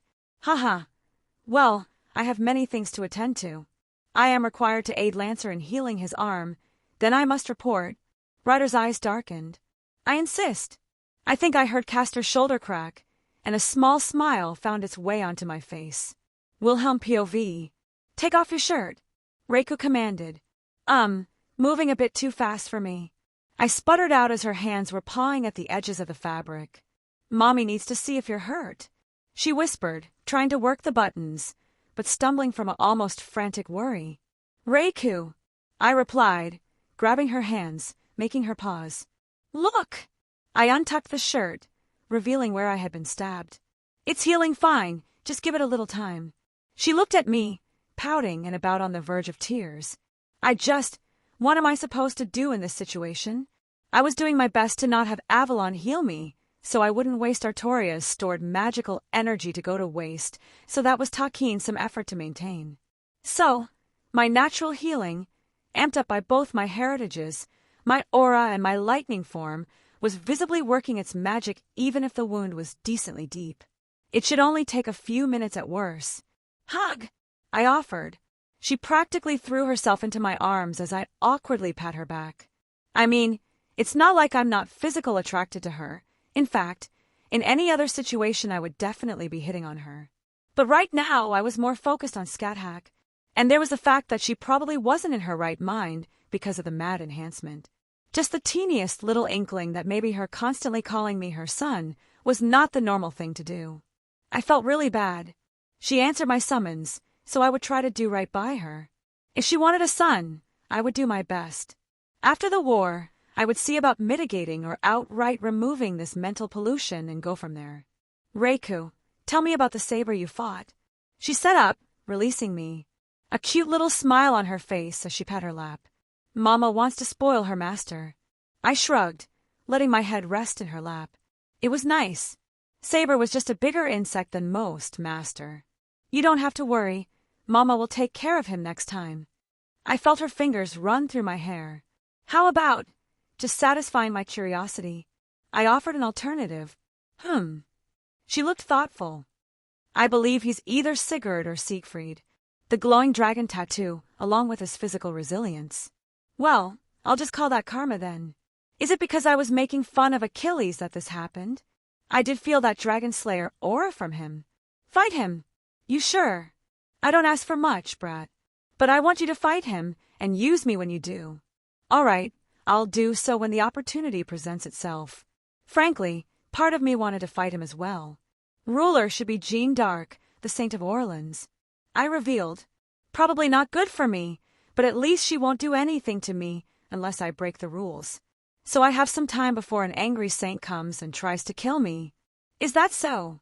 Reiku replied, almost uncaring. Insects don't need a name when you step on them, master. Yup, totally normal mindset. Lancer was interesting. I survived his noble phantasm. I felt good about it. I could take pride in that fact. My spell, even when I added on to it, held up against his noble phantasm. My pride as a magus was stoked. Master. Berserker's expression turned dark. I wish to deal with Lancer. You took off his arm already, which was pretty damn awesome. I gave her a thumbs up. She did look happy at my praise, but it wasn't like before where she noticeably perked up. What's wrong? I don't know. This feeling in my chest when I met him, it's like he's someone I can't bear to look at and I have to crush him. Strange, but not much I could do with that for now. Well, there won't be any fighting during the day. I'll take a nap to recoup some aura and stamina, then why don't we hit the town and have a little bit of fun? I've already made all the preparations before the battle. Not much I could do right now.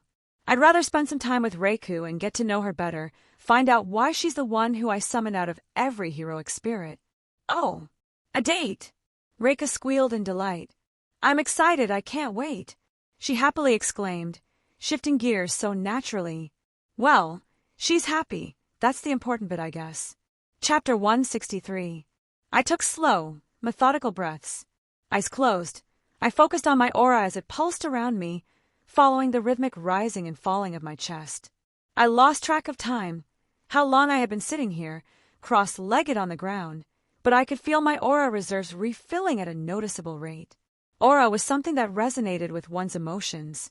It's why meditation was a powerful means of increasing the rate that your aura recharged at. Being calm and serene, not allowing any negativity into yourself. It meant that your aura was not impeded, your soul could flow back out unabated. That was the theory anyways, and Jin had helped me with a few things. Well, I could confidently say this worked, just based on my own practice. My aura reserves were relatively high after doing this for a few hours. That, and I had gotten about 4 hours of sleep, which also helped refill them. I didn't even mean to fall asleep in Reika's lap. Don't really regret it either. Taking a deeper breath than usually, I let go of my aura, allowing it to just flow out naturally. I opened my eyes to see Reika sitting silently to the side, eyes never leaving me. She had so much patience. I don't think I could sit here for hours on end if I wasn't doing something. At least with my meditation, I had something to focus on. Climbing to my feet, I lightly stretched my arms and felt the side of my stomach. There was no pain, just a tiny bit of tenderness. Any issues while I was busy? I turned to look at my servant. Reika shook her head. I had not sensed anyone approach. She replied happily. I pursed my lips. I had thought this place would have been found out by now, or at least be under watch. Closing my eyes again, I searched the link I had with Sir Wiggles, and he was standing near a pile of dead doves again. Ah, that explains it. Good job, Sir Wiggles. I was about to look away until I noticed something about my familiar. About his feet. What? I had to call him back, because I was surprised. The rabbit burst through the door with an astonishing speed, faster than he was the last time I had seen him, and he hopped right into my arms. I lifted him up, to get a better look. I never thought of that. I looked at his feet. They were encased in a sort of lightning armor. In that, the lightning was so condensed that it looked like a completely solidified form. My rabbit is a genius. Why am I even surprised anymore? Though it gave me several new ideas for some spells and such. While I've trained with my lightning form to get it more or less under control, I had yet to push the boundaries with it. to truly see what I could gain from my new ability. "Hey, Reiku," I called out as she hopped to her feet. I barely had time to blink before she was behind my arms, wrapped around my chest and chin on my shoulder. "Hee hee," she lightly giggled. "Does Master need Mama's help? Could you show me your lightning?" I asked, ignoring her draping herself over me. I was sorta used to her doing stuff like this by now. "Like this?" she asked, holding one of her hands out in front of me, her signature purple lightning invoked, and dancing across her fingers. I hesitantly reached out, a single finger touching on it. I wasn't harmed. I think Reiku was consciously reeling it back from harming me. Interesting. I can immediately tell how much denser it is than my lightning. I held my hand out, mimicking her own actions as my lightning also manifested. "My son takes after his mom," Reiku cooed.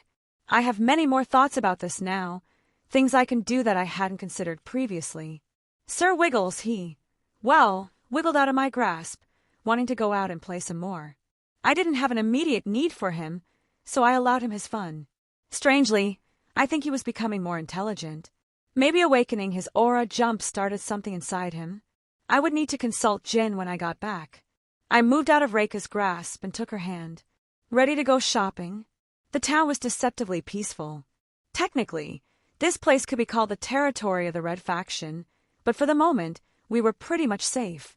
One of the information dumps the Grail gives is a very stringent requirement that the fighting must not take place during the day. Most people are willing to abide by the rule, even without the threat of a ruler servant, because no one wants the counterforce coming down on their heads.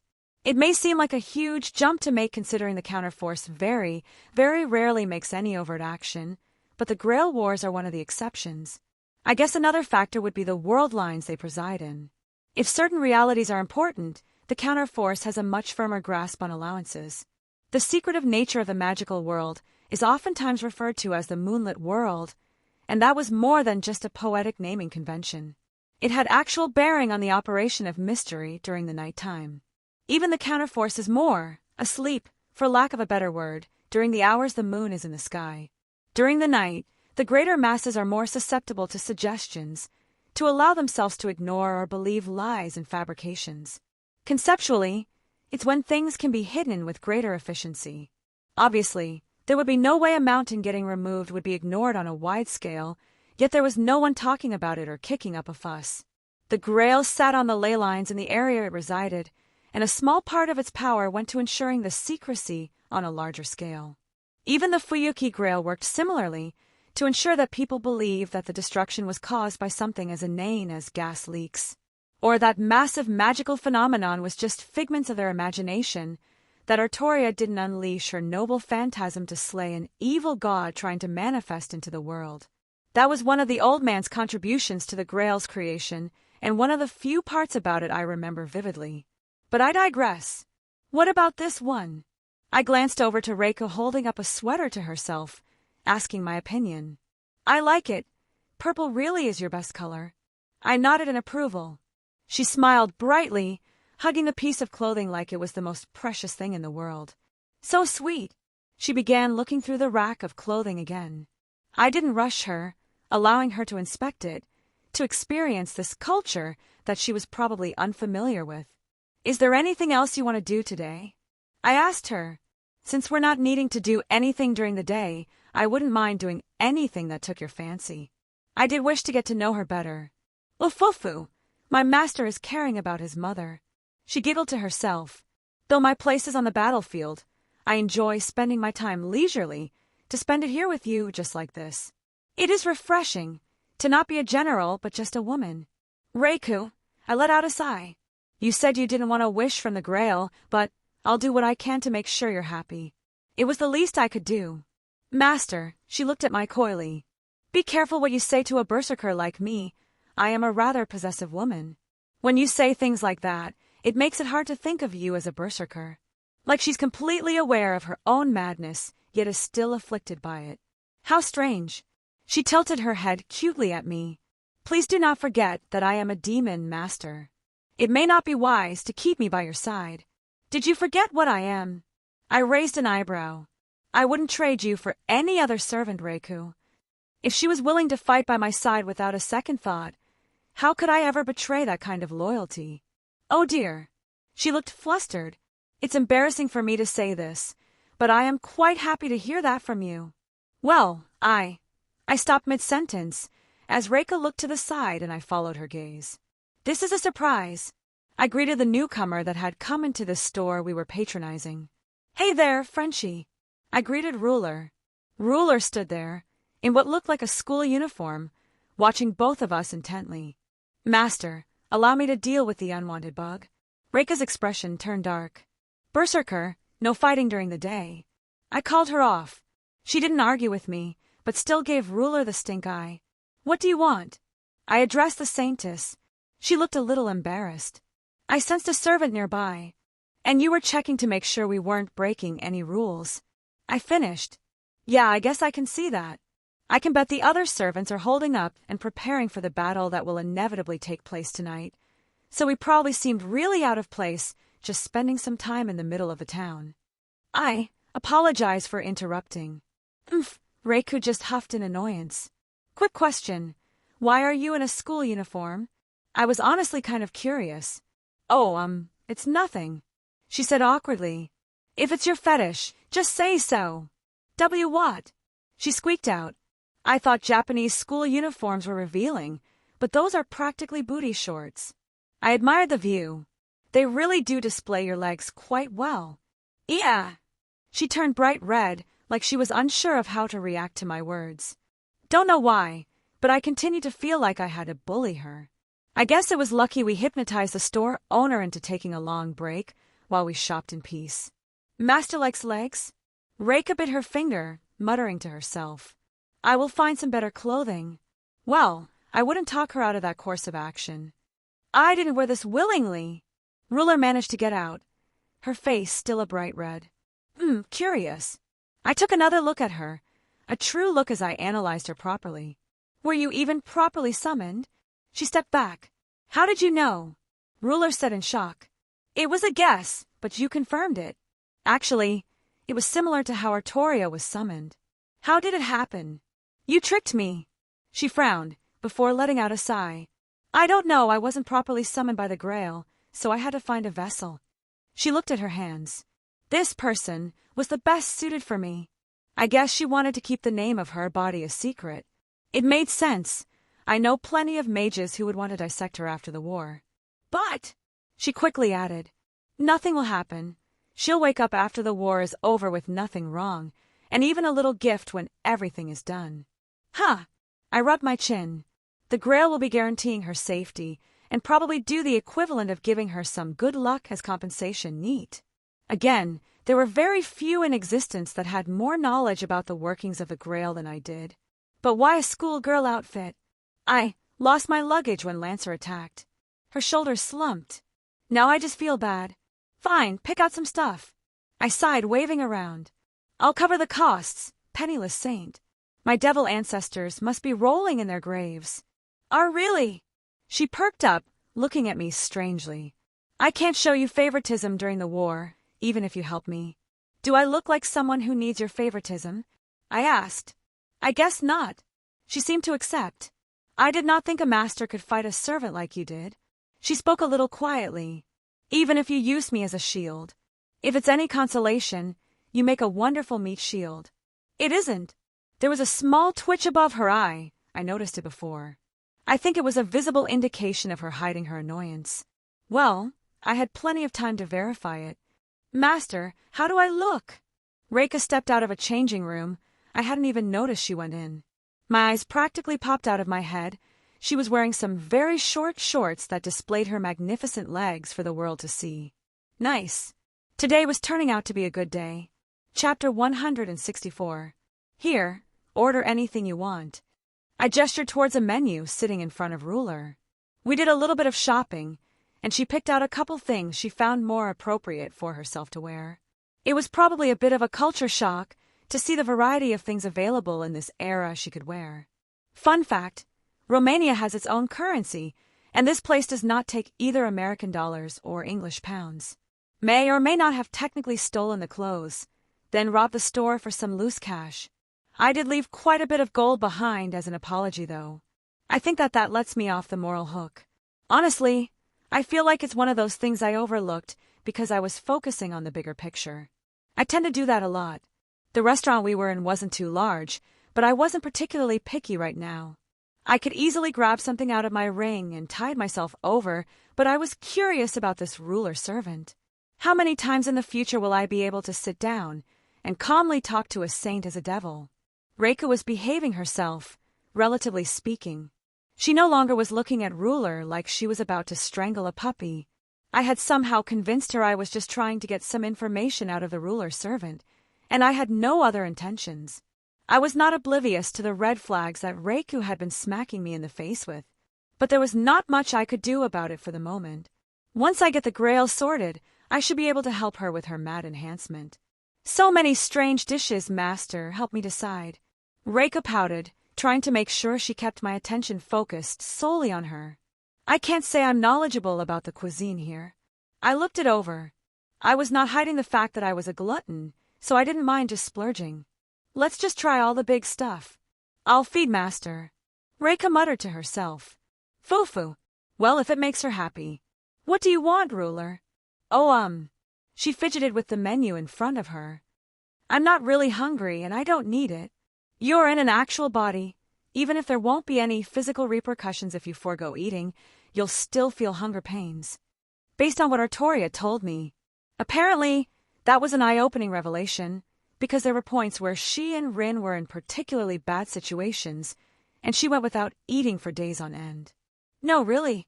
It's okay, you don't have to. She politely declined. If you tell me no, I'm not going to push it. But if it comes from some weird place like thinking I'll expect goodwill in the future, or that I might harm you. I trailed off, not feeling like I needed to finish that sentence. It's not that, she said quietly. Something wrong. Am I? She awkwardly held the menu in her hands. I don't know how to read. Pardon. I blinked at her in confusion. I can't read, she said quietly. But the Grail should have downloaded the information into your head. Not to mention servants have the ability to parse every language in the world due to this. Was it a side effect of you not having a proper vessel? I rubbed my chin. Perhaps there are other side effects as well. I was lost in thought for a moment. Wait, you spoke to someone here not too long ago. How were you able to do that if the Grail didn't give you the knowledge? She turned a little red, a bit embarrassed seemingly, and it just made me more confused. I can understand the languages fine. Then what are you? I paused, her meaning finally sinking in. Pfft. I held back a snort of laughter. It's not funny. You're right. I held my hands up. It's hilarious. I couldn't help but burst out laughing at the absurdity of the whole thing. A heroic spirit who ascended after their death from worship through the ages, someone written down in the annals of history, is illiterate because her legend depicts her as a peasant girl. She turned bright red, and her eye was twitching something fierce. I never had the chance to learn. Too busy fighting wars. Big G didn't think it a good idea to give you the ability to read and write with your revelations. Be Big G. She squeaked out. How could you call the Lord something like that? What's wrong with Big G? It's blasphemous. She huffed. Says who? What do you mean, who? Who says that calling him Big G is blasphemous? Well, she didn't appear to know the answer. We can always consult the Bible. Just tell me which passage to seek out. The corners of my lips curled up. Ha! Couldn't help it. Her eye twitched again, and for some reason, I couldn't help but enjoy her reaction. I looked over to Reiku, who didn't even want to acknowledge Ruler if she didn't have to. I'll just order a bunch of stuff for all of us, I stated, earning a sigh of relief from Ruler. Master say, Reiku held a fork up to me as I took a bite. It's good, I happily replied, earning a bright smile from my servant. What about you, Frenchie? My name isn't Frenchie, she grumbled, taking a bite. But it is delicious, thank you. Well, I can't just start calling your real name in public if you want. I chuckled, only to stop in realization. I never did properly introduce myself, did I? I wanted to ask you a question, but I didn't know what to call you. She said awkwardly. I hummed to myself for a moment. I'll obviously keep my family name a secret for the moment. Feel free to call me Wilhelm. I introduced. I did have a bit of pride in my name, but I was fine to keep it hidden for now. Wilhelm. She spoke with a small smile. I cannot reveal my true name as the administrator of the... Even if you made it rather obvious. Her eye twitched again. It's a secret I must keep. Okay, Saintess. I twitch. Please call me Ruler. Whatever you want, Jean. Ruler let out a long sigh. I've been curious. She looked like she wanted to change the subject. What is your wish for the Grail? She looked at me intently. Curious? Why would you be curious about my wish? I waved my hand flippantly. Shouldn't you expect me to say something like seeking the root as a proper magus? Maybe. She pursed her lips. But you don't seem to act like how I would expect. She admitted. My dealings with both sides so far have been stressful. I offered with a chuckle. That is one way to say it. She let out a sigh. Let me guess. Lancer of Red tries to kill you for some reason. Saber of Black comes to your rescue, and his master tries to recruit you. I am impartial. I will not reveal any information to other participants in this war. She said firmly, not acknowledging what I said as either right or wrong. But I could read in between the lines here. She continued, You have been generous in providing me aid and haven't sought anything in return. I was merely curious about what you wished to achieve if you gained the Grail. What if I wanted to drown the world in death? I just thought of the most edgy thing I could think of off the top of my head to see her reaction. I have a duty to be impartial. Your wish has no bearing on how I will act unless I'm forced to by the world, she said without hesitation. But my instinct is telling me you do not wish for such a thing. Instinct, huh? Is that another way of saying that you're being pinged by Heaven's system, revelations as they're called? Heaven's system? She tilted her head in confusion. Different vernacular, I suppose. The means by which followers of the Church can access the power of the heavens. There are rules and requirements. What else to call it but a system? Oh. She seemed to understand, but otherwise wasn't offended. Is that how a magus understands the Lord's blessings? I just shrugged. I can understand it on a theological level. I'm just incompatible with the teachings. She looked at me strangely. You never answer my question. What is it you wish for? I didn't think you'd notice. I tapped my finger on the table, and for the first time in this conversation, Reika started to pay attention. Well, she was paying attention to my answer. I'm a very selfish man. Someone I cared about is gone, and I want to bring her back. Someone you cared about? Ruler's eyes lit up. Someone you care about? Reika mimicked her words, and her expression turned a bit dark. I misjudged you, Wilhelm. Ruler's eyes brightened. You are fighting for love, she proudly declared, briefly glancing to the increasingly annoyed berserker. What? I sputtered out. How romantic, she exclaimed, reaching over and cupping my hands. I can't help you, Wilhelm, but I will silently support you. She smiled brightly. To fight for such a pure reason, to willingly fight against servants out of love. There was a crumpling sound next to me where berserker crushed part of the table in her hand. Master. Reika's smile betrayed the killing intent around her. I turned back to look at Ruler. You're doing this on purpose. I have no idea what you speak of. Ruler gave a very innocent smile. As you know, us French are very enamored with such beautiful love stories. Did she just? Are saints allowed to do that? I have no idea. I like her. Well played, Ruler, well played. I would give her this one, even if the look Reika was giving sent made shivers go down my spine. She must have noticed my berserker's affliction, since she could see Reika's class and skills. Don't mind me, I'm just speaking from my heart. I couldn't help but laugh. I wish all saints were like you. I shook my head at the absurdity of this whole thing. To poke at me using only truthful words, well done. I reached over and pat Reiku on the head, soothing the seething look she was giving me. Well, you asked me a question. I have one for you too, Ruler. I don't mind answering as long as no rules are broken, she said with all honesty. Would you despise me if I turned out to be the antithesis to your beliefs? I was honestly curious to know her answer. Saint Jeanne d'Arc. She was someone who would not lie. Antithesis. She seemed confused. Let's say it turned out I was a demon, but nothing else changed. Would you think differently of me? If you were a demon? She seemed surprised by my question. I don't see how that would change anything. She looked down at the table. Humans and demons are just words. I don't believe there is any need to differentiate between them. I bear no ill will towards such descriptions, and I try to be kind to all. You are a strange woman. Reiku was the one who spoke up. She glared at Ruler as if measuring her. I strangely do not wish to crush this insect for the moment. I hope we don't become enemies, Ruler. I stood up from my seat, looking out the window. The sun was starting to get a bit low.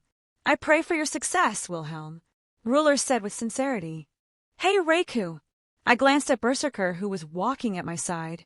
Yes, master. She smiled at me. Thanks for answering my summons. I wanted her to know I did appreciate her. She seemed upset about earlier. I at least wanted to soothe her annoyance a little bit. Master, Reiku quickly wrapped me up in a tight hug. Yeah, I was happy it was Reiku who answered my summons. You ready for what's to come? I asked her as the night approached. Have you devised a plan? She asked. Yes, we need to find where the Grail is specifically held within the 8 Millennia Castle. I don't have confidence in infiltrating somewhere so heavily defended without getting discovered. If I simply knew the location, I could pop in and grab it. The only issue that comes after is carefully severing all the little bits that are anchored into the local ley lines, which would take time, and I doubt I would be left alone while doing so. To not do so would be like pulling an engine out of a car with my bare hands. Things were bound to break in the process. I really meant it when I said I hope Ruler doesn't become my enemy, but I feared it may be inevitable. No plan survives contact with the enemy and all that. But we need to see how both sides move and go from there. If there is a wide-scale battle, that's in our best interest. But we can make do with some small clashes as well. Are we going to prepare for the coming battle? She asked. I doubt things will immediately escalate once the sun fully sets, so we probably have a little more time. I shook my head. There was one thing I wanted to check out. Sir Wiggles found an abundance of magical energy at a nearby cemetery. Based on what he transferred through our link, a servant summoning might have taken place there. Reika's lips thinned. You believe a servant is still there along with their master? Worth checking out. May also find a clue or two on any servants we hadn't seen before. That priest was the only master of the Red faction we've seen so far, and he doesn't seem like the type to do the summoning in a graveyard. Nor do any of the servants revealed appear to have benefited from such a summons, so I'm guessing we have an unknown here. If there is only one servant, then you will not need to fight, master, Reika stated, and the look on her face left no room for argument. I held my hands up in surrender. If there's only one servant, I won't throw myself at them and support you from behind. Chapter 165. Well, isn't this just lovely? Almost immediately as I walked into the cemetery, I triggered the bounded fields around the place. They weren't entirely defensive in nature, at least not to another Magus. They were mainly used to keep away the mundane people. An illusion formed rather quickly, noticeably darkening the entire area. Then a fog rolled in, sparsely covering the ground.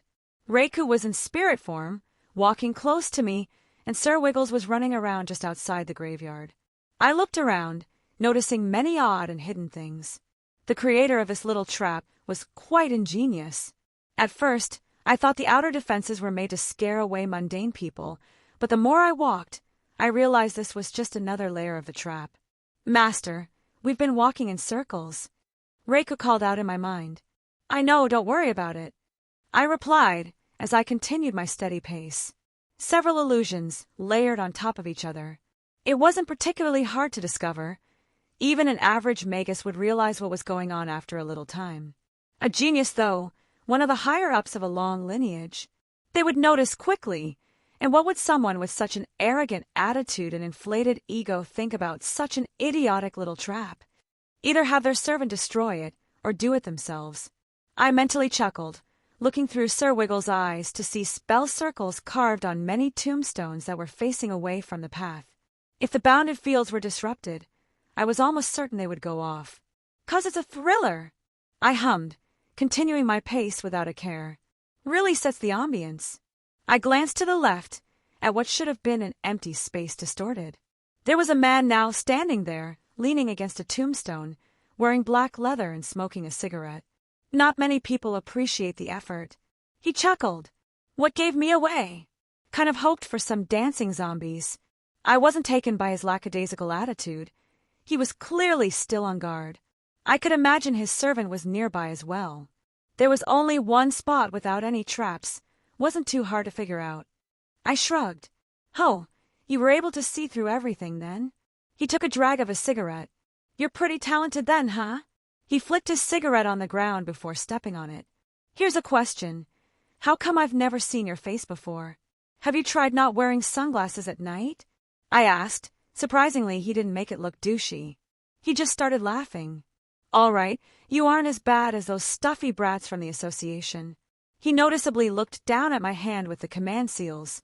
So what are you doing here? Oh, well, you know. It was a lovely night. I thought, why not go for a walk in the local cemetery? Wouldn't be the weirdest thing I've heard from another Magus. I let out a sigh.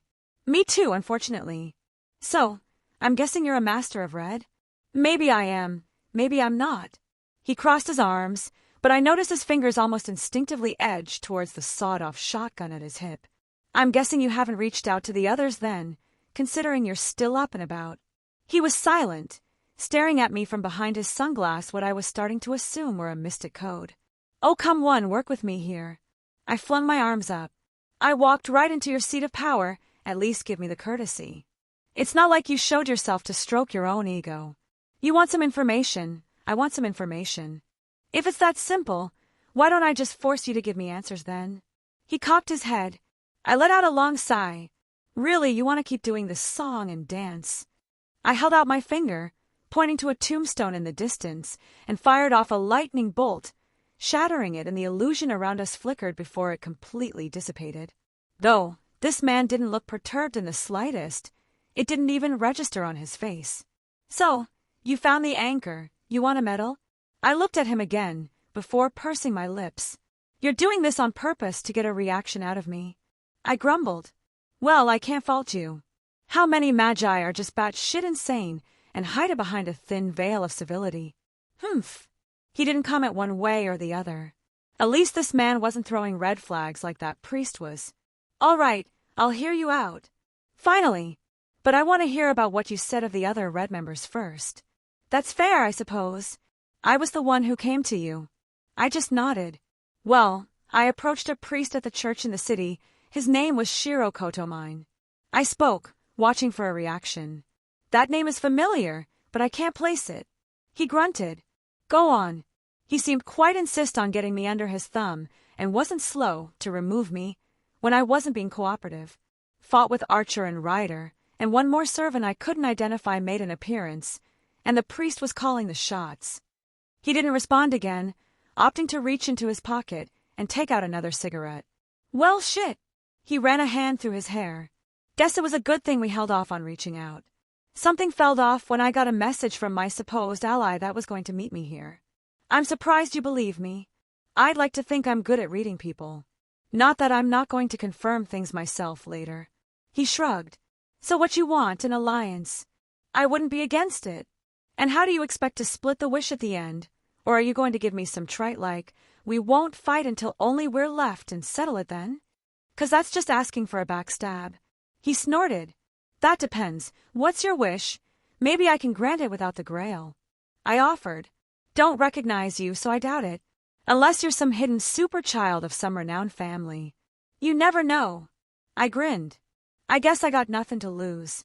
I want what most Magus families want. Prosperity for my family. He said almost lazily.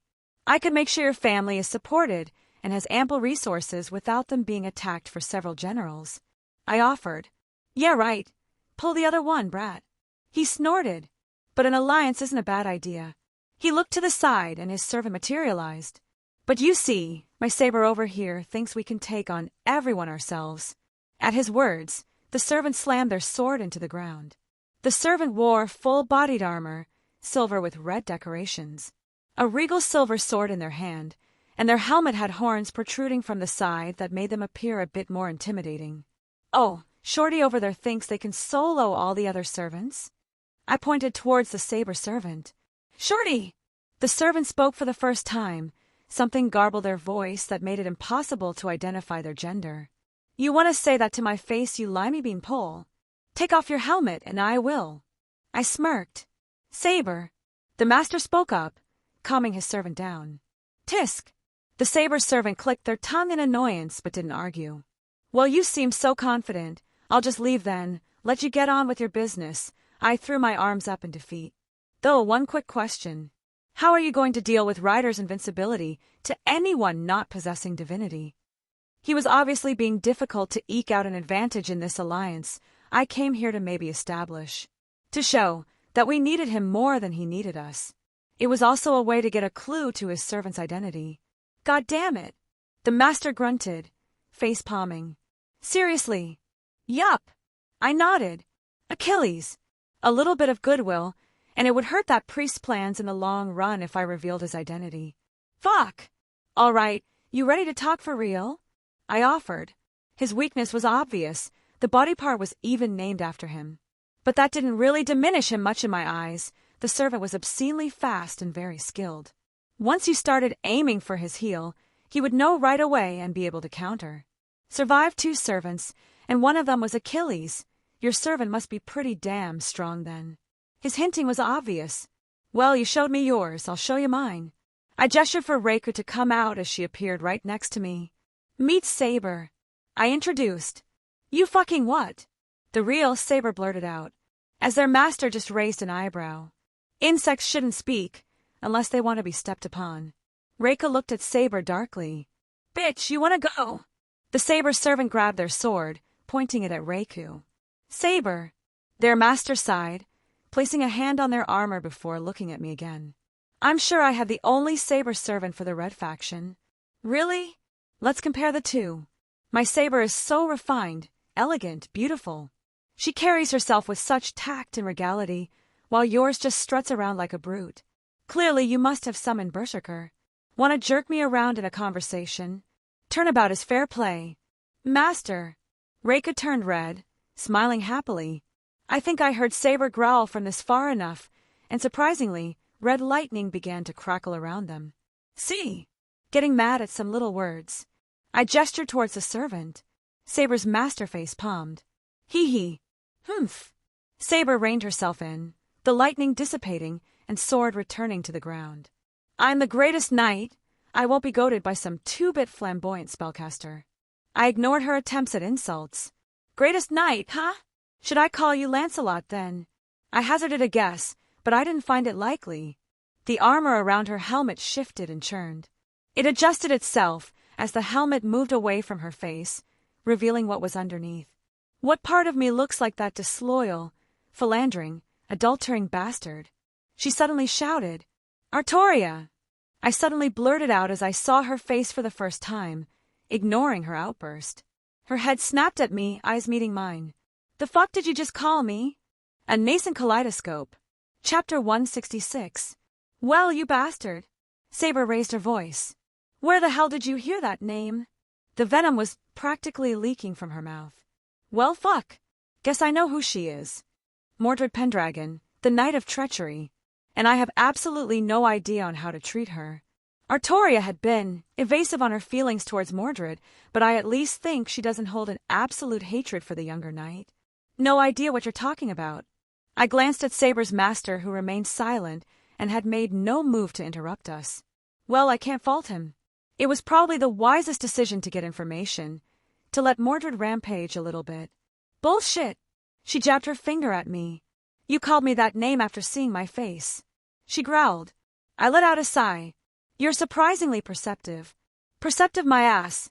Anyone would have noticed something so obvious. She scowled. That's why I called it surprising. That's it. Her gauntlet-clad hand crackled with red lightning. Really? One of Artoria's knights is acting like a common thug? I crossed my arms, staring at her. That actually made her stop, but her hands clenched tight and her furious expression didn't change. You do know. She spat out. How do you know about father? The number of people who knew his true name could be counted on one hand. Actually, I'm surprised you knew. But I guess Morgan would have told you. I shrugged. Don't speak that witch's name near me. Mordred angry words reverberated in air along with a manifestation of red lightning around her. Well, don't touch the Morgan button, got it. That's fair. I've heard quite a few unkind things about her. Stop spouting bullshit, and tell me the truth." She stomped on the ground, cracking the area. Reika made a move, but I held my hand up, stopping her. I let out a long sigh and ran a hand through my hair. Was there a reason not to be truthful? It's not like this information could come back to bite me. "Fine, what do you want to know?" "Where's father? How do you know him?" "At my house, and we're in a relationship," I said bluntly. She blinked. I guess she didn't expect me to be so forthcoming. What?" she blurted out. "She's at my house," I stated, which was technically true. "No. The other part, the fuck did you just say?" "We're in a relationship," I said dryly. "She's my girlfriend." "Die," she said simply, raising her sword towards me. I closed my eyes and sighed. The swinging of her blade was caught by Reiku. "Fuck off, you cow," Mordred roared, bursting with lightning. "The insects sure are noisy tonight." Reiku smiled innocently towards the night, as she too crackled with her own purple lightning, overpowering Mordred. With an explosive burst of power, I saw Mordred shoot off into the distance. "Don't kill her," I sent towards Reiku over our mental link. "But Master, it's hard to not crush such annoying bugs." Her cheerful voice really did contrast the killing intent that was wafting off her, and I don't think it entirely had to do with Mordred. I should do something nice for her later. Neither of us can help her odd state of mind. "Please, I will ensure I do not kill her." It sounded a bit strained, but I figured that was the best I would get. And I did promise not to fight for now. I had a thought, though. That's Mordred Pendragon. She never had a proper mother. Reika didn't respond, but I think I touched a soft spot for her. At least, I don't think she would intentionally do anything to Mordred. Well, that escalated. I turned towards Mordred's master. "I wonder how long it'll take Saber to realize the holes in what you said." The older man mused, not upset at the turn of events apparently. Probably just needs to get this out of her system." I shrugged. Funnily enough, I don't think she would have actually swung at me if my servant wasn't there to stop her. The man grunted. "So, King Arthur?" He raised an eyebrow over his sunglasses. "What?" "Nothing. Is it really that hard to believe? You got a female Mordred running around." I gestured to the fighting happening a little ways away. "Nice try, you big cow-tit bimbo." Mordred's jeering could be heard quite clearly. Is the child envious of a real woman?" Reiku countered. "Rah!" I turned away, focusing back on Saber's master. "True." He nodded, seemingly accepting that. "I hope my bounded fields last long enough for them to finish, otherwise we may need to move." "Maybe, maybe not. Things might get a bit more exciting in a bit. This is the first true night of the war." I looked up at the sky, the stars shining bright this far away from large concentrations of civilization. "I guess you're not as V as I thought." He grunted again. "Never did get your name. It's polite to introduce yourself first." I pointed out. "Kairi Sisegu." He replied. "Oh, I have heard of you, just never had the chance to put a face to the name." I rubbed my chin. "A very practical mercenary, very high completion rate for assignments. I remember something vague about your family being cursed." He snorted. "Your name?" I took a jar of sake out of my ring, along with 2 cups. "Want a drink?" I offered. He raised an eyebrow. "Trying to hide your family?" "Haha, not really in the way you think." I scratched my head. I have no fear of retaliation nor anything like that. But I don't think you'll like what I have to say. I've worked with the worst sorts, the arrogant brats of the noble families, all the way to the lowest scum that like to use children as materials. He flicked his unused cigarette to the side. "And all the church executors in between. There really isn't any. Wilhelm Henry Schweinorg." I cut him off. He stopped, processing that little bit of information. He opened his mouth, but I spoke again. "Yes, that Schweinorg." His jaw snapped shut, palm quickly connecting to his face. "Fuck me," he groaned before regaining his composure. "Yeah, I'd like that drink, please." Just like that, he walked over and plopped himself onto the ground, seemingly uncaring about keeping his guard up. I shrugged, sitting down with him, and poured us drinks. "Sake, huh? Haven't had any good sake in a few years, since I did a job back in Japan." He downed it in one go, letting out a breath. "Oh yeah, that's some high-quality stuff. Genuine yukai make." I mimicked his actions, drinking from my cup. Of course it is. He didn't question it. So, you're related to the kaleidoscope? Grandson. I responded. Also a magician, if you're wondering. Well, I expected nothing else with my luck. He rubbed his temples. I did not ask for enough to do this job. You're being surprisingly casual. I'm not from a big and noble family that can ignore someone dropping the kaleidoscope's name. He gave me a look. Nor am I stupid enough to cross his apparent grandson. My offer from before still stands. The one about prosperity for my family? Well, that seems a lot more probable now. He admitted. But Saber isn't going to relent, regardless of who you're related to. Yeah, I figured. Well, I may have a way to change her mind depending on her wish, so who knows. Did she happen to tell you? Even if she did. Yeah. Realized as soon as I said it that it was inappropriate to ask like that. It could be something really personal, so it would be rude to go around her back to ask. So, King Arthur? He quirked a smile. Different world line, different Grail war. She and her master won. Her master is grandfather's student, so we met like that. I liked her, so I asked her out on a date, and the rest is history. Huh. Sounds more boring than I expected. With a shout, Mordred came sliding in towards us, the ground bursting at her steps.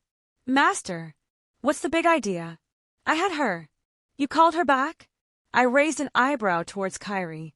That's enough, Saber. I'm formally accepting an alliance. He stated. Master. Reiko also appeared right beside me. I have fulfilled your command at great effort. The insect still remains after receiving my blade. And this bitch keeps going. Mordred looked ready for round 2. All right, let's calm down. I stood up, getting between them. Fuck off, you Danny boy. Don't think I forgot what you said about my father, like he'd ever look at someone like you. Mordred angrily shouted, even if her presence sort of dimmed, receding with her intent to fight. If I hear some crap about you and father again, I'll take your head myself. She scoffed. For someone who ended their father's life, you seem really protective of her. Was kind of cute if I were being honest. Fuck you. Father is perfect. You don't deserve to even say his name. She scowled. If he was here right now, I would fight him and claim my right. My lips curled up, and I ignored her outburst. You can call me Daddy if you want. I'll kill you. Kyrie grabbed Saber as she flailed around angrily. You're just like that flowery bastard. Mordred continued, saying a bunch of bullshit just to annoy people for a jest. I'm not buying it. I took out my phone, pressing on it a few times before holding it up to Mordred. What is that? Her eyes widened. It was a simple picture of Artoria. I slid my finger across the screen, changing to a new picture. She hesitantly reached out for it, and I let her take it from my hands as she continued to move through the pictures herself. Father looks happy, she whispered. Chapter 167. Mordred POV. I don't understand it. Why? YWH.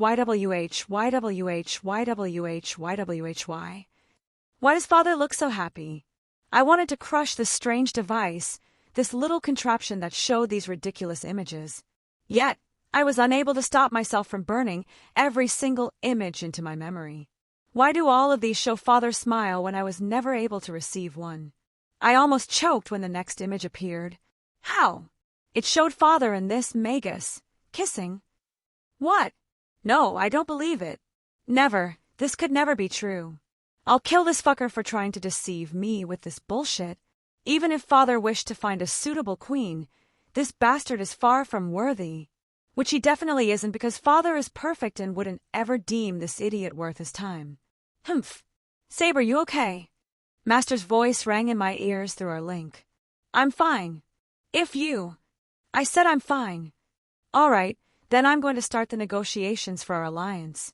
Whatever. I ignored him as I kept going through all the pictures on this strange thing. Other people had started appearing. A woman, a Magus most likely. She had black hair and twin tails. Father looked like he got along with her well. Good. Father already has a new retinue. I would expect nothing less from him. A non-human woman with blue skin. An old man who also looks like a Magus and gives me the strangest feeling of déjà vu. It was almost as if I was looking at that flowery bastard. Another woman with blonde hair and blue robes who looked important. I would also remember their faces, so I could find father after I win this war. When I finally get my wish and pull forth Caliban and earn my birthright, I can show father how worthy I am. Then he'll know how wrong he was. I couldn't help but growl as most of these images were filled with that bastard mage's face. I had to resist the urge to hit him in his very punchable face. Pretty fancy tech you got there. I looked up as Master eyed the device in my hand. I also took a second look at it. I didn't really give a shit about things like this, but Master thought it was important or something. Time and space, the bastard replied with cheeky smile that I wanted to slap off his face. Huh, so how long until? Give it 20 years at most. The bastard shrugged. Got any investment advice? Master chuckled. I didn't know what they were talking about, but Master was no fool. The fact that he was able to summon me proved it. This kind of crap was never my strong suit. Even Mother gave up on trying to teach me it, which is an achievement in of itself now that I think about it. Mother was not one to relent. It doesn't matter. Even Father had subordinates that handle all that bothersome stuff. If it ever became an issue, I would just need to find someone like Agravain. Even when running the kingdom, he always found time to help me when I was troubled by something, though we rarely spoke. I can add a list of stuff after we settle our business. The bastard's voice grated on my ears again. So what do you want? Master asked. I won't sign my life away, but I'm willing to work together. I don't have a wish. I'm planning on taking the Grail itself. What did you just say? I snapped my head towards that arrogant lout. Would you just calm down and listen? He sighed. I swear, you're exactly like Artoria described. Father spoke about me? Not that I care. I know how great I am. I don't need anyone to sing my praises, especially not him. What did he say? Arrogant, rash, headstrong. He started listing off. Humph, I didn't care anyways. But above all, a good knight. Oh, of course. I turned away to ignore his stupid smile. I'm the greatest knight, that much is obvious. Stupid Magus, saying shit like that. Why's there a need to say something so obvious? Just a child. That bastard servant laughed at me. The fuck you just say? I couldn't hear over the sound of your cow udders slapping together. I sneered at the other servant. A little girl who doesn't know the charms of a real woman. She pushed up her breasts, and I saw that bastard Magus sneak a glance. Hey, you bastard! I ignored the cow, grabbing my sword and held the tip towards the stupid Magus. Don't you dare look at other women. If I ever find out you cheated on Father, I'll castrate you myself. How dare he even look at another when Father chose him? Is it a bad time to say I have a harem? My eyes widened as I stared at the foppish asshole. Is my father not good enough for you? How dare this lowly scum? Saber. Master spoke up, drawing my attention. Deal with personal stuff later. I let out a grunt but obliged. It was unbecoming of a knight to go against the word of the one they swore themselves to, even if it was temporary. At least I wouldn't have to find another place to bury the body when I'm finished. Fine, but I still want an explanation on the Grail. I scowled. That's a valid point. Saber agreed to the contract with me based on the promise of a wish. I can't agree to this alliance if that's denied. Good. My master has honor at least. I hate dealing with people most of the time, just a selfish lot. Humans are just disappointing. If there's one thing I hate the most, it's humans who forget their debts when it's convenient for them. I need to know your wish before I can claim anything. I looked him over. I still couldn't understand what Father saw in him. He looked frail, weak, and timid. My wish is to pull the sword from the stone and prove my kingship. Oh, what? I snapped at him. Got a problem with my wish? On the contrary, actually. He gave a thumbs. That's a good wish, I approve. Fuck you, I don't need your approval. I snorted. Why would I care what anyone else thinks? I'm doing this for me. Would Father approve? Why am I even think like that? It doesn't matter. I'll do it anyways and prove Father wrong. Well, I have two thoughts. First, I know where Caliban is, and I could get it for you. The annoying Magus spoke, but his words drew my attention. Impossible. The sword was shattered. Even if some fool reforged it, the blade would never be the same. I scowled at the thought. Maybe only that flowery asshole could properly put the sword back together, but he rarely did anything useful. Well, the Caliban in this world, maybe. He smirked. It was the same smirk as the flowery asshole when he knew things others didn't. Or I could possibly send you back in time to before Artoria pulled it, so you could have a go. I rolled my eyes at his bravado. Not even Merlin or my mother couldn't achieve something like that. And you, a magus in this era, think they can time travel. I was not a magus, nor did I have the inclination to consider it, but I picked up a few things being around Mother for longer than I liked. Stupid. Do you think you're a magician? He interrupted me. I never did introduce myself.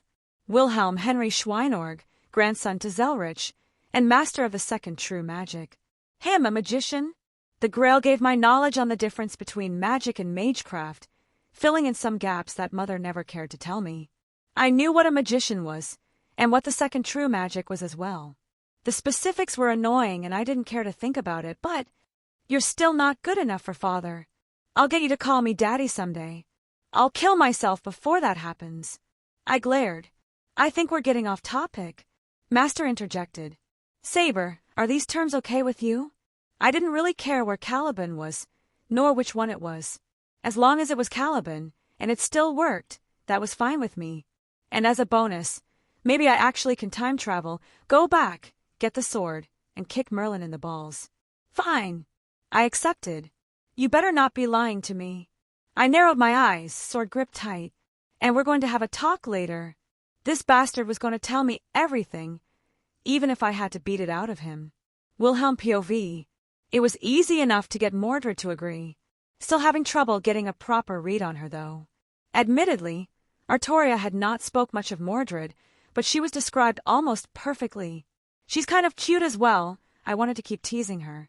I also wanted to sit down with Mordred and talk to her, maybe get to know her better if Artoria expressed interest in building something with her wayward knight and child. So, what I want is a simple alliance with help for my goals. I'm going to steal the Grail, and would like your help. Before we begin, what do you want? I asked Kyrie. To steal the Grail from the Igmalenia family, while the Red faction also has a vested interest in attaining it. He reiterated, giving me a look. Yes. It's dangerous and going to be difficult. Just shoot me a price. I have rare materials, money, or other things. Want some spells? You're a necromancer. I do have some stuff you've probably never seen about necromancy before. Since Meridia was my woman, I would respect her wishes and not meddle with the craft. But that didn't mean I was without the knowledge or resources regarding it. Tempting. He nodded. How are you with curses? He asked. Oh, right. The curse on your bloodline, or was it your family? I only vaguely know the details, to be honest. But I have confidence in my ability to remove it regardless. I tapped my chin, trying to think of any scenario where I couldn't help him. Even if I couldn't do anything about it myself, I know people who could without a doubt. I can accept that. He was quick to believe my words, which caught me by surprise. You're being awfully trusting. I eyed him suspiciously. I haven't even heard you mention a geas since we started talking. That should have been the first words out of your mouth as a proper magus. He didn't immediately respond. He took out another cigarette, putting it in his mouth. He didn't light it, leading me to believe it was more of a physical tic than anything. More of a spellcaster these days. He chuckled. But in any other situation, I'd have taken out one of a handful of geas scrolls I already had prepared. But to a magician, would that even mean anything? You said you could solve my curse issue without much hassle. Would a geas really bind you? No, I admitted. I had several ways I could get around it. And if I wanted to, I could just go to Meridia and have her remove it. I doubt I could stand up to the power of a goddess like that. What's the plan then? Play to my pride? He shrugged. Better than a powerless piece of paper. I would think you'd at least care about the Schweinorg name being dragged through the mud. You are a smart man. I praised. I'll be sure to drop your name to my grandfather in case he ever has any jobs. I can't tell if that's a punishment or a reward. Yes. Kyrie chuckled. Well, an in with the wizard marshal couldn't hurt me at this point, I guess. So, curse taken care of. Can we talk about money? 4 times your payment for accepting this job initially. He whistled in surprise. Done. And if possible, can I get some protection for my family? Some vultures have been circling ever since it's been made public that I was going to be the last generation. The lackadaisical way he said it, I don't know if he was being sincere about his desire or not. I'll make sure the pests are taken care of. Wouldn't be too hard. Zelretch mentioning a casual word would have them running for the hills. I'll accept this deal and formally the alliance. Kyra declared. So what's the plan? Non-canon Omake, The Secrets of Shursho's Training, Part 1. Well, this is fucking deplorable. I looked around at the wasted city of Fuyuki. So this is a singularity. Yeah, it's pretty scary. The other master, Ritsuko Fujimaru, stood beside me. Senpai. Mashu the demi-servant spoke softly. We'll get through this together. Right, Mashu? Ritsuka smiled brightly, only for a white fur ball to jump on his shoulder. Fo! He squeaked out. You chew, Fo. He laughed. And how the hell are we supposed to get through this? We only have one servant, and she doesn't even know the name of her noble phantasm. The last member of our little group spat out the director of Chaldea, Olga Marie Animosphere. Well, not quite without any servants. I looked to the side. How about you come out, you damn mutt? Oh! A man walked out from the shadows, long blue hair and robes, carrying a wooden staff. That was a pretty specific insult there.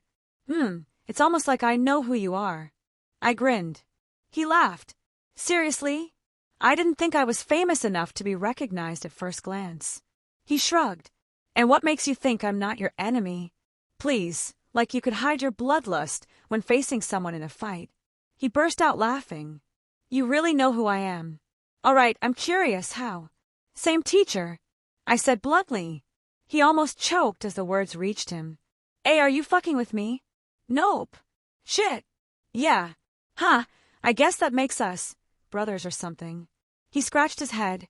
Well, guess I'll introduce myself proper. See you, Chulin, caster servant. What the hell is going on? Olga screamed. Got a new servant. I shot her a thumbs up. She let out a sigh, rubbing her temples. Okay. This is good. Now we just have to form a contract with Caster, and we have 2 servants. She bit her thumb. But this idiot has no idea what he's doing. She huffed, looking at Ritsuka. Sorry. He apologized. Don't apologize, be better. Olga shouted. Director. I put a hand on her shoulder. Let me handle this. Between me and see you over there, we can get Ritsuka up to fighting shape in no time. What nonsense are you speaking? We're in the middle of a singularity. What could you possibly do? Oi, brat, you think about doing the thing? See, you looked at me. Yeah, with your help, I think we can pull it off. I nodded towards him. I've never done it before. He scratched his head. Yeah, but we both experienced it with her. Experiencing it and doing it are 2 different things. The corners of his lips curled up. But shit if this ain't something I wanted to do for a while. He laughed. What the hell, I'm in. What are you 2 talking about? Olga shouted in frustration. Me and see you shared a look. Training montage. We said at the same time. Chapter 168. Interlude 7. Izanami POV. Izanami, you made it. I walked through the veils of reality and was immediately greeted with Persephone grabbing me into a hug. Hello, Persephone. It's a pleasure to see you again. You look lovely. Is that a new dress? I kindly greeted the younger deity back. Am I the first to arrive? My hubby had it made for me for the occasion. Arachne barely accepts commissions from our side of the world these days, but he somehow managed to get this made in time. She beamed with pride. And a few came early, come on. She eagerly dragged me through the Greek underworld, easily navigating the layers of his subreality until we stepped to the area she was hosting us. With the brief pleasantries, Persephone disappeared again, attending to other duties while the other guests arrived. It wasn't particularly extravagant, but then again, there wasn't a need to show off to us. It was more appreciated to have a smaller and warmer feel than anything. Izanami! Lady Izanami! 2 voices greeted me. Oh, Ereshkigal, it's been too long. The smaller girl also came for a hug. This girl had always been a loner, even by our standards. It didn't help that much of her pantheon was gone, faded into oblivion or otherwise killed. A quick greeting, and I faced the second person. Lord Yama, it's always a pleasure. One of the few deities that attends this little event that could claim to be my peer in age. Are we strangers? I thought you were calling me just Yama. The man laughed. Then what's with this Lady Izanami nonsense? I pursed my lips, earning another chuckle from him. Sorry, been having the bigwigs visiting my little corner so much these past few years, it just slipped out. He held his hands up in apology. Speaking of big, that big-headed, bald buffoon isn't here, is he? I took a glance around. Yama scratched his head awkwardly. Aha. No. Xidagarba isn't here. I wasn't going to invite him again after the last time. Izanami. Ereshkigal happily tugged on my sleeve. You'll never guess what happened. Something good happened in Core? I questioned. I got over 100 new souls since our last meeting. She did a fist pump into the air. I looked up at Yama, who looked away, a little red on his face. I held back a chuckle at the predicament. It was a not-so-subtle secret that Yama kicked a soul or two back to Core every now and then for the younger deity. Yama's bosses would get very upset if they found he was doing something like that. Souls for a pantheon means power. None would willingly give up a single one without benefits or a fight. Despite his intimidating appearance, he was a big softy at heart. I'm happy for you. I patted the girl on the head, and she smiled brightly. I remembered when she came into existence. Such a cute little thing. Accidentally stumbled into Yomi in her younger years. It was quite humorous to see her throw out so many apologies. She came to visit several times after that. I could still recall when she was covered in tears because her sister had spread rumors she married that stupid bull. How's the turnout look this year? Yama asked, moving towards a table set out with refreshments and snacks. Haven't spoken with the others in a while. I have no idea. To be honest, I almost forgot about this meeting until just recently. I shrugged. Aran isn't coming. He's going with Luff and some other Celtic gods to a meeting with the angels. Ereshkigal spoke up. I had almost forgotten about that little relationship. I swear, it's like watching two teenagers try and flirt. The Celtic god of death, his wife died many centuries ago when the world was pulled into the great war that took the Lord of Heaven. Him and Ereshkigal had gotten a little bit close since then, and it's a bit cute how those two kids act. I'm here. The area exploded in a burst of darkness as a jackal-faced man walked into the room. Anubis, good to see you. Yama greeted. The Egyptian god shot a thumbs up. It's great to finally get a break. Been looking forward to this for too long. He grinned. Izanami, Ereshkigal, you ladies are looking great. Damn it, you beat me. Another voice filled the room. Hell, the Norse goddess of death walked out of her own little portal. She sent a glare towards the Egyptian god. Better luck next time. He grinned. I wasn't quite sure on their relationship, but they were friends and had been for a long time. I heard they used to play when they were children, but not much more than that. Hell, you're looking good. I gave the Nordic goddess a look. Her hair was done up, and her wardrobe was changed. You think? She looked down at herself. She'd always been a bit of a tomboy, but she was wearing a dress this time. Thought it was time for a change. Girl, you lookin' fine. Anubis gestured with some finger guns. There was a small silence before Anubis, and Hell broke out into fits of giggles. Nerns, that was horrible. Couldn't help it. The jackal-faced man laughed along. But what's up? Do I need to go kick Baldur's ass? Hell let out a tired sigh. I'm done with him. He won't bother to even look my way even after everything I've done. Honey, you need to find a man who treats you right. I pat her shoulder. Hell was infatuated with Baldur, but the latter never returned her affections. She's right, you deserve better. Ereshkigal was quick to offer comfort. As antisocial as the Sumerian goddess was, she could apparently read the room well. Oh ho ho, just give the word. I know a few kids who would be right up your alley. Yama added, stroking his beard. If you suggest horseface or oxhead, I'm going to shave that beard off your chin. Hell deadpanned towards the Eastern death god. Yama cleared his throat and turned away in embarrassment. Anubis burst out laughing, and even Hell started to giggle. Takamagara above. I face-palmed. At least you didn't bring those two again as well. I like them. Anubis spoke up. Oh, you would, doghead. Hell joked. Hey! He ran a hand through his fur. Don't diss the head. You know how hard it is to keep my fur this gorgeous? Besides, they're good deities, even with their eccentricities. Feel free to take them then. Yama said without hesitation. Heavens know they constantly annoy me about getting a vacation. That the older god grumbled. I give them vacations. Why do they always complain about work? Don't listen to them. You're a good boss, old man. How many other gods offer vacation time, sick days, and time off like you do? And the pay is well known even over in Egypt. Anubis pat his shoulder. Maybe I should take a page out of their books and just be always drunk. His shoulders slumped. Rough few centuries? I asked. Don't even get me started. Yama groaned. I have to juggle several pantheonic underworlds and their respective heads. The Jade Emperor at least gives me respect as the manager of Huang Kuang, but Indra just turns his nose up at me whenever he comes down, as if I'm so far below him that I should be happy he even showed up in my presence. I don't envy him having to deal with Indra, while also appeasing the Buddhists and the heavenly bureaucracy. There's a reason he's the most senior among us, and I wouldn't even dispute that title nor want it. That reminds me, Lightning Head came down the other day, looking for the soul of one of his playthings or something. Apparently one of his latest toys died over in Japan, and he's a little miffed. He turned towards me. He couldn't find it and left in a huff, so be warned he may come over and cause trouble. I let out a sigh. Okay, so I should expect him to arrogantly drop into Yomi and demand a soul from me, Joy. I said dryly. Sorry. Yama lowered his head. Not your fault. I gave him a small smile.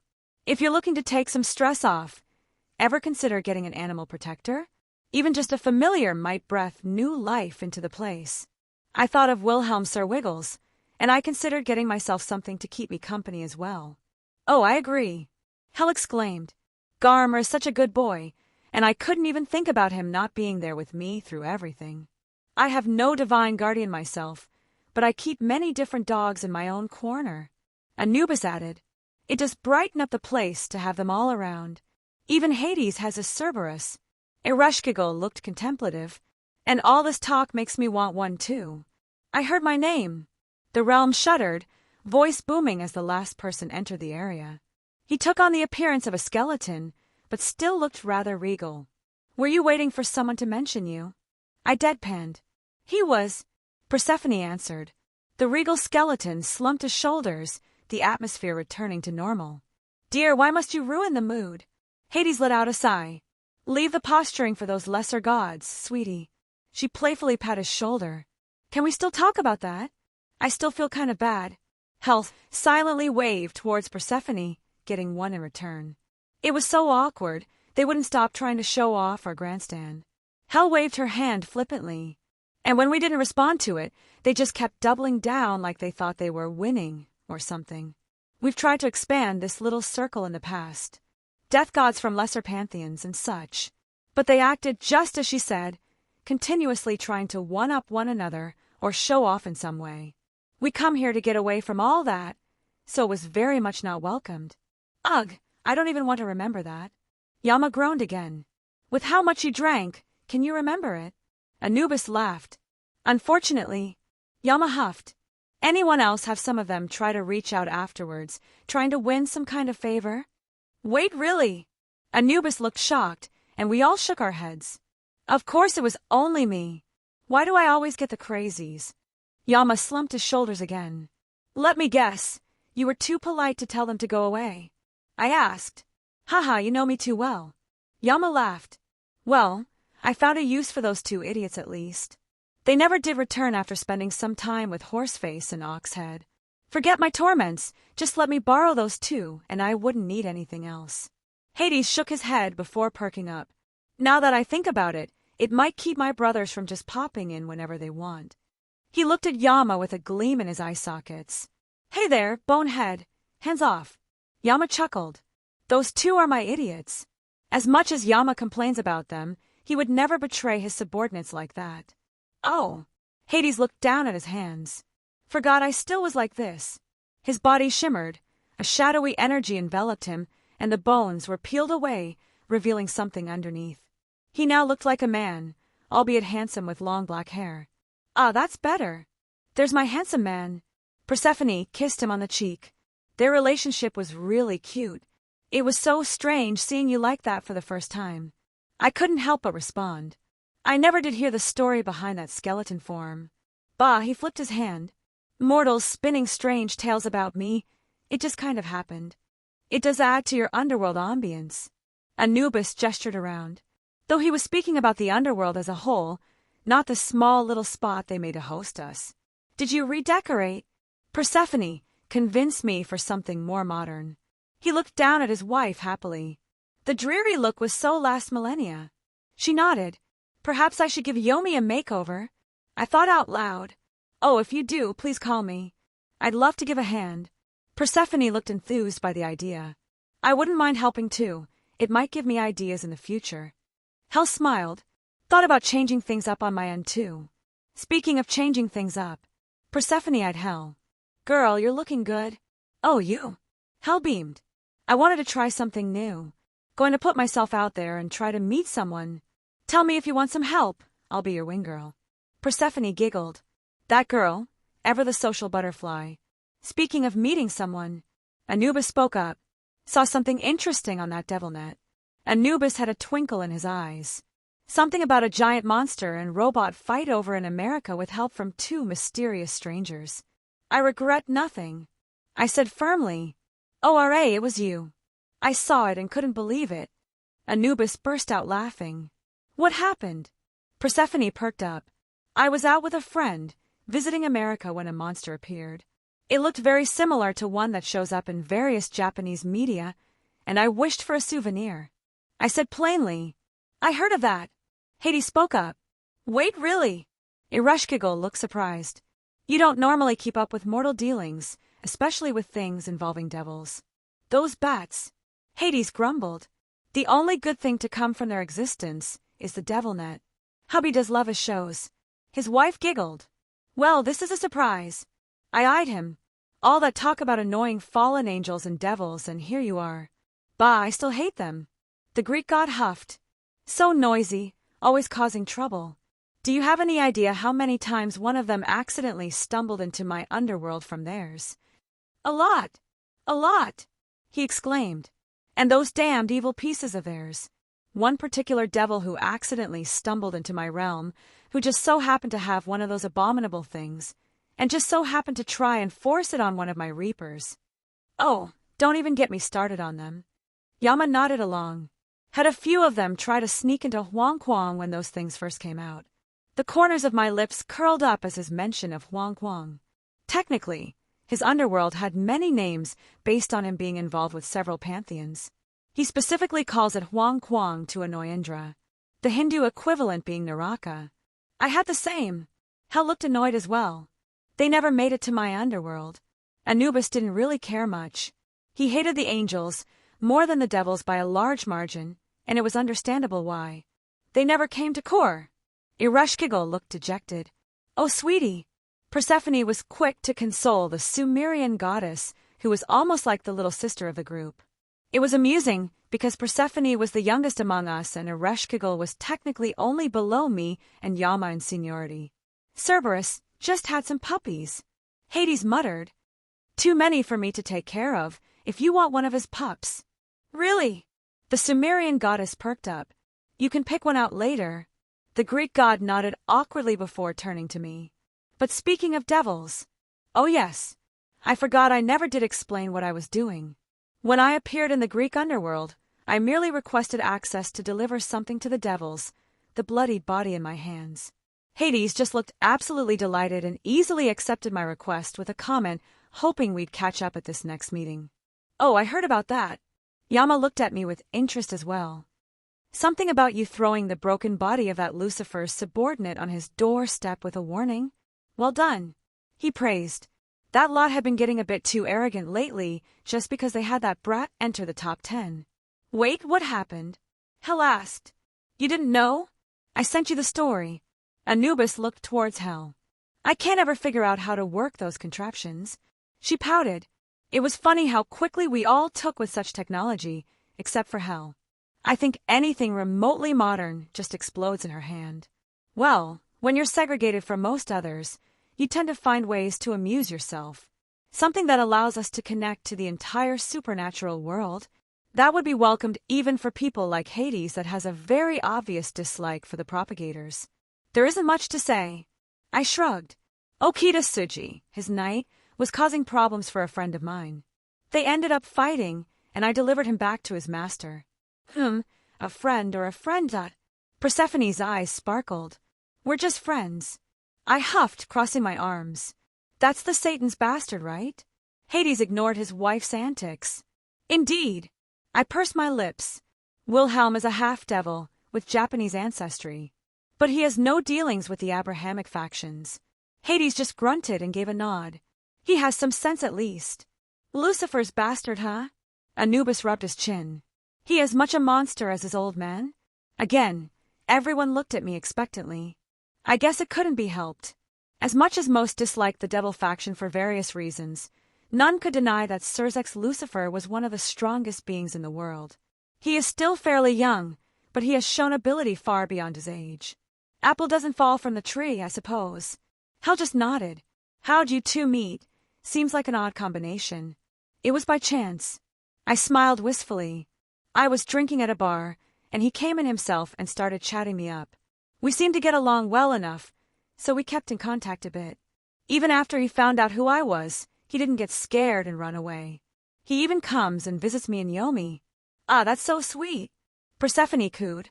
He convinced me to reach out to my children as well. My youngest is even coming to visit me after so long. Kia!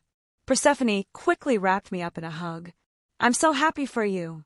Such an excitable goddess, but it was nice to receive her affectionate hug. That's Susanoo, Yama muttered. Haven't heard anything from him in a while. Not surprising. Hades sighed. No one dares to even think about another lightning god on Olympus. Otherwise my brother throws a tantrum. From what I've heard, Indra is much the same. Ugh, tell me about it. Hel groaned. Thor just goes on boastful rants whenever Zeus is mentioned, let alone Indra. I think he actually gets along with Susanoo, but I'm not sure. I don't get invited to many Asgardian celebrations. Mostly just get second-hand accounts from my father, so, grain of salt there. Perhaps I should have a word with my son. I hope he does not act like that. I commented.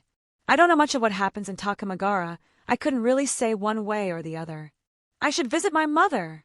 Hades seemed lost in thought at my words, before shaking his head. Well, how about we get this started? Get started? You mean start bitching about our respective pantheons? Hel snorted, already with a drink in her hand. Not an inaccurate way of saying it. Hades didn't dispute her words. Well, I need to vent, or I'm going to strangle my father the next time I see him. Hel conjured a chair and sat down. Only ever visits me for one of his schemes. Hel, I need your help. Can't you just come to say hello? The Nordic goddess threw her hands up in frustration. Don't even get me started. Yama followed suit, getting comfortable in his own chair as we sat down as well. No one ever just visits the king of the underworld just to visit. 18 hells. Couldn't they just drop in to say hello? Am I that unapproachable? No, it's always because they need me for something. One of their mistresses died, or a distant descendant died, and they want them to reincarnate with some good fortune. That damn monkey is one of the few who just visits me to visit, and he beat me up when we first met. Bah! Hades slapped his armrest. My younger brother always summoning me up to Olympus like I'm beneath him. I don't even have a throne on the mountain, and they demand I come and observe their council. When's the last time he just called me to come up and join in the celebrations? I let back a small laugh. This was how these things always turned out. We catch up and find out what everyone had been up to recently. Then we just complain about our pantheons for a few days, drinking, and doing our own little celebration. If there's one thing we all share, it's that we're pretty much ignored by our respective pantheons, so this is usually a welcomed reprieve. After Hades' first rant ended, eyes turned to me. I haven't seen my children in centuries. Forget Takamagara, couldn't they just come visit me once in a while? I huffed. They all nodded and offered words of encouragement. It was nice to be able to let it out every now and then. Chapter 169. This should be good, right about here. I made a mark on the ground, and I surveyed the area. In the distance I could see the Igdemilenia castle, and it was an impressive sight. Not the greatest, nor the most visually magnificent, but it definitely invoked a feeling of foreboding just by gazing upon it. If I wanted a castle myself, it would be one I took inspiration from. Oh well. I dug a little bit on the marked spot after mentally calculating the distance from the other spots. Without a second thought, I dropped a dust bomb inside. This was one of the fire dust variety. My inner pyromaniac was quite interested to see how this one turned out. I of course trusted in Jin's genius to know this would be quite a stunning sight to behold. What is that? Mordred looked over my shoulder, gazing down at the dust bomb. She'd been watching me doing this at several locations now. I turned, giving her a look of confusion. Did you not listen to my explanation?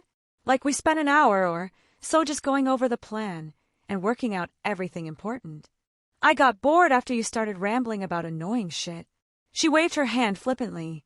Sounded too much like that flowery bastard for me to keep caring.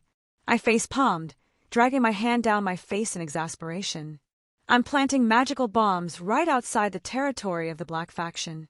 It wasn't hard to gauge the distance of their bounded fields. They kind of forwent subtlety for more power in that regard. And navigating everything else they threw up around the forests surrounding the castle wasn't little difficult. Won't do much against a servant. She yawned, still looking bored. Well, they aren't normal bombs. I rolled my eyes, hiding the spot I dug up and making sure it was set properly. I actually found the perfect little spell back in Skyrim. A remote detonation spell that will trigger the mechanism. Jin was the one who showed me it, actually. You'd be more of a disappointment if they were.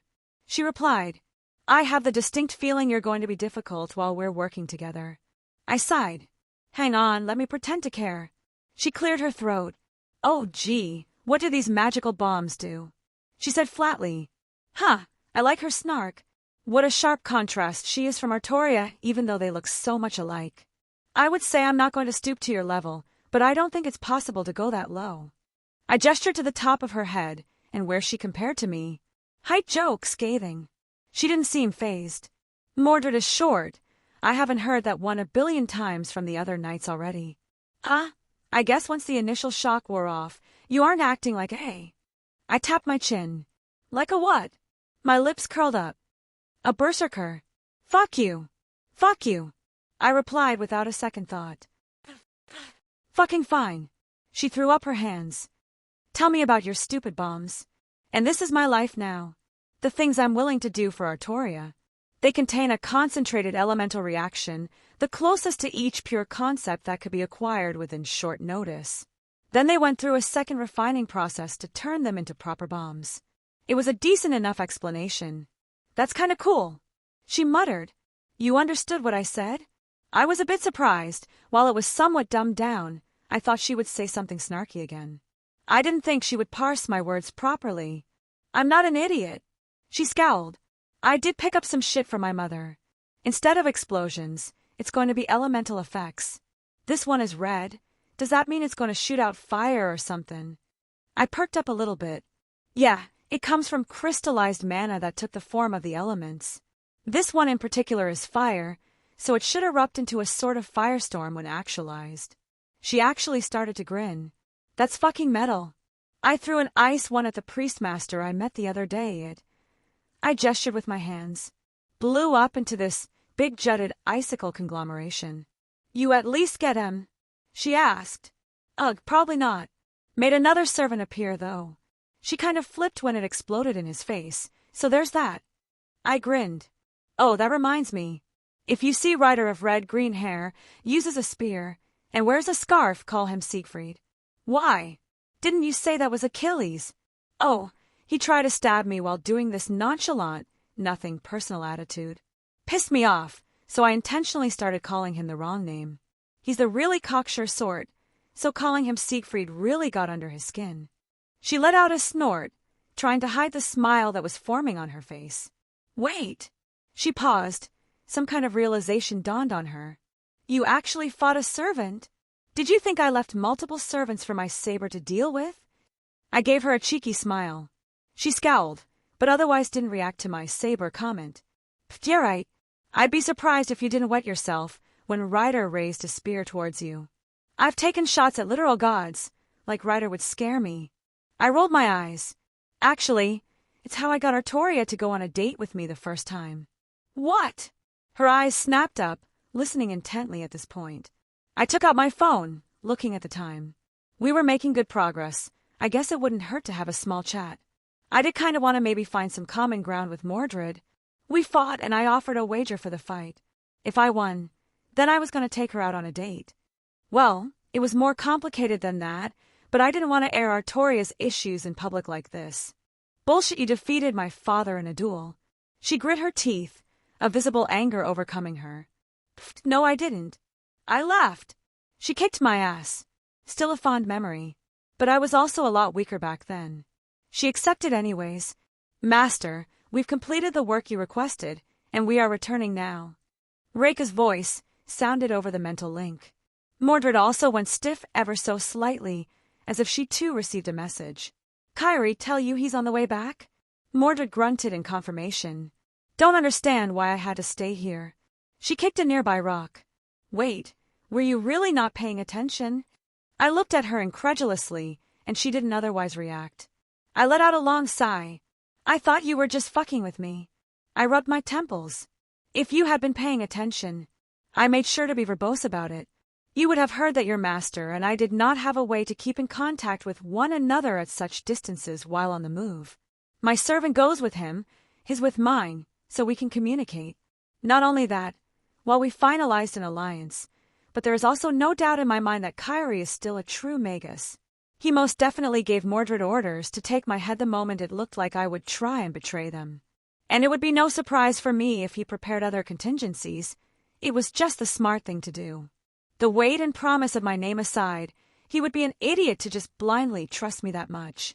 I felt a twitch over the other mental link, the one I shared with Sir Wiggles. I briefly noted how it was strange they didn't overlap, and I made a small promise to investigate it later. But otherwise, Sir Wiggles came shooting through the forest at blinding speed. The fuck is that? Mordred already had her sword in her hand, ready for fight, only for my familiar to dart out of the brush and into my hands. What? She started at the greatest rabbit ever in pure confusion. I went over this. I let out another long sigh.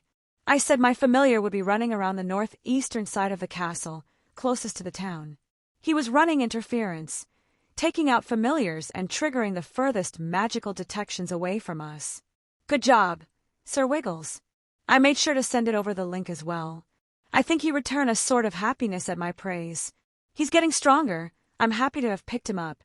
I slipped the ring of the caveat onto his horn before he left. It really did wonders for his speed and stealthiness. That's your familiar? She looked at me with a strange expression. Behold! I held Sir Wiggles up into the air. Sir Wigglesbottom Fluffytail Octavius Benedict III, Crown Prince of Emerald Kingdom, Duke of Carrot Island, General of the Northern Armies, the Lightning-born. I introduced. Or just Sir Wiggles for short. That's fucking stupid. Well then, I guess you don't want to hold him. Bastard. She scowled deeper before turning her head away and holding her arms out. Sir Wiggles took that as a K to leap towards her from my grasp. Haha, works every time. I'm curious about something. I found a nearby rock and leaned against it, earning her attention, at least to some degree. She was happily stroking Sir Wiggles' fur. Your master was kind of uncaring when we negotiated price for the alliance. What about it? I don't know. I scratched my head. You sure that's what he wants? The way he went about it just felt like he was going through the motions. How the hell am I supposed to know what he wants? I ain't a magus. I don't care about all that crap about bloodlines. She spat out. Besides, the hell you care for? I shrugged. I guess it really isn't any of my business. I just can't help but meddle sometimes. I ran a hand through my hair, looking up at Mordred. I take care of my people. Whatever. She didn't seem to care about what I was saying, so I dropped it. If her master wanted something else, an actual wish, I would see what I could do after the war was over. I turned my head, seeing the outline of Reiku coming into view as she materialized onto the physical aspect of the world. Master, Reiku ran to me, quickly scooping me up into a hug. I'm back. Did you miss Mama? Well, I think both Mordred and Kyrie were used to her eccentrics now. Speaking of, welcome back. I gave her a smile before turning my attention towards Kyrie, who appeared not far away. How'd it go? No issues. The older magus took out a cigarette and immediately lit it. That invisibility potion you gave me worked great. Curious where you got it. He commented. He probably kept some of it to research later. Good luck. I have my sources. I grinned, changing the subject. Time to move on to the next part. I motioned towards Sir Wiggles, who hopped onto the ground. Finally, I was getting tired of all this cloak and dagger shit. Mordred stretched her arms. I can actually get some action now. Yup, It was about time to let loose. Chapter 170. A full moon, how annoying. I looked up at the sky. At least it wasn't a blood moon, that would have been an ominous sign. But it still felt like I was being looked upon by that celestial body. Oi, bastard. I turned to see Mordred standing next to her master. What's up, Buttercup? Mordred frowned in annoyance, but otherwise didn't lash out. After this war is over, I'm gonna kick your ass. She scoffed before her body started to astralize. Don't die, she added right before she disappeared. I couldn't help but grin. Honestly, I was starting to like her. I think she likes me. I laughed, turning my gaze towards Kyrie. He raised an eyebrow, but looked rather relaxed. Really, I'm starting to wonder if anyone in your family is normal. He shook his head. Nope, I said without hesitation. Well, not my problem. He shrugged. You good? I asked one last time. I got everything I need, and even found a nice spot to hide out and watch from. He patted his jacket. And your mystic codes were appreciated. I hope you don't expect me to pay you back for them if they get used. I gave him a dozen or so talismans in case he came across trouble. While not having the same knowledge of the Onmyoji arts that I have, he could still use them, if a bit amateurishly. To him, they were just one-use mystic codes that packed a decent punch. I told Mordred this, but I look after my people. I gave him a sincere smile. If you run into issues, use your command seals. Run away, do what you need to. I patted his shoulder. I'll do what I can as well if you run into any dangers. Kyrie barked out a laugh, dropping his cigarette to the ground and stomping on it. You're a strange magus. Maybe I'm stranger because I actually believe you. He turned around, throwing up his hand in a gesture of goodbye before disappearing into the forest. Master, Berserker appeared next to me. Why do you ally with them? I could do this without their help. You don't need to rely on them. She frowned. I walked up, wrapping my arms around her. She let out a little sound in surprise. Usually she was the one to do things like this. Maybe it was the bond we shared, but I enjoyed having her by my side. To say I felt a kindship with her wouldn't be a lie. It's true we don't need them, but it doesn't mean the help wouldn't be appreciated. Honestly, I didn't come into this thinking I would have anyone on my side besides Berserker. To find Mordred and Kyrie was a boon I was willing to utilize.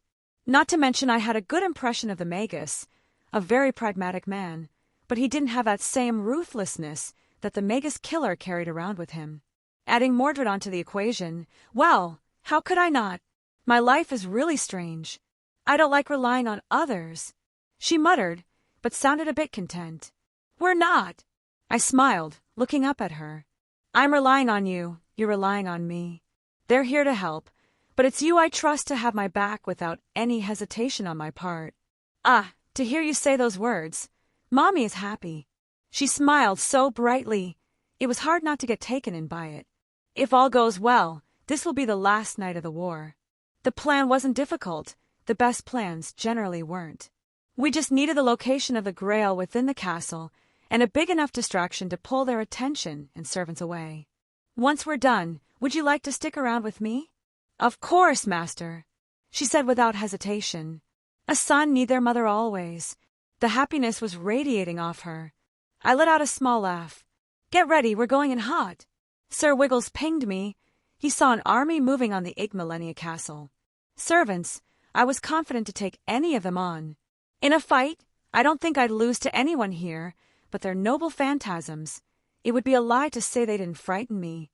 Yet, this feeling swelling up in my chest, this excitement, I wanted to fight them regardless.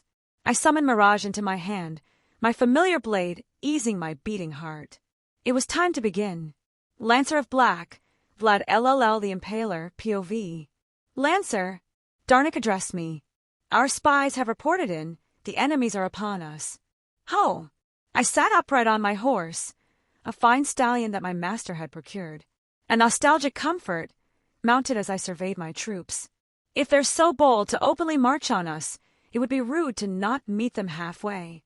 I couldn't help but grin. They willingly want an open battle such as this? Do they take me for a fool? One of their number attempted to assassinate the ruler. Such actions would not line up with this attack. A distraction, or something more. Regardless, I can't say I dislike this kind of battlefield. It is where I thrive the most. 500 homunculi I counted, Another 200 golems of impressive quality. Do we have numbers, troop composition, and eyes on the enemy servants? I directed my question towards Darnik. He bowed lightly towards me, answering immediately. We've located 3 servants moving along with their forces. It appears as though their numbers comprise completely of some kind of skeletal constructs. As for their numbers, over 10,000 is a conservative guess. Quite a bit. Skeletal constructs in such number? Likely to be dragon-tooth warriors, a common deployment method of the caster class. Or so says the Grail. It was a common enough method of the casters that such information was not hidden behind identities, and the servants showing themselves so blatantly. This could be nothing but a provocation, and one we had to accept. It doesn't matter. In the face of absolute strength, their schemes will be for naught. Not that we did not take many precautions for various avenues of attack ourselves. The castle is a fortress even a servant would have a hard time penetrating. I frowned, thinking of the assassin that went silent in another city. We didn't have time to figure out what happened over there. "Ryder!" I called out. "Yosh, I'm here." The pink-haired man appeared. "Take to the skies," I commanded. "Okie dokie." He did a mock salute, summoning his mount. As majestic the creature was, it seemed to possess a disposition similar to its master. It liked to pose when summoned. He shot off at a blinding speed. If nothing else, Ryder was capable, even with his eccentricities. Saber, remain hidden for now. I glanced at the dragon slayer. He was a powerful servant. He would be crucial in battle. Berserker, you're with me. I turned towards the other melee combatant, the woman thing that wore a wedding dress. Ra! She nodded, aware enough to accept orders. I turned my head upwards, to the tower sitting aloft the castle. Archer glanced back at me, his gaze meeting mine. We both nodded, words not needing to be spoken here. Knowing who he was, I did not feel the need to command him. Perhaps I would feel awkward if I had to do so. He reminded me too much of the teachers I had when I was a child. Nonetheless, he knew the role I wished him to partake, as obvious it was. I shall attend to the castle's defenses. Darnik bowed again, his words indication of his intent to retreat to safety. Not that I expected more of this man who was so keen to hand over such authority to his summoned servant. I wouldn't balk at the ease I could command, but it struck me as odd that he was so willing to forego his lofty throne. It seemed that no magus wished to accompany us to this battle. While I could understand the reasoning, it only lowered my opinion of them even more so. A master is a part of a servant's strength. The pair are to brave the dangers together as per their contract. I summoned forth my spear and held it aloft, pointing towards the oncoming army. "March!" I commanded as our forces began moving. Perhaps it was just my own amusement that I went through with this. They were already almost upon us. We truly only needed to wait a moment or two. Old habits are hard to break. The rattling of bones and cumulative footsteps upon the earth that made the land tremble, my blood started to boil at the thought. The enemy's servants, I could see them accompany the haphazardly organized skeletons, these dragon-tooth warriors. A single of our homunculi could defeat a few of those, and our golems would need just as many homunculi to be defeated as well. While the numbers were not in our favor, we were not on the losing end of this exchange. In the distance, I spotted a green blur dashing through the air. A chariot pulled upon 3 horses. I could guess who commanded such a contraption. Our rider would have his work cut out for him. And the lancer servant that Saber described, he skulked the left side of the army, prepared for battle. He had a good look in his eyes. I was excited to cross my spear with his. Finally, there was the archer servant, bow in her hand and strange animal features, but I cared not about her circumstance. Unique all 3 appeared, but first guesses at their identities would be fruitless. I held my spear up, gesturing for my forces to cease movement. Let's see what their first move shall. A sudden crack of thunder filled the area, and a bolt of lightning struck the ground between our 2 armies. My eyes widened at the sudden arrival of 2 individuals, a red-haired man that had the same description Saber also gave previously, as well as the woman who stood with her back to his, the servant no doubt. Red faction, black faction. The magus addressed us, his voice carrying more than it should, a sure sign of magecraft in use. "If you want to fight, we'll take you all on," he declared, raising his hand up in a beckoning manner. "Arrogant boy, Wilhelm POV. Arrogant boy. The servant riding a horse, spear in hand, shouted from the black faction side. Well, looks like I have their attention, now to keep it. Let's see, how did Sir Wiggles do it? Something like this? I gathered lighting around my hands, condensing into an almost armor-like form. Haha, tingly. Would need to practice this a little bit, but I had an idea. I raised my hand up towards the thousands of skeletons coming towards us, unperturbed by our sudden appearance, even if the red faction's servants hadn't reacted yet. Condensed the lightning into an attack, channeling through runic circles. Shall we call this lightning rain? I breathed out. Dozens of spears of lightning manifested in the sky above and began to rain down onto the oncoming horde. Each one that struck the ground discharged the accumulated power. They unraveled and erupted at the point of impact, creating a storm of electricity at each point. Reiku, I called out through our mental link. I looked up in the sky and saw Ryder's glowing chariot coming down at us. Take care, don't push yourself too hard, and your priority is survival. I could tell she was going after the Lancer immediately. Whatever strange link she had with him, I would let her settle it on her own if that was her desire. A quick glance at her, and her smile did fill me with confidence. I look forward to our lives after we win, Master. She sent back, gripping her sword tight. I turned back towards the killing intent in the distance. A force slammed into the ground, Ryder abandoning his chariot that was in the sky. Wilhelm, he let out a roar. Magical energy erupted from where he stood, a whirlwind following in his wake. He didn't seem to care about the minions that were utterly annihilated as he pushed right through the army towards me.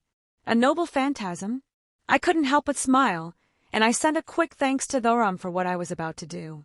Would not KSD. My voice bellowed out, the air shifted around me, and I kicked off as well, a second whirlwind firing towards us with me at the center. My sword flashed out, meeting the tip of a spear aiming for my heart. The surroundings were utterly blown away, the ground ruptured at the sheer impact.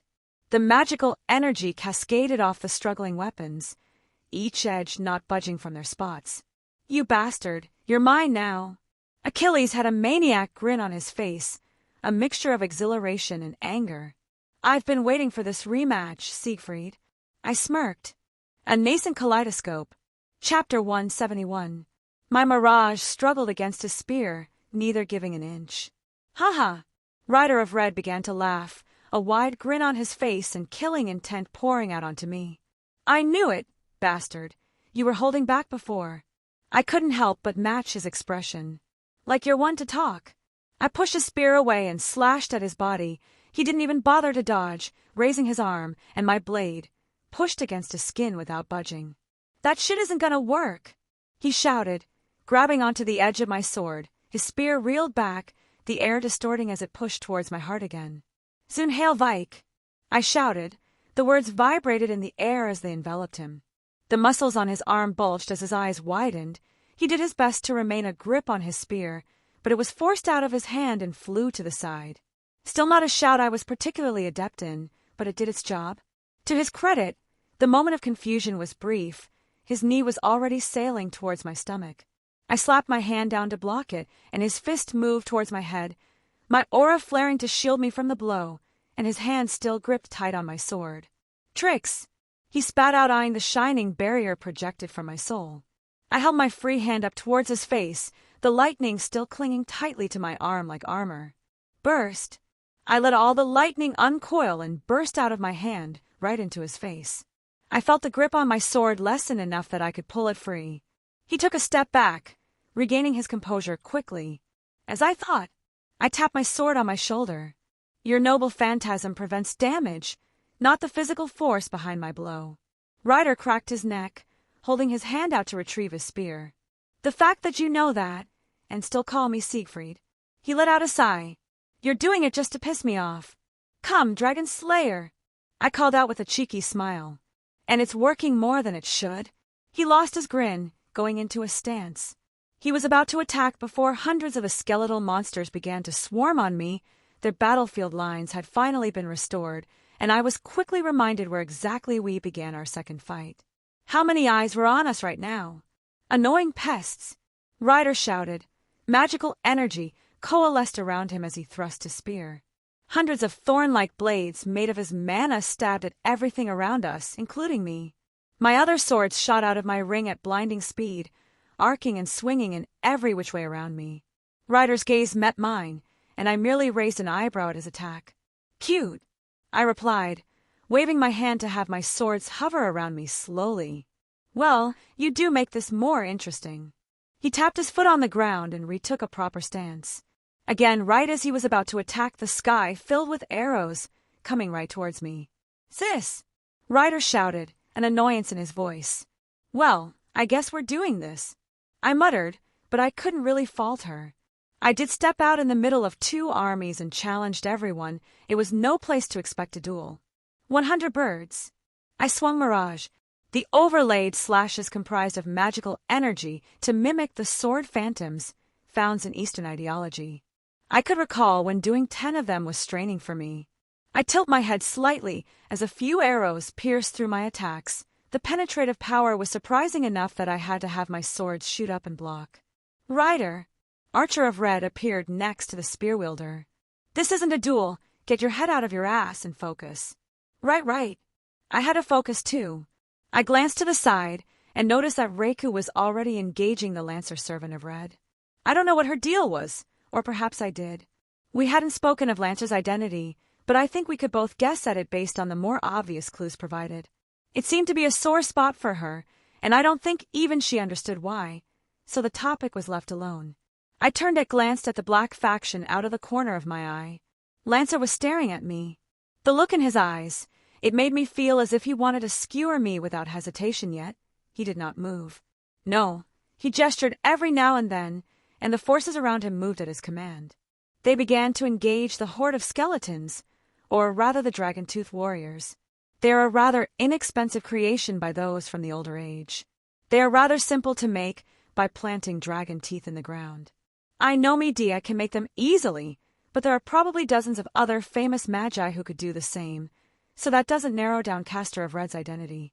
Well, to be able to create them on this scale is rather impressive.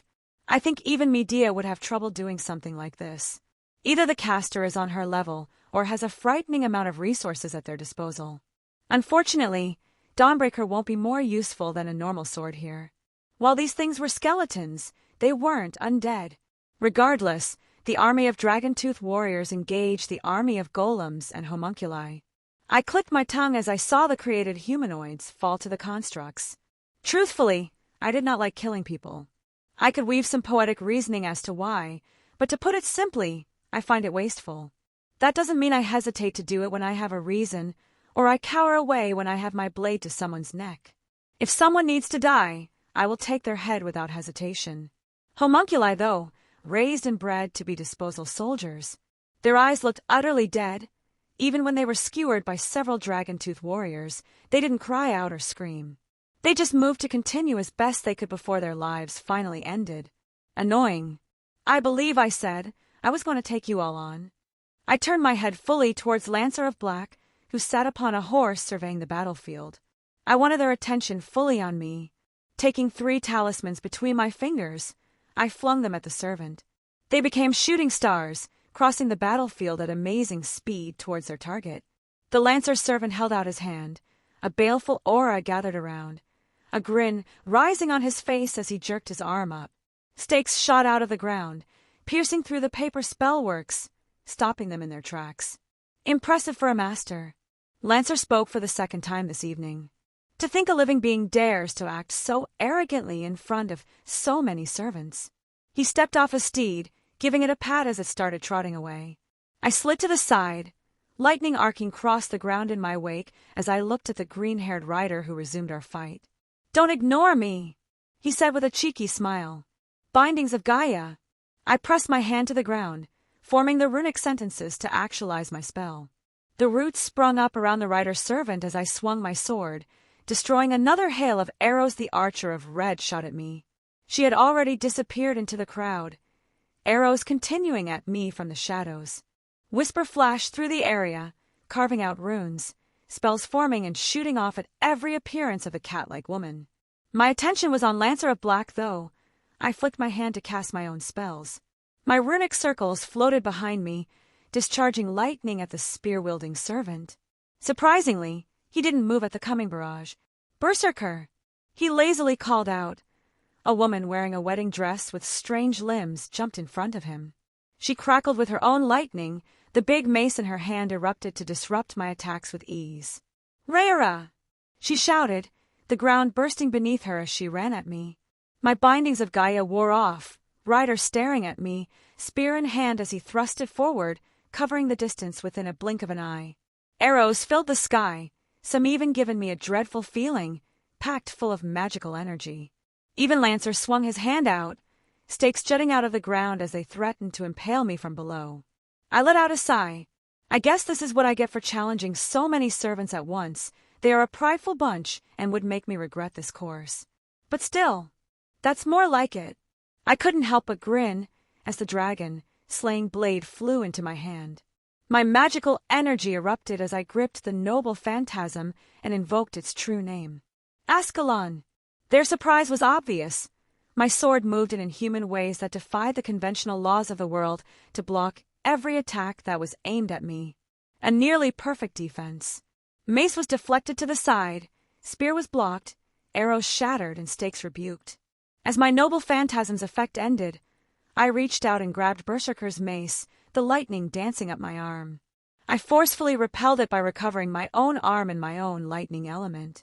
Slamming my foot onto the ground, I hefted her mace up, which she refused to let go of, and threw her towards the last spot I saw Archer.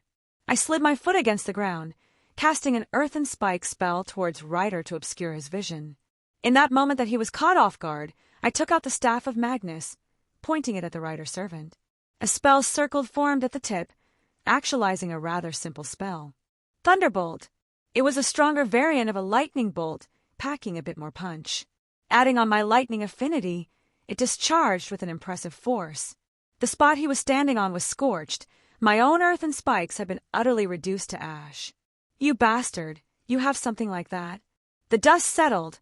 Achilles stood there, arms covering his face.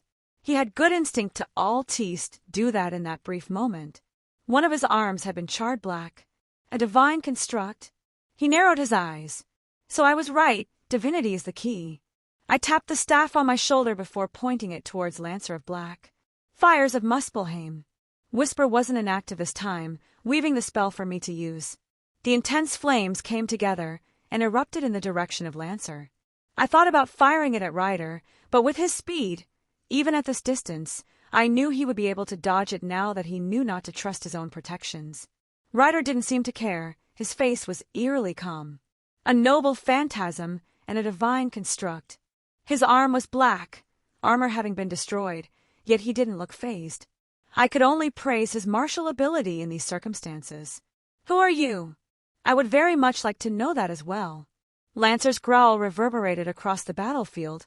The smoke and fire died down to reveal his untouched figure, stakes falling away and disappearing into ashes in the wind as they acted like a shield at my attack. No, that wasn't quite right. He was burned a little bit, but nothing writing home about. Still, my spell harmed him, and he had to defend against it. That was something. "Rhea!" Berserker's growl also sounded out, accompanied by an explosive burst of lightning in the crowd of skeletons. She didn't look all too pleased with me. Maybe it was the arrows sticking out of her back? Couldn't see Archer anywhere, but she was a wily one, hard to pin down even with my perception.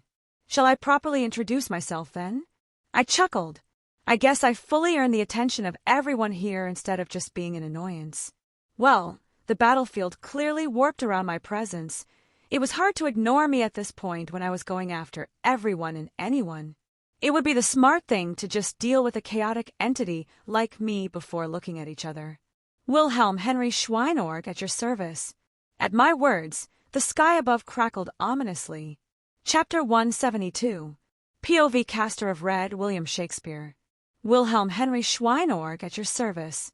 I sat up as he announced his name, the dramatic introduction, the delivery, the ambience. Wonderful! I gave a small clap. Ah, how I wish I could pick his brain. I bit my thumb. Oh, how I wish to go learn of his thoughts, to understand this character that entered the stage, front and center. Declaring he'll take on both factions. Simply marvelous. If you keep speaking, I will be more than happy to toss you off the edge of my gardens so you can head down and see for yourself. A venomous voice rebuked my appreciation. I am surrounded by critics. My dear assassin, I am but a humble writer. I'm afraid the mere fall will force me off the stage for good. I bowed. We can only hope, she drawled, flicking her finger to enhance the long-distance magecraft viewing spell she had cast. Schweinorg. I turned my gaze towards the one who spoke. Our master, so to speak. Not the person who had summoned me, but the one who now held my leash. Well, I did find him more interesting than that boor who performed the ritual. Does the name hold significance, my master? I grinned and twirled my pen. He turned to me, his eyes lit with a small fire within. This was a true main character. I was excited to see how this play unfolded before my eyes. Schweinorg, it's the name of the second magician, Kischer Zelretch Schweinorg. Master looked at the man who had wounded him intently. I was not aware that the Kaleidoscope had any family members. Oh ho, his character becomes even more interesting. A possible relation to such an illustrious figure? How mysterious this new addition to the stage is. Irrelevant. Assassin spat out, tapping her fingers on her throne. Inside my garden, even a magician can't move freely. She stared at his face, the master that was fighting against multiple servants, and scowled deeply. I'll teach him a lesson if he has the courage to step foot here. She had been quite irritable after healing up our master from that little meeting. Well, more so than usual. Shiro Kodomine suffered no major wounds, but he was still injured and the scars lingered. I suppose her arrogance is well earned. My artistic flair started and ended with the written word, but I could appreciate other avenues of expression. And to deny her noble phantasm was a work of art would be the height of foolishness. The Hanging Gardens of Babylon. Would this flying fortress be a stepping stone, or an unassailable wall for our performers? As a caster-class servant I could understand this place more so than any another class, even if I never practiced magecraft in my life. Not only was it a fortress high up into the heavens, it was Assassin's workshop. A plot twist it was, to have our assassin also be our more traditional magus of the group. I will believe in your ability, assassin, our master said without any hesitation, making our dear assassin puff up happily. Oh, master, if only you weren't a man of the cloth, this could have been a fun rom-com side story. A bit low-brow for my tastes, but it's hard to not enjoy the simplicity every once in a while, especially since it wouldn't detract from the main plot. I have been left woefully in the dark, master. I clutched my heart, aghast at this turn of events. What plans have you devised so I may prepare myself accordingly? I readied my pen and parchment. Master had a small smile on his face, looking at the viewing of the battle. His entrance has given us a good opportunity to acquire the Grail. Oh my, to assault the enemy's stronghold while their forces are away. I began scribbling down my thoughts. Do you wish to sneak in or openly attack the front? I looked up, waiting for an answer, then paused. Wait, don't tell me. I stopped myself. I wanted to see how this would play out without any spoilers. You can always come along, caster. Shiro gave a small laugh. I am but a humble playwright, my master. The battlefield is no place for me. Gods forbid he does something useful. Assassin added offhandedly. Assassin, I am wounded by such harsh words. I clutched my heart. Did I not apply my talents in healing Lancer? I did most of the work. She scoffed in annoyance. Ah, but it would have taken at least another day to fully heal him had I not intervened. I pointed out, much to her chagrin. And I shall apply my efforts once again, I declared, turning back towards our master. I shall provide you with a fine blade to fight for your ideals, master. So struggle. Attempt to prove your ideals to the world, and I will watch it all. POV Fiore Forveg, Ig Millennia, Master of Archer of Black. This location is suitable, thank you. I politely dismissed the homunculus that was navigating my wheelchair. Fiore. Darnick spoke. His voice was not loud, but it carried across the entire room we occupied. How is the situation with Archer? His last report noted there was no movement around the perimeter, and he was focusing on the battle and waiting for an opportunity to intervene advantageously. I replied. Archer, rather Chiron, had taken the highest point on the castle and was relaying information to me. Good. Well done, Fiore. Darnik praised. Thank you, Lord Darnik. I bowed my head slightly in appreciation. Is the long-distance scrying ready? I inquired. It's done. Gords, the master of saber, slammed the door open, apparently answering my question. Behind him, Selenik sauntered in. Is this it? He looked around with an annoyed expression. I'm here too. Calls arrived late, as per usual. I swear, if I didn't keep on him, he would never show up. Everyone else is busy with their own duties. Darnik raised a scepter, and screens appeared at the center of the room, giving us a long-distance scrying of the battle. We'll take you all on. The master that Saber had spoken of appeared on the screen. All of us seemed surprised at his arrival and sudden declaration. That brat! Gord slammed his fit on a nearby table. Oh how! Selenik let out a haughty laugh. Is this the one who attacked you? He snuck up on me. Gord snapped. If he didn't sneak attack me, I'd have easily taken him. He had conveniently forgotten that this master had fought with a servant, per Saber's words. Cull seemed to ignore them, staring at the image. So that's his servant, any guesses?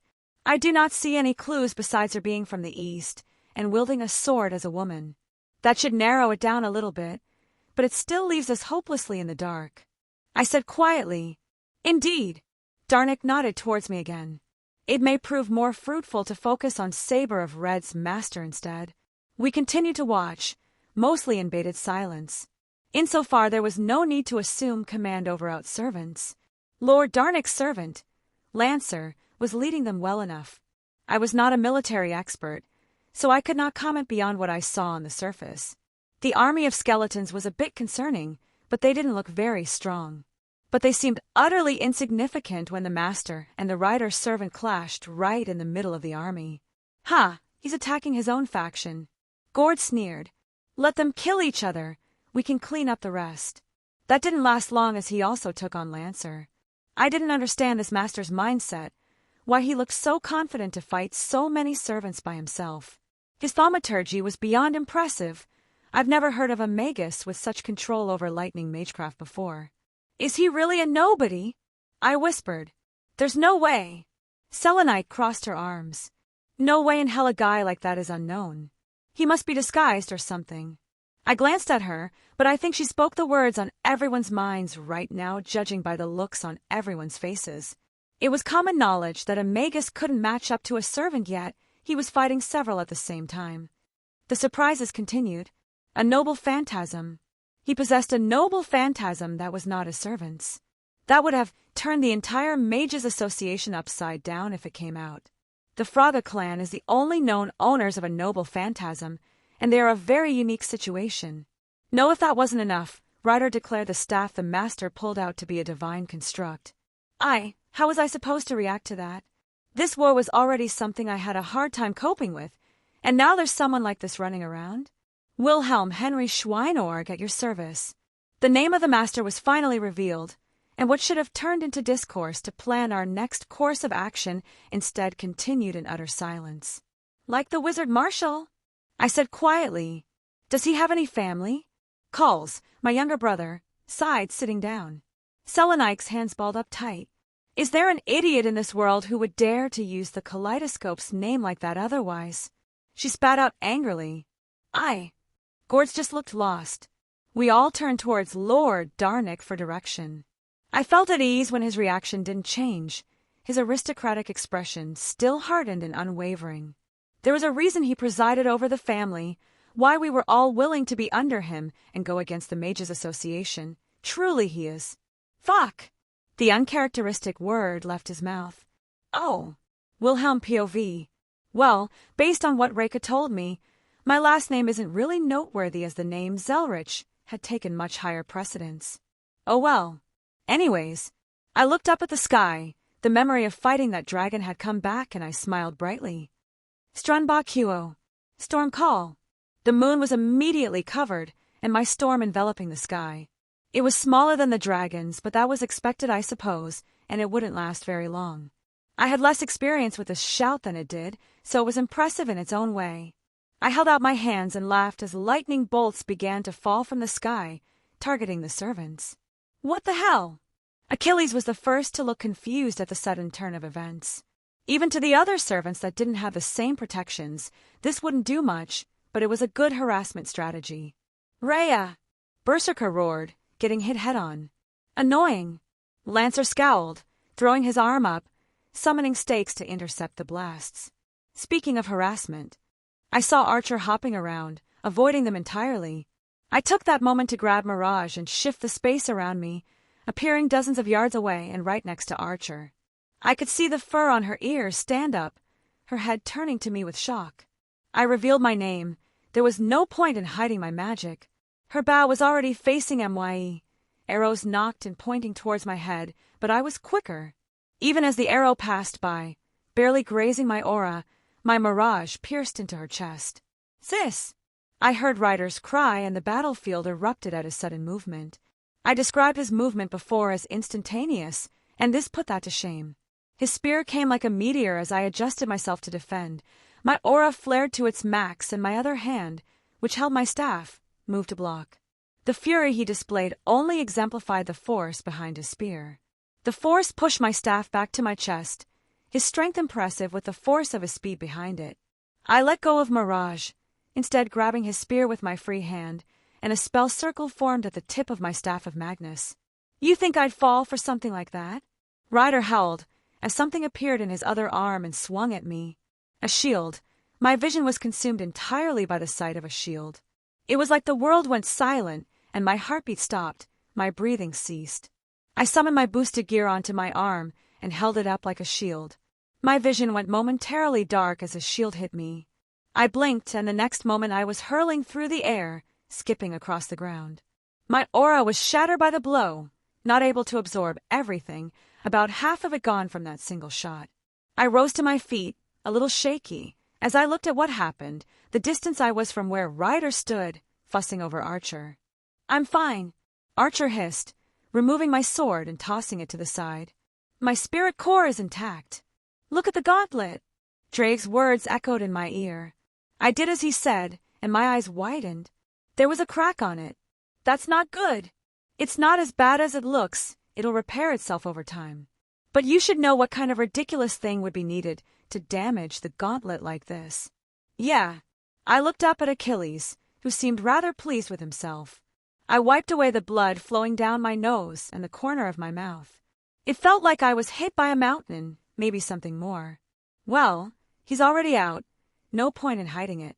I put the staff away, holding my hand out to bring Mirage back to my hand while my other swords returned to my side. Our eyes locked. I held the gauntlet up. "Boost," I called out, doubling my physical capabilities. The rush was always insane, intoxicating. I'm not used to being ignored. I turned at Lancer, who casually strode over. That baleful aura enveloping as he jerked his hand up. The ground was torn apart. Hundreds upon hundreds of stakes burst out into the sky, weaving around at his command. Like a torrent, they moved around him, and it was just a flick of his wrist that made them turn and come right at me. Well, allow me to rectify that. I was unperturbed by the sight. It was certainly impressive, and even dangerous, but I was feeling rather confident right now. My sword of destruction moved in front of me as I fed it my aura. These were no divine flames. It erupted in my power of destruction, pointing towards the mass of stakes and shooting at them. They were nothing more than paper in front of my sword, in front of my bloodline that could even reach the divine. The crackling of that dark energy jutted out in every direction, engulfing all the stakes that had passed by. "What?" Lancer blurted out, his composure changing for the first time. "What is this disgusting power?" He flexed his arm, more stakes coming forth, but it was unable to stop my sword of destruction from moving forward towards him. He ceased the fruitless endeavor and instead lifted his spear up about to strike, but paused. His eyes glanced to the side as another figure materialized next to him, great sword in hand colliding with my sword of destruction, knocking it away. "He's here." Drake spoke in my soul. I could feel him as well. With a mental command, my sword flew back to me, my power of destruction rescinding. "I told you to wait for my command." Lancer looked at the Saber servant in annoyance. "I'm sorry, but he is someone I must face," Saber declared, eyes not leaving mine. "Get in line, buddy." Ryder stepped forward. That fury he had before seemed to disappear, and I didn't have the chance to see where Archer went. but by the sounds of battle to the side and lightning cracking, I think her and Berserker are fighting. Funnily enough, fighting all of these servants actually handicapped them. If one of them wanted to release a wide-range noble phantasm, it was likely they would be ganged up on by the other side. I looked at Saber and let out a sigh, but a smile crept up on my face. So, you finally noticed? This feeling I felt in my heart when I first saw you, this burning need to turn my blade towards you. Saber gripped his sword tight. I now know why. He took a proper stance. You are a dragon. Chapter 173. Berserker of Red, Minamoto no Reiku, POV. Master. I watched him go headfirst into a battle between many servants, yet my eyes could not leave the one in front of me. I knew I should have been supporting him, but this feeling inside of me made it impossible to ignore Lancer of Red. Even if he told me to move as I wanted, I felt uneasy. A mother should be there to protect her son, especially on a battlefield such as this. Is it really okay for me to be greedy? I bit my lip, glancing back at the battlefield, then back at Lancer, who I follow this far away. An unconscious action that we both moved away to fight without interruptions. You are distracted. Lancer's words broke me from my thoughts. Despite this feeling, this compulsion to draw my sword, I was eerily calm and he appeared much the same. Are you worried about your master? He followed my gaze into the distance, a small smile forming on his face. You are lucky to have him as your master. I have not spoken with mine since my summoning, yet yours will fight by your side. I still can't help but feel jealous of you, Arjuna. Arjuna! I said in confusion. Lancer shook his head. Apologies, that was a slip of the tongue. He didn't take a battle stance, instead preformed something of a proper greeting. You have this feeling as well? This pain in my chest that does not allow me to exist while you still breath. I cannot live while you still draw breath. I place my hand on my sword's hilt. I have never met you before in my life. Why do I feel this way? I couldn't look at him as an insect. I was more clear-minded than I had been since my summoning. I am Karna, son of the sun god Surya. He introduced himself, spear hefted up. And you appear so similar to my brother. It is almost like a jest. Is it a cruel twist of fate, or a boon I should be thankful for? The hero of charity, I whispered, the knowledge coming to the forefront of my mind, and many things began to make sense now. I am Minamoto no Reiku, daughter of Gozatennu. Gozatennu, an aspect of Indra. A flash of understanding was seen on his face. Yes, I confirmed. Indeed, this battle was inevitable. He shook his head again, but did not look displeased. Daughter of Indra, sister to my brother and fated foe Arjuna. Flames ignited around him. Fight me, or return to your master's side, and we can continue our battle like so. He was letting me choose. This fight was important to him, more than I could understand, even with this strange feeling compelling me to raise my blade against them. I don't want him anywhere near my master. No, you are dangerous. I shook my head, my sword drawn from its sheath. I will crush you here. This time it will not end with merely an arm. He smiled, lightly holding up the arm that had been healed, before letting out a small laugh. It took a command seal and 2 other servants to heal me this quickly. Your attack was praiseworthy. He gripped his spear back, taking a proper stance this time. Instinctively, I summoned forth my divine lightning, as if it had the incessant need to display itself against his flames. Yes, that is the lightning I know. Karna was more expressive than I've ever seen of him yet. Is it the will of the gods that this fight happens again, or just a happenstance of fate? He gave a genuine smile. Father, watch over me. Karna spoke softly. Father. I felt myself whisper under my breath, without even realizing my actions. My light roared, and his flames burst out as we collided for the first time. Wilhelm POV. I locked eyes with the dragon slayer, his gaze unwavering. I felt the trepidation, the call for my blood that pulsated off his blade. It was the first time I've had an anti-dragon weapon pointed at me as opposed to being nearby. It was different than even the holy attribute of the church that's like poison to my devil heritage. With them, it carried a purifying principle, the desire to remove my evil from the world. For this dragon slayer, I felt a murderous intent bearing down to cut me to pieces and scatter my ashes to the wind. His words gave me a moment of respite. Achilles looked at me strangely. His lackadaisical attitude was shifting to something more serious. He briefly exploded in anger when I hurt his companion, but he shifted back to that fun-loving fool that I've seen plenty of times now. Even when he was angry at my provocations, it didn't feel like he was all that invested beyond just having fun. Lancer of Black, he looked like he was mentally advising strategies. He didn't appear to be the type to run and head first like Rider of Red unless overly provoked to do so.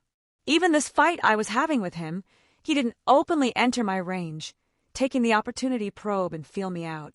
Well, if no one's going to make the first move. My head jerked up at the clouds and I realized they were no longer being struck by my lightning bolts. I held my hand out and static crackled all around me, but it wasn't of my own make. We all turned to see a massive pillar of green lighting shoot to the sky. My eyes widened as I realized who had just taken hold of my lightning, the Berserker servant. My eyes reinforced. I could make her out of a crowd of disposable minions, her fighting Archer of Red. She raised her mace up and slammed it into the ground. Pillars of lightning erupted all over the area, the ground beneath us sundered from the unleashed torrent of power. We all moved to dodge, as the battlefield became completely chaotic. Out of a corner of my eye, an arrow made its way right for my eye, but it was not from Archer of Red. I caught it with a scowl, tossing it to the side as I continued to move. Annoying. I spat out as another arrow coming from the direction of the 8th Millennia Castle came at me. With a swipe of my sword, I deflected it easily, and another was right in the spot where I continued to move in. I dodged to the side, and there were 2 more right upon me. Okay, he was pretty damn skilled to predict me like this. I unleashed 2 birds effortlessly to destroy them, yet once again another was right in front of my chest. My aura flared, blocking it, only for a barrage to land in the same exact spot, even as I moved with a burst of lightning. 1 arrow pushed against my aura, another burst through the base of that one, hitting the same spot, and several more followed suit in the blink of an eye, like they were released with utmost certainty moments before I had even stood here. I looked down, and there was an arrow sticking out of my shoulder, my aura having been punctured through. I was more impressed than angry. I pulled it out, the arrowhead not being very deep. The wound healed almost immediately, but it was the fact that he managed to land a clean blow on me from so far away that really grabbed my attention. Well, I suppose I should return the favor. At this distance, I could only vague make out the silhouette of an archer up on the highest tower over at the castle. Arrows for arrows. I held my hand out, my lightning danced around my palms. It should go like this. Condense. Form. Accelerate. Lightning. Arrow. Burst. My lighting formed into the shape of arrows, aiming far away. With a thunderclap, they shot off into the distance. They arced across the sky visibly, nosily colliding with a bounded field that sprung up around the castle. The defenses didn't budge, and I just clicked my tongue in annoyance, but I think the archer already abandoned that sniping spot, so the effort wasn't wasted. Well, for a hastily made spell, it wasn't bad. I pivoted, foot digging into the ground as Mirage swung up to meet a bloodthirsty blade coming down on me. Well, you're first, I suppose. I grinned at the Dragon Slayer. I didn't react, but I was hesitant about being hit by that sword. Forget me already. I snapped to the side and held up the boosted gear as a shield to block the familiar spear of Rider as it struggled to move against my gauntlet. You're blocking me with 1 arm, Rider said with confusion. The strength of a dragon, I don't know how, but he's intertwined with 1. Saber spoke up. Oh, both sides working together against me? I'm flattered. Tisk. Rider clicked his tongue. I don't need help to beat you, bastard, he said, but didn't dismiss Saber. Saber pushed down on his sword, and I buckled slightly. His strength was no joke, but I wasn't even at my peak yet. The strength of a dragon, well, you're not wrong. What do you think, Drag? He has good insight. I can see how he was able to slay Fafnir. The jewel on the boosted gear lit up. His voice projected out. What? Rider looked taken back. Even Saber's blade hesitated. You can speak. Of course. Do you think I'm incapable of it? Drake scoffed. Don't put me on the same level as that greedy dragon you killed. You know who I am. Saber still seemed utterly shocked that this conversation was happening. I've met that dragon in the past. Do you think I wouldn't recognize the person who carries his scent? Siegfried. You've got to be fucking kidding me. Rider scowled and I held back a laugh. I stepped forward, pushed his blade away, and swung in a wide arc to force both Saber and Rider back. "It's as you say." Siegfried hefted his blade up again. "I am Siegfried, the dragon-blooded knight. If you can speak, I would ask your name, dragon." "Haha, actually asking my name, I like you." "Struggle, dragon slayer. Fight with all your might, and test yourself against my wielder," Drake declared. "I am Drake Gotch, the Red Dragon Emperor. I will remember your name." Siegfried nodded. "I have one more thing to say." Siegfried perked up attentively. "Boost," me and Drake said at the same time. Again, Siegfried's eyes widened, my sword swinging up from below at him. He moved his sword, bombing to block, but his guard was destroyed at first contact. I ducked down as Ryder's spear moved through the spot my head had just been. No indication that he even moved. His speed still ridiculous, but at this point, it didn't seem out of my reach anymore. He twirled his spear, swinging it down in the same movement to try and catch me. I slid to the side and slashed my sword at him, full of magical energy. He quickly brought his spear up to block, only to get blown back at the impact, ground upheavaled as he regained footing. I flicked my hand towards Siegfried. Talismans flew out, forming a spell around him. 3 elements sealing formation. I didn't give him another second glance as my gauntlet-clad hand launched out, connecting with Achilles' face. The force of my blow knocked him off his feet, his head jerking to the side. To his credit, he didn't back down. He didn't get disorientated by the fact that I had just managed to land a solid hit on him, even when he's been having the speed advantage. His own fist snapped back, an otherwise sharp and crisp jab I had narrowly dodged. His speed was still something else, and I was starting to think he had an ability that allowed him to match my own speed in some capacity, because it felt like his was keeping pace even after 2 boosts. His knee shot up, but I pushed it down with my palm, followed up by an elbow from his side. His martial arts were indeed impressive, aiming for every opening I had to sneak a jab into. Pancration, I believe it's called, the most famous bare-handed fighting style of the ancient Greeks. This didn't mean he abandoned his spear. It tried to sneak in, but was continuously rebuked by my sword, which had the advantage at this distance. He was losing ground, quickly. At this point, my physical abilities trumped his. Each of my blows forced him back, and he buckled under the strain. I glanced to the side to see Siegfried already tearing through my seal after only a few breaths' worth of time. His physical prowess combined with his innate magical resistance did short work to my hastily applied spell. He was already charging at me in a single blink of an eye. His overhead slash tore apart the ground, but I held firm as Mirage was brought up to block. With a single hand, I pushed his sword back to his chest as he struggled to fight against me. Achilles' spear shot out again. This double teaming was a bit annoying. I guess it was time to do something about it. My other sword flew at him. While not doing much, it was enough to give me a moment as my gauntlet-clad palm opened up towards the rider servant. "Penetrate!" I called out as a beam burst forth, tearing through his chest. Achilles let out a pained shout, perhaps mostly filled with surprise at his defenses being overcome so abruptly. I gripped Mirage with 2 hands and knocked Siegfried's blade away. Following up, my free hand opened up and Ascalon flew down into it as I slashed down his own chest. "You're not the only one with an anti-dragon noble phantasm, dragon-blooded warrior." I grinned, my sword cutting deep into him. "Rider!" It was Archer this time who shouted, arrows flying at me from the distance, my swords darting out to meet them in midair. "Saber!" Another voice joining the fray, the Lancer of Black, decided to rejoin after backing away in the initial chaos that I guess he couldn't sit still after I just wounded 2 servants simultaneously. "Woohoo!" A shout erupted from above as my head snapped up. A person came flying down on a strange creature, lance in hand as he tried to stab at me. I swiped my hand, shattering the space around me, appearing a little distance away in a few steps, only to be bombarded by a hail of arrows, this time from the Archer of Black, whom I had yet to get a proper look at. I dodged easily enough, but that just opened me up to new problems. Rhea, a massive torrent of lightning was discharged my way. Stabbing my swords into the ground, the staff of Magnus appeared in front of me, and I cast a greater ward to defend. The residual blast scorched the earth around me for dozens of meters in every direction, but I was otherwise unhurt. Letting it go, I allowed it to float around me, just like my swords, easier to call upon. A loud whistle filled the air, and a chariot flashed through the air in a speed that made even Achilles look a bit slow.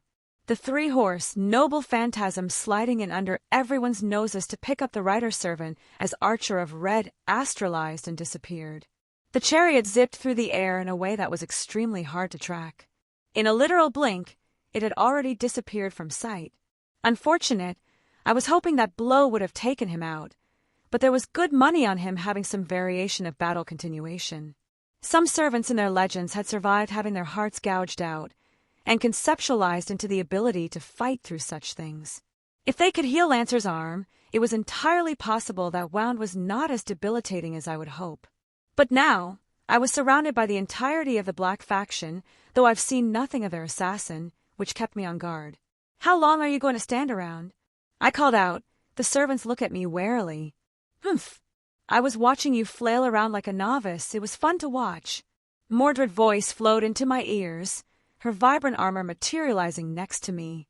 I couldn't help but grin, sweeping my gaze around at all the enemy servants. "This is my berserker servant," I introduced. "Fuck you, I'm a saber," she shouted in return. "See, a berserker." I laughed, growling. She just growled, but didn't keep arguing. "You're outnumbered. Surrender and we may work something out."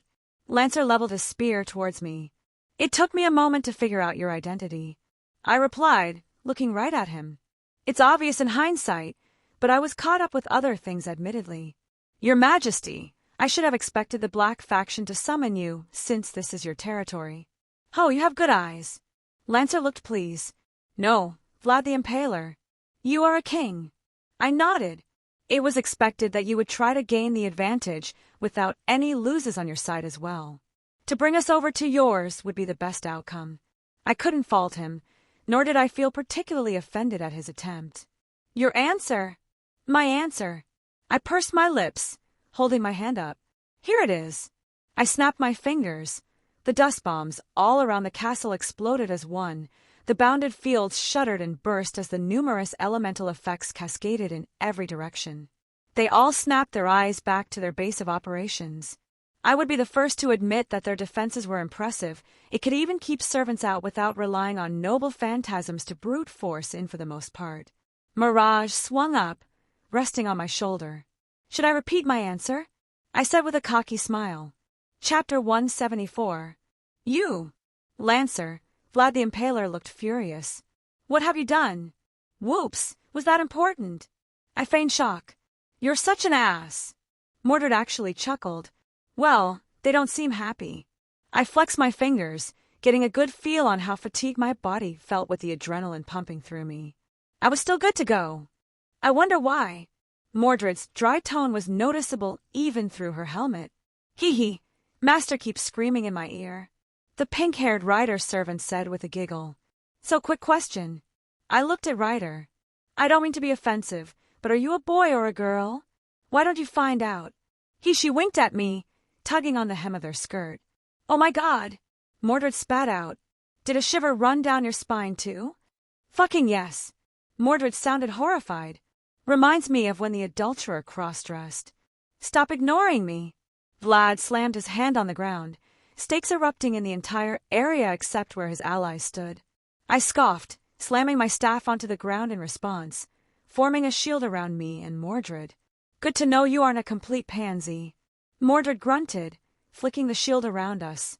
"Do you think a pansy would be able to bet Artoria?" I raised an eyebrow. She snorted. "Of course no." She paused, head slowly turning towards me. "The fuck you just say?" "That's right." I intentionally raised my voice. "I fucked your father." "Well, I will at some point at least." But that didn't stop me from posing dramatically. Been keeping that one in for too long. Though, everyone got really quiet. "Nice." Ryder shot me a thumbs up. To my surprise, Mordred didn't overtly react. "Should I call you mother then?" She snorted, seemingly pleased with herself at the retort. "Yes. No take-backs." "Wait, what?" "Come, it's time for some mother-son bonding."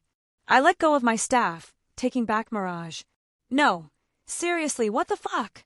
My attention was drawn elsewhere from Mordred's balking, gleams of light heading towards us in the distance. I cast condensed lightning over my limbs again, and reapplied all my enhancement spells. Lightning, arrow burst. I raised my hand over towards the forest. A dozen lightning arrows shot out, intercepting arrows firing right at us as the barrier fell. I would need to work on the casting sequence when I had time later, but it was actionable for now, I suppose. As if on K, they all moved on us.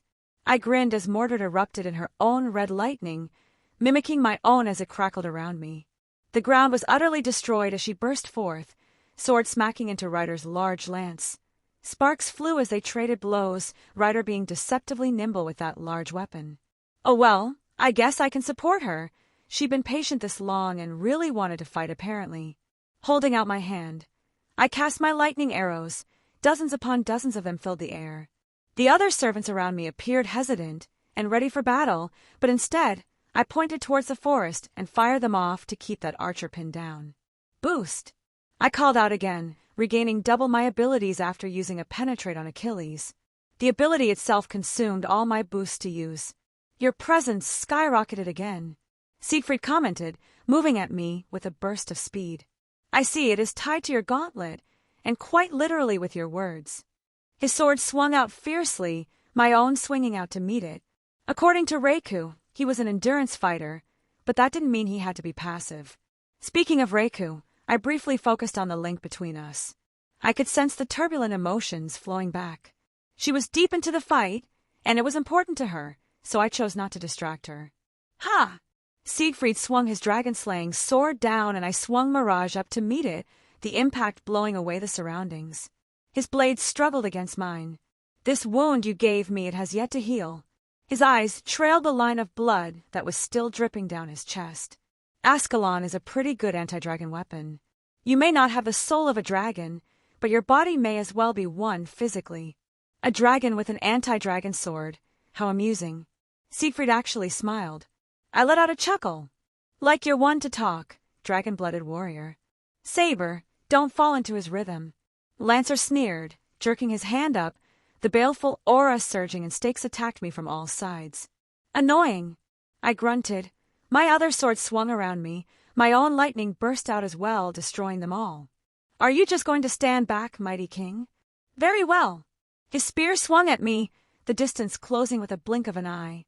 My eyes widened as I blocked with my gauntlet. The force of it actually made my arm shake. He only grinned, savagely, as the two servants pressed the advantage. I tumbled slightly, but quickly regained my foot, deflecting attacks from both foes. A physical boost from your legend being intertwined with the land we're fighting on? No, this is more than that. You are significantly stronger than a lancer should be. I snapped my fingers, runic circle summoned in the air, but not aimed towards me. Mordred. I looked towards her. She was taking on two servants, no three. Archer was really screwing with her. There were some arrows sticking out of her armor, even if she was overpowering the berserker and rider servant. They began to discharge lightning bolts towards the oncoming barrage. Humph, with my demonic defender of the state, as long as you remain within my territory, my abilities are unmatched. He waved his arms out, grandstanding. Impressive, but how about boost? I called out, shifting through the kaleidoscope, appearing right in front of him. My mirage swung at his neck, only to be deflected by Saber.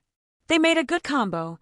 Makes it hard to get a deciding blow without leaning more into my gauntlet or magic. I've had enough of this foolishness. Lancer's aura exploded out, the ground shook, and even the sky turned red. My eyes widened. The release of his noble phantasm was obvious at this point, and I felt a large sense of danger. The lightning around my legs burst out, and I moved towards Mordred as fast as I could. Come, savages who trample over my territory. It's time to discipline you. I'll turn my compassion and rage into red-hot stakes and skewer you all. And these stakes are not limited, but truly infinite. So despair, and gorge on your own blood. The aura around him reached its peak. Kazikli Bay. Mordred POV. Guess I'll get you Pinky, and the monster over there. I gestured towards the obvious berserker servant who just growled and roared without speaking. And if that wasn't obvious enough, only a mad fool would wear a wedding dress to fight in. Rhea!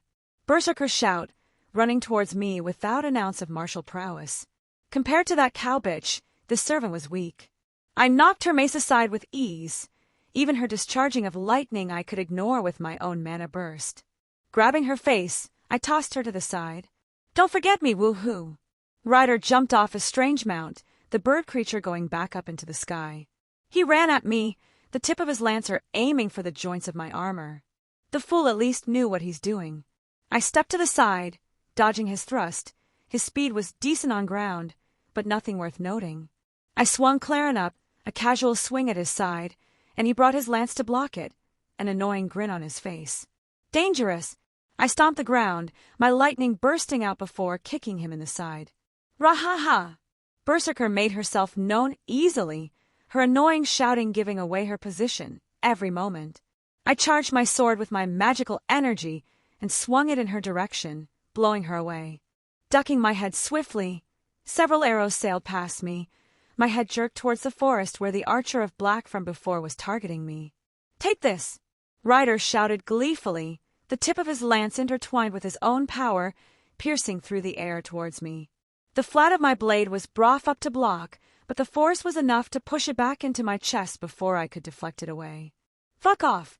I shouted in annoyance as more arrows came at me in that brief moment. Swinging my sword in the air, I destroyed them from dozens of feet away. Grrrrrrr! Berserker was on me again, mace slammed in the ground and discharged a burst of lightning towards me. At the same time, several more arrows came at me, and Ryder's lance shot towards my face. I slammed Claren into the ground, activating my mana burst again. Ryder and Berserker were blown back, but a stream of arrows hit my shoulder, tunneling through my armor. I was about to go after the archer, but suddenly magical lighting fired into the air, destroying another volley of arrows. I turned to see who cast the spell, though I could have guessed.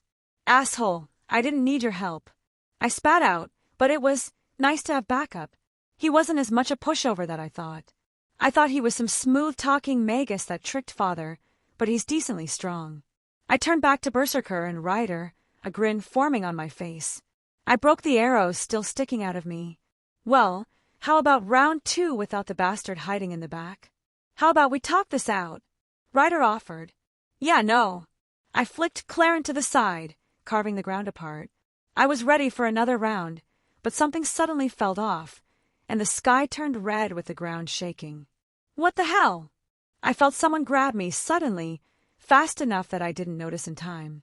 Khazikli Bay! Avalon! A golden light surrounded me, a warm light I hadn't seen in a very long time. All around us, stakes shot out of the ground, but failed to penetrate this barrier around us. I was at a loss for words. Made it in time. That was dangerous. The bastard magus laughed. This is why servants are scary. Noble phantasms are just hard to deal with. The light took an ethereal form around us, and it was something I would forever recognize. Father's sheath! I whispered. Yeah, she gave it to me to keep me safe. He smiled, holding it up for me to see. You really are together with father? It was hard to imagine, but why else would he have this sheath? It only worked with father's magical energy as well. He would have to have given it to this basta. I mean this person. She's someone very important to me. He pat my shoulder. Talk later, fight now. All right. I quickly dismissed all those troubling thoughts. I was a knight. I had no business being distracted by such things on the battlefield. I looked around again. The red sky started to fade, and even the uncountable number of stakes that blocked our vision began to disappear. I gripped my sword tightly, and I couldn't help but glance at this man who was beside me. Move quick, I'll support you. Fine, I replied. You better keep up. What kind of mom would I be if I let my son play without any supervision? He grinned, but for some reason, it didn't feel as annoying like it had been before. Father's sheath faded, just as the other noble phantasm returned the world to normal, and I burst out, targeting the berserker servant, who looked surprised at my sudden appearance. Not so fast. Ryder jumped after me. Trap of Argalia. The feeling of his noble phantasm activated. His spear lit up with an ethereal light as it stabbed towards my lower body. Bindings of Gaia. That! Magus's voice called out, and massive roots sprung up to wrap the Ryder servant up and bound him. Berserker swung her mace, but I sidestepped it easily. I poured a chunk of my magical energy into my sword, and my mana burst exploded out. Die! I shouted, swinging Clarent with all my strength right at the berserker servant, cleaving her in half and utterly destroying the area. The father's lover appeared at my side. That's one down, well done. I don't need your praise. I huffed. Of course I could take that servant down. I'm the best knight under father. Wilhelm POV. Mordred was acting strange, but I guess seeing Avalon might have dredged up some buried feelings. That noble phantasm, Khazikli Bey, was dangerous. The entire area, as in literally every square inch, was covered in stakes for its activation. And these weren't like the normal ones he can use as he wished. These ways gave off a foreboding feeling of death. Noble phantasms are dangerous. I had to use primordial runes, a divine construct, and my strongest shield spell to block that Lancer's noble phantasms from before. You continue to be pests. Vlad shouted, his face snarled in rage. I felt a twinge in my link with Sir Wiggles. Following the link, it looked like he found the Grail. I had him sneak in while we were distracting everyone and find the Grail. I looked at Mordred, then back at Lancer. Well, my feelings are hurt. I put my hand on Mordred. Good day, sir. I pulled Mordred through a portal opening up within the castle grounds. The hell? Mordred blurted out, landing on the ground from the sudden shift. The area was practically in ruins because of my bombs. Elemental effects were still seen everywhere, but there was no one running out to attack us. Sir Wiggles found the Grail one moment. I closed my eyes to follow his senses. I wasn't done. She threw her hands up. I watched you fight for like forever, and I barely got a turn. She whined. You can fight later. Let me focus. I tuned her out. Let's see. He should be at the right side, a few stories below the ground. Smart. Putting it closer to the ley line. It should be quick, too. My eyes shot open. And then you. Mordred stopped, looking at me. What? Which bitch dares? I shouted to the surroundings, feeling a ping from the familiar link. My face immediately morphed into an expression of rage. Ho ho! A haughty laugh answered. My, when things happen you don't foresee, is this how you react? Imagine how we felt this entire time. A woman with long black hair appeared. I recognized her from before with the priest. She stood upon the castle walls, a good distance away. In any other situation, I may have made a cocky remark, or even flirted, but right now all I felt was unbelievable anger as she held Sir Wiggles, gripped tightly in her hand. He didn't move. His eyes were closed. I could only faintly feel him through the link. He was still alive. Is this rodent yours, An evil grin grew on her face as she squeezed a little bit tighter. Assassin. The priest's voice echoed out. He stepped up right behind her. There's no need to be cruel. We've got what we came here for. As soon as the words left his mouth, a large skeletal beast touched down from the sky next to them. You. I took a step forward, but she raised up Sir Wiggles. Ah. She looked at me smugly. Careful, I may accidentally squeeze it too tightly. I stopped in my tracks, only able to glare. There, that's the perfect look for you. She laughed, mounting up with the priest, who just stared at me without emotion. As they took to the skies, she tossed Sir Wiggles down. I moved as quickly as I could to catch him. I immediately called up on the power of Avalon, letting its light wash over him. There were spots on him, green and black. He had been poisoned. Come on, buddy, this is nothing. I ran a hand through his matted fur. Oi, you gonna let them get away with that? Mordred retracted her helmet, giving me a look. This is more important. I didn't even harbor the thought. You really care about that rabbit? He's family, was all I said. Wilhelm. Vlad's enraged voice filled the area, already having come back to the castle. Where is my Grail? I guess he had been informed on what happened by someone. I don't have it. I spat out, cradling my familiar. You're too late. Mordred clarified. Those other guys stole it. He let out an angry grunt. This is your fault, if you hadn't. Quiet. Reiku appeared next to me. Speak one more word and I shall crush you, insect. Lancer. Siegfried also came to calm his companion. Flanked by Ryder, and whom I believe was Archer since I didn't recognize him and he had a bow. I ignored them for the moment. You're back. I sent towards Reiku. With a glance, I could see her condition. She had been fighting with Lancer for a while now, and it definitely showed. She was sporting many wounds and looked exhausted. Lancer was forcibly recalled. Reiku didn't sound too happy. Another command seal? Yes, but he said that he needed one to regrow his arm in such short time. That means 3 had been used. That doesn't sound right. Something was definitely up there. What happened? Why is everyone standing around? Riders slammed their lance into the ground and leaned against it. Look up into the sky and see. I stated. What do you mean? Ryder looked up. Oh, that's... Siegfried looked surprised as well. How did that appear without anyone noticing? Even Vlad shared their reaction. It appears that we've underestimated the Red faction. Archer's voice reached my ears. Being able to bring something like that out, it would not be simple. For them to do it under our noses, it speaks of detailed planning. I noticed it when they flew away. High up into the sky was a fortress. There was no doubt in my mind that it was a noble phantasm. A noble phantasm that existed in the normal world, not a single-use ability, and it was a flying fortress. Things were not simple at all. Sir Wiggles opened his eyes, the foreign colors leaving his body. Good boy. I'm going to bring it down. I declared.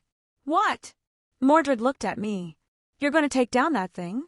That's probably Castor's fucking workshop and a noble phantasm. It probably has more defenses than this place, and such a stupid thing is probably from the age of gods. Yup.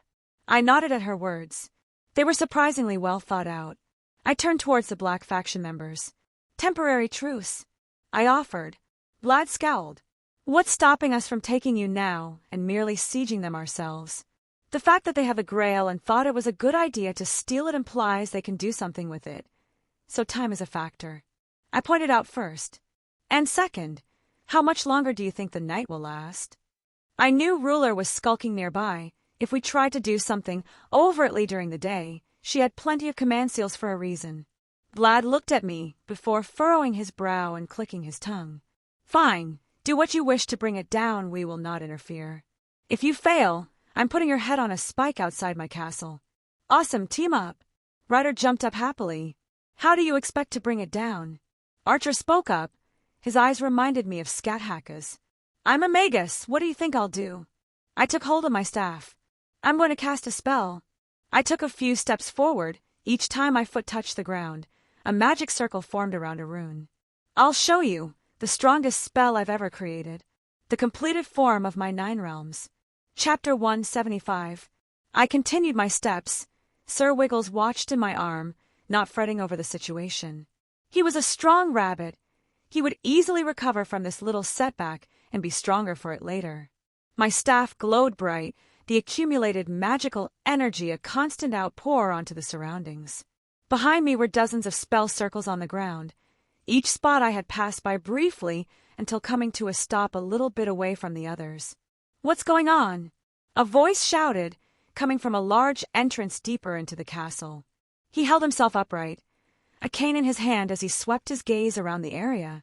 Flanked by his sides were people in somewhat matching uniforms, and behind him was the familiar figure of Siegfried's master.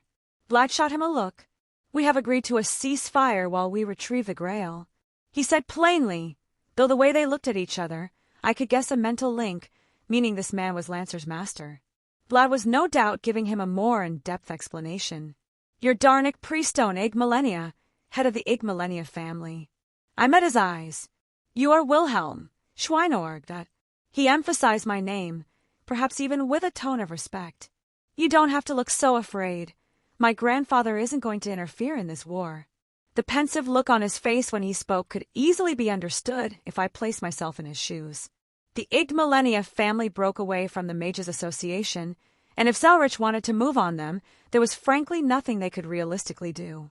Now, I raised my staff up, beginning the important bits of the spell sequence. I need to concentrate. Out of the corner of my eye, I saw Reika look more alert. Despite being a berserker and having some weird version of mad enhancement, she was undoubtedly a warrior.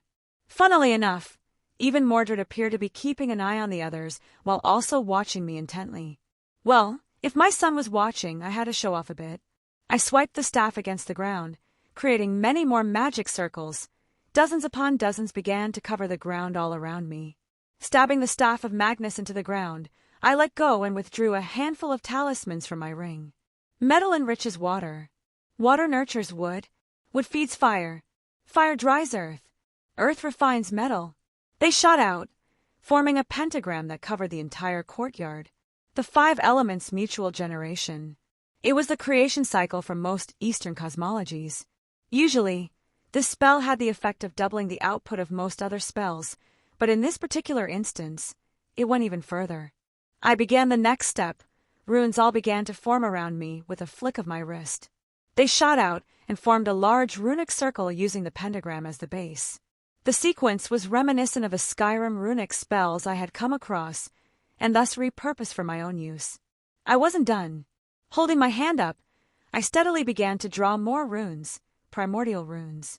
The very air around the castle shuddered at the actualization of these spells that were created during the Age of Gods. This system of symbols that could reach the truth of the world with their hidden meanings. Overlapped, my primordial runes that represented the elements overlaid with my 5 elements mutual generation. Putting my hand over the orb on my staff of Magnus, I continued. 1 gives birth to 9. The ground around the castle shook, as if an earthquake overtook the area. The magical energy in the air stirred, and the stars above began to glow just a little bit brighter. My spell circles lit up immediately, all encompassed by the larger one that began to shine brighter and brighter. 2 different systems of world creation, 2 different cosmologies. The Eastern creation cycle bolstered the Norse's version of origins, the beginnings of their 9 realms. I felt a swelling in my chest, and I couldn't help but smile. This was the first time I attempted to cast the spell, and now the blessing of Odin burned within me, as if reacting to my intent. I was pulling massively on concepts connected to the Norse cosmology, and who better defined that than the All-Father himself, who hung himself upon the branches of Yggdrasil to gain wisdom. The blessing synchronized with the casting, adding weight to my spell, pulling further upon the concepts. And 9 embraces 1. I held my hands out. Something began to grow out of the ground. At a visible speed, they came together, merged and expanded. A tree. The world tree. It grew, shooting up towards the sky, immediately eclipsing the height of the castle, towering above everything within 100 miles. I finished, and the final pieces of the tree sprouted, its form taking a solidified shape unto the world. Something not seen in millennia, not born of this age. It was fake, a broken image of the past, but for a moment it would exist again. Blessings of the world tree, Yggdrasil. Still, the flying fortress sat above the clouds, continuing to look down upon us. What is that? It was Saber's master who spoke, pointing at the new addition to the landscape. The air. Archer spoke. It's nostalgic. I feel good, Mordred said idly, holding her hands up. The tree just existing is a boon to those who I choose to shelter beneath it. That is impressive magecraft, to call upon the sacred tree in this era like so. Siegfried spoke with praise. I had forgotten that he grew up in a time where the Norse were still adhered to, their teachings followed. Master, I feel energized, and my wounds are healing rapidly. Reka spoke through the link. I feel stronger as well. I wanted to respond, but something caught my attention up into the sky. The flying fortress shifted, and I saw colorful symbols alight around its exterior. Even with reinforcing my eyesight, I could just barely make out massive spell circles charging up. You! Do something! Saber's master shouted, pointing towards the sky. Can this stupid tree stop that? Did you think I cast the spell just for aesthetic purposes? I scoffed, withdrawing Gibalg from my ring and stabbing it into the ground. I call upon the realm of gods, the halls of immortals, and the All-Father. The tree shuddered and 9 figures appeared around it, located at the same places they existed along with the tree. These symbols, each representing their realm, glowed bright, but the one up top glowed the brightest. A floating city of gold, the symbol of the godly realm. Asgard, I commanded, tossing Gibalg up into it. Gibalg, it was a spear crafted by Skathak, who was taught her runic prowess by Odin himself. But that wasn't all.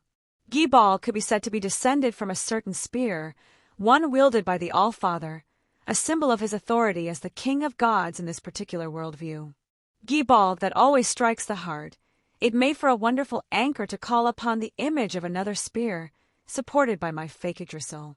The spear which strikes anywhere within the 9 realms. Reveal yourself. My Gibalg, filled with power, overlapping its existence with another phantasm, another memory and legend. Odin's blessing thrummed within my body, the spear solidified, a golden sheen now adorning the night sky, scaled up several-fold from its normal size. The power of Asgard upon my spell, it gave everything to form the spear. This was the final form of Asgard as represented in my 9 realms. I looked up, completely unafraid as I watched the flying fortress gather power. It was clear it thought my spell was a threat, perhaps unknowing of what it does, but the absolute amount of power it radiated probably causes them to worry. And I'm sure whoever sat upon the throne within that fortress assumed they held the advantage, that they didn't even consider themselves in danger. I smiled while running a hand through Sir Wiggle's fur. The spell circles reached their peak above the clouds, and a handful of beams of destruction fired down upon us. Each one would be enough to vaporize the castle in full. I heard shouts behind me to bring back up the shield, to use what spells they could to defend. Mordred cast a glance at me. I could tell she was a bit hesitant, but I just winked her way, earning a scoff, but she settled down. Reka did not fret one iota. Her faith in me was a warm welcome. Strike with absolution, Gungnir. I commanded. It moved, faster than one would perceive normally. A golden line ascended to the sky, jutting out in directions, and moving in ways that should be impossible under the normal laws of the world. My spear and the fired magical beams collided with an explosion of magical energy. There was no epic stalemate, no fighting between spells. A golden spear returned to my side without resistance, the night sky becoming serene once again. My 9 realm spells, they take an aspect of the corresponding realm I imbue them with. I chose Asgard for defense, to have a shield to defend with in using the basic application.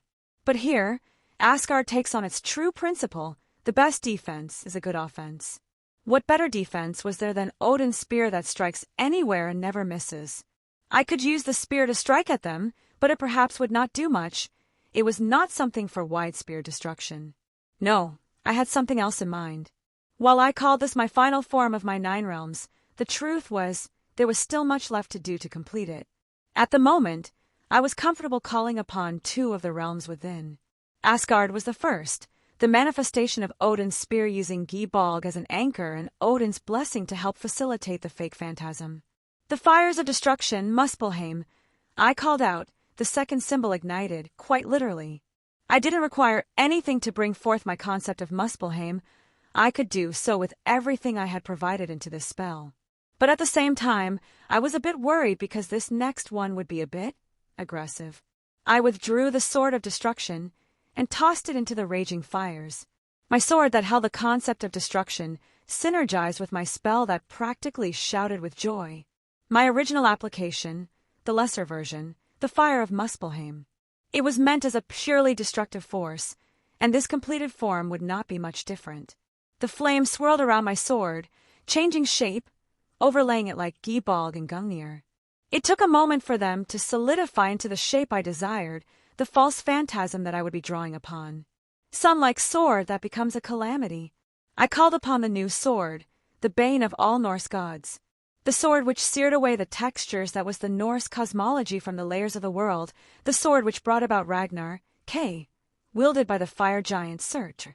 Fake as it was, a mere image of a phantasm that no longer exists, it still held much weight in the state. The concepts that brought it together are some that have thoroughly disappeared from the world. This ridiculous sword that could match the pillar that fastens together the layers of reality. Distance did not matter. An absolute authority over life. Well, this version was significantly weaker, but certain concepts still applied to it. And with my sword of destruction, acting was a wonderful container for the spell to bring about the true sword's effects, even severely diminished as they were. The space around the sword was burned away. The flame that threatened to spew out was forcibly contained at the sword's edge, but still, everything in the vicinity became significantly hotter. If I lapsed in focus for even a moment, this spell would run rampant in all directions. It floated high up, my arm raising along with it. This one is for you, Sir Wiggles. Twilight of the Gods, Levitian. I swiped my hand through the air. The space between the sword and the flying fortress was immaterial. It was all burned away in an instant. A white streak extended from the point of the slash, all the way up to the sky, colliding with the defensive capabilities of the noble phantasm. They lasted only for a moment before a chunk of the fortress was incinerated, and the rest of it began falling from the sky. Oh, Make, Dracula is only a second-rate vampire. You are one tough bastard. I grit my teeth, meeting each of Vlad's strikes head-on. He had blood running out the corners of his mouth, but that smile on his face revealed how much he was enjoying this. To survive against my enhanced abilities while in my territory, you are praiseworthy. He swung his spear out. Well, I just need to stall for time. While you're here, my servant can take out your companions. I began pushing back, my blade flashing out with increased speed. Vlad's brow furrowed. No, I simply have to deal with you quickly and go assist in retaking the Grail. Ha! Like I'll let you leave me like that. My other sword shot out, flying at him from all angles. He was forced to back off, the pressure of his attacks lessening. Annoying pest! He growled, jerking his hand up and summoning hundreds of stakes to pierce towards me. They did nothing in front of my many sword, all of which shot out to defend me. The attack abruptly stooped, Vlad looking dazed. No! He shouted, spear planting in the ground. Darnick, don't you dare! His voice filled with rage. He clutched his head, gritting his teeth. I forbid you from making me use this noble phantasm. Darnick, you backstabbing fool. What the hell is going on? I blurted out. I'm not him. I can't be, this isn't true. Vlad shouted out with increasing frenzy. No! I whispered in horror, realizing what was happening. The legend that attached itself to Vlad the Impaler, that carried itself over to modern times. I didn't think it was possible.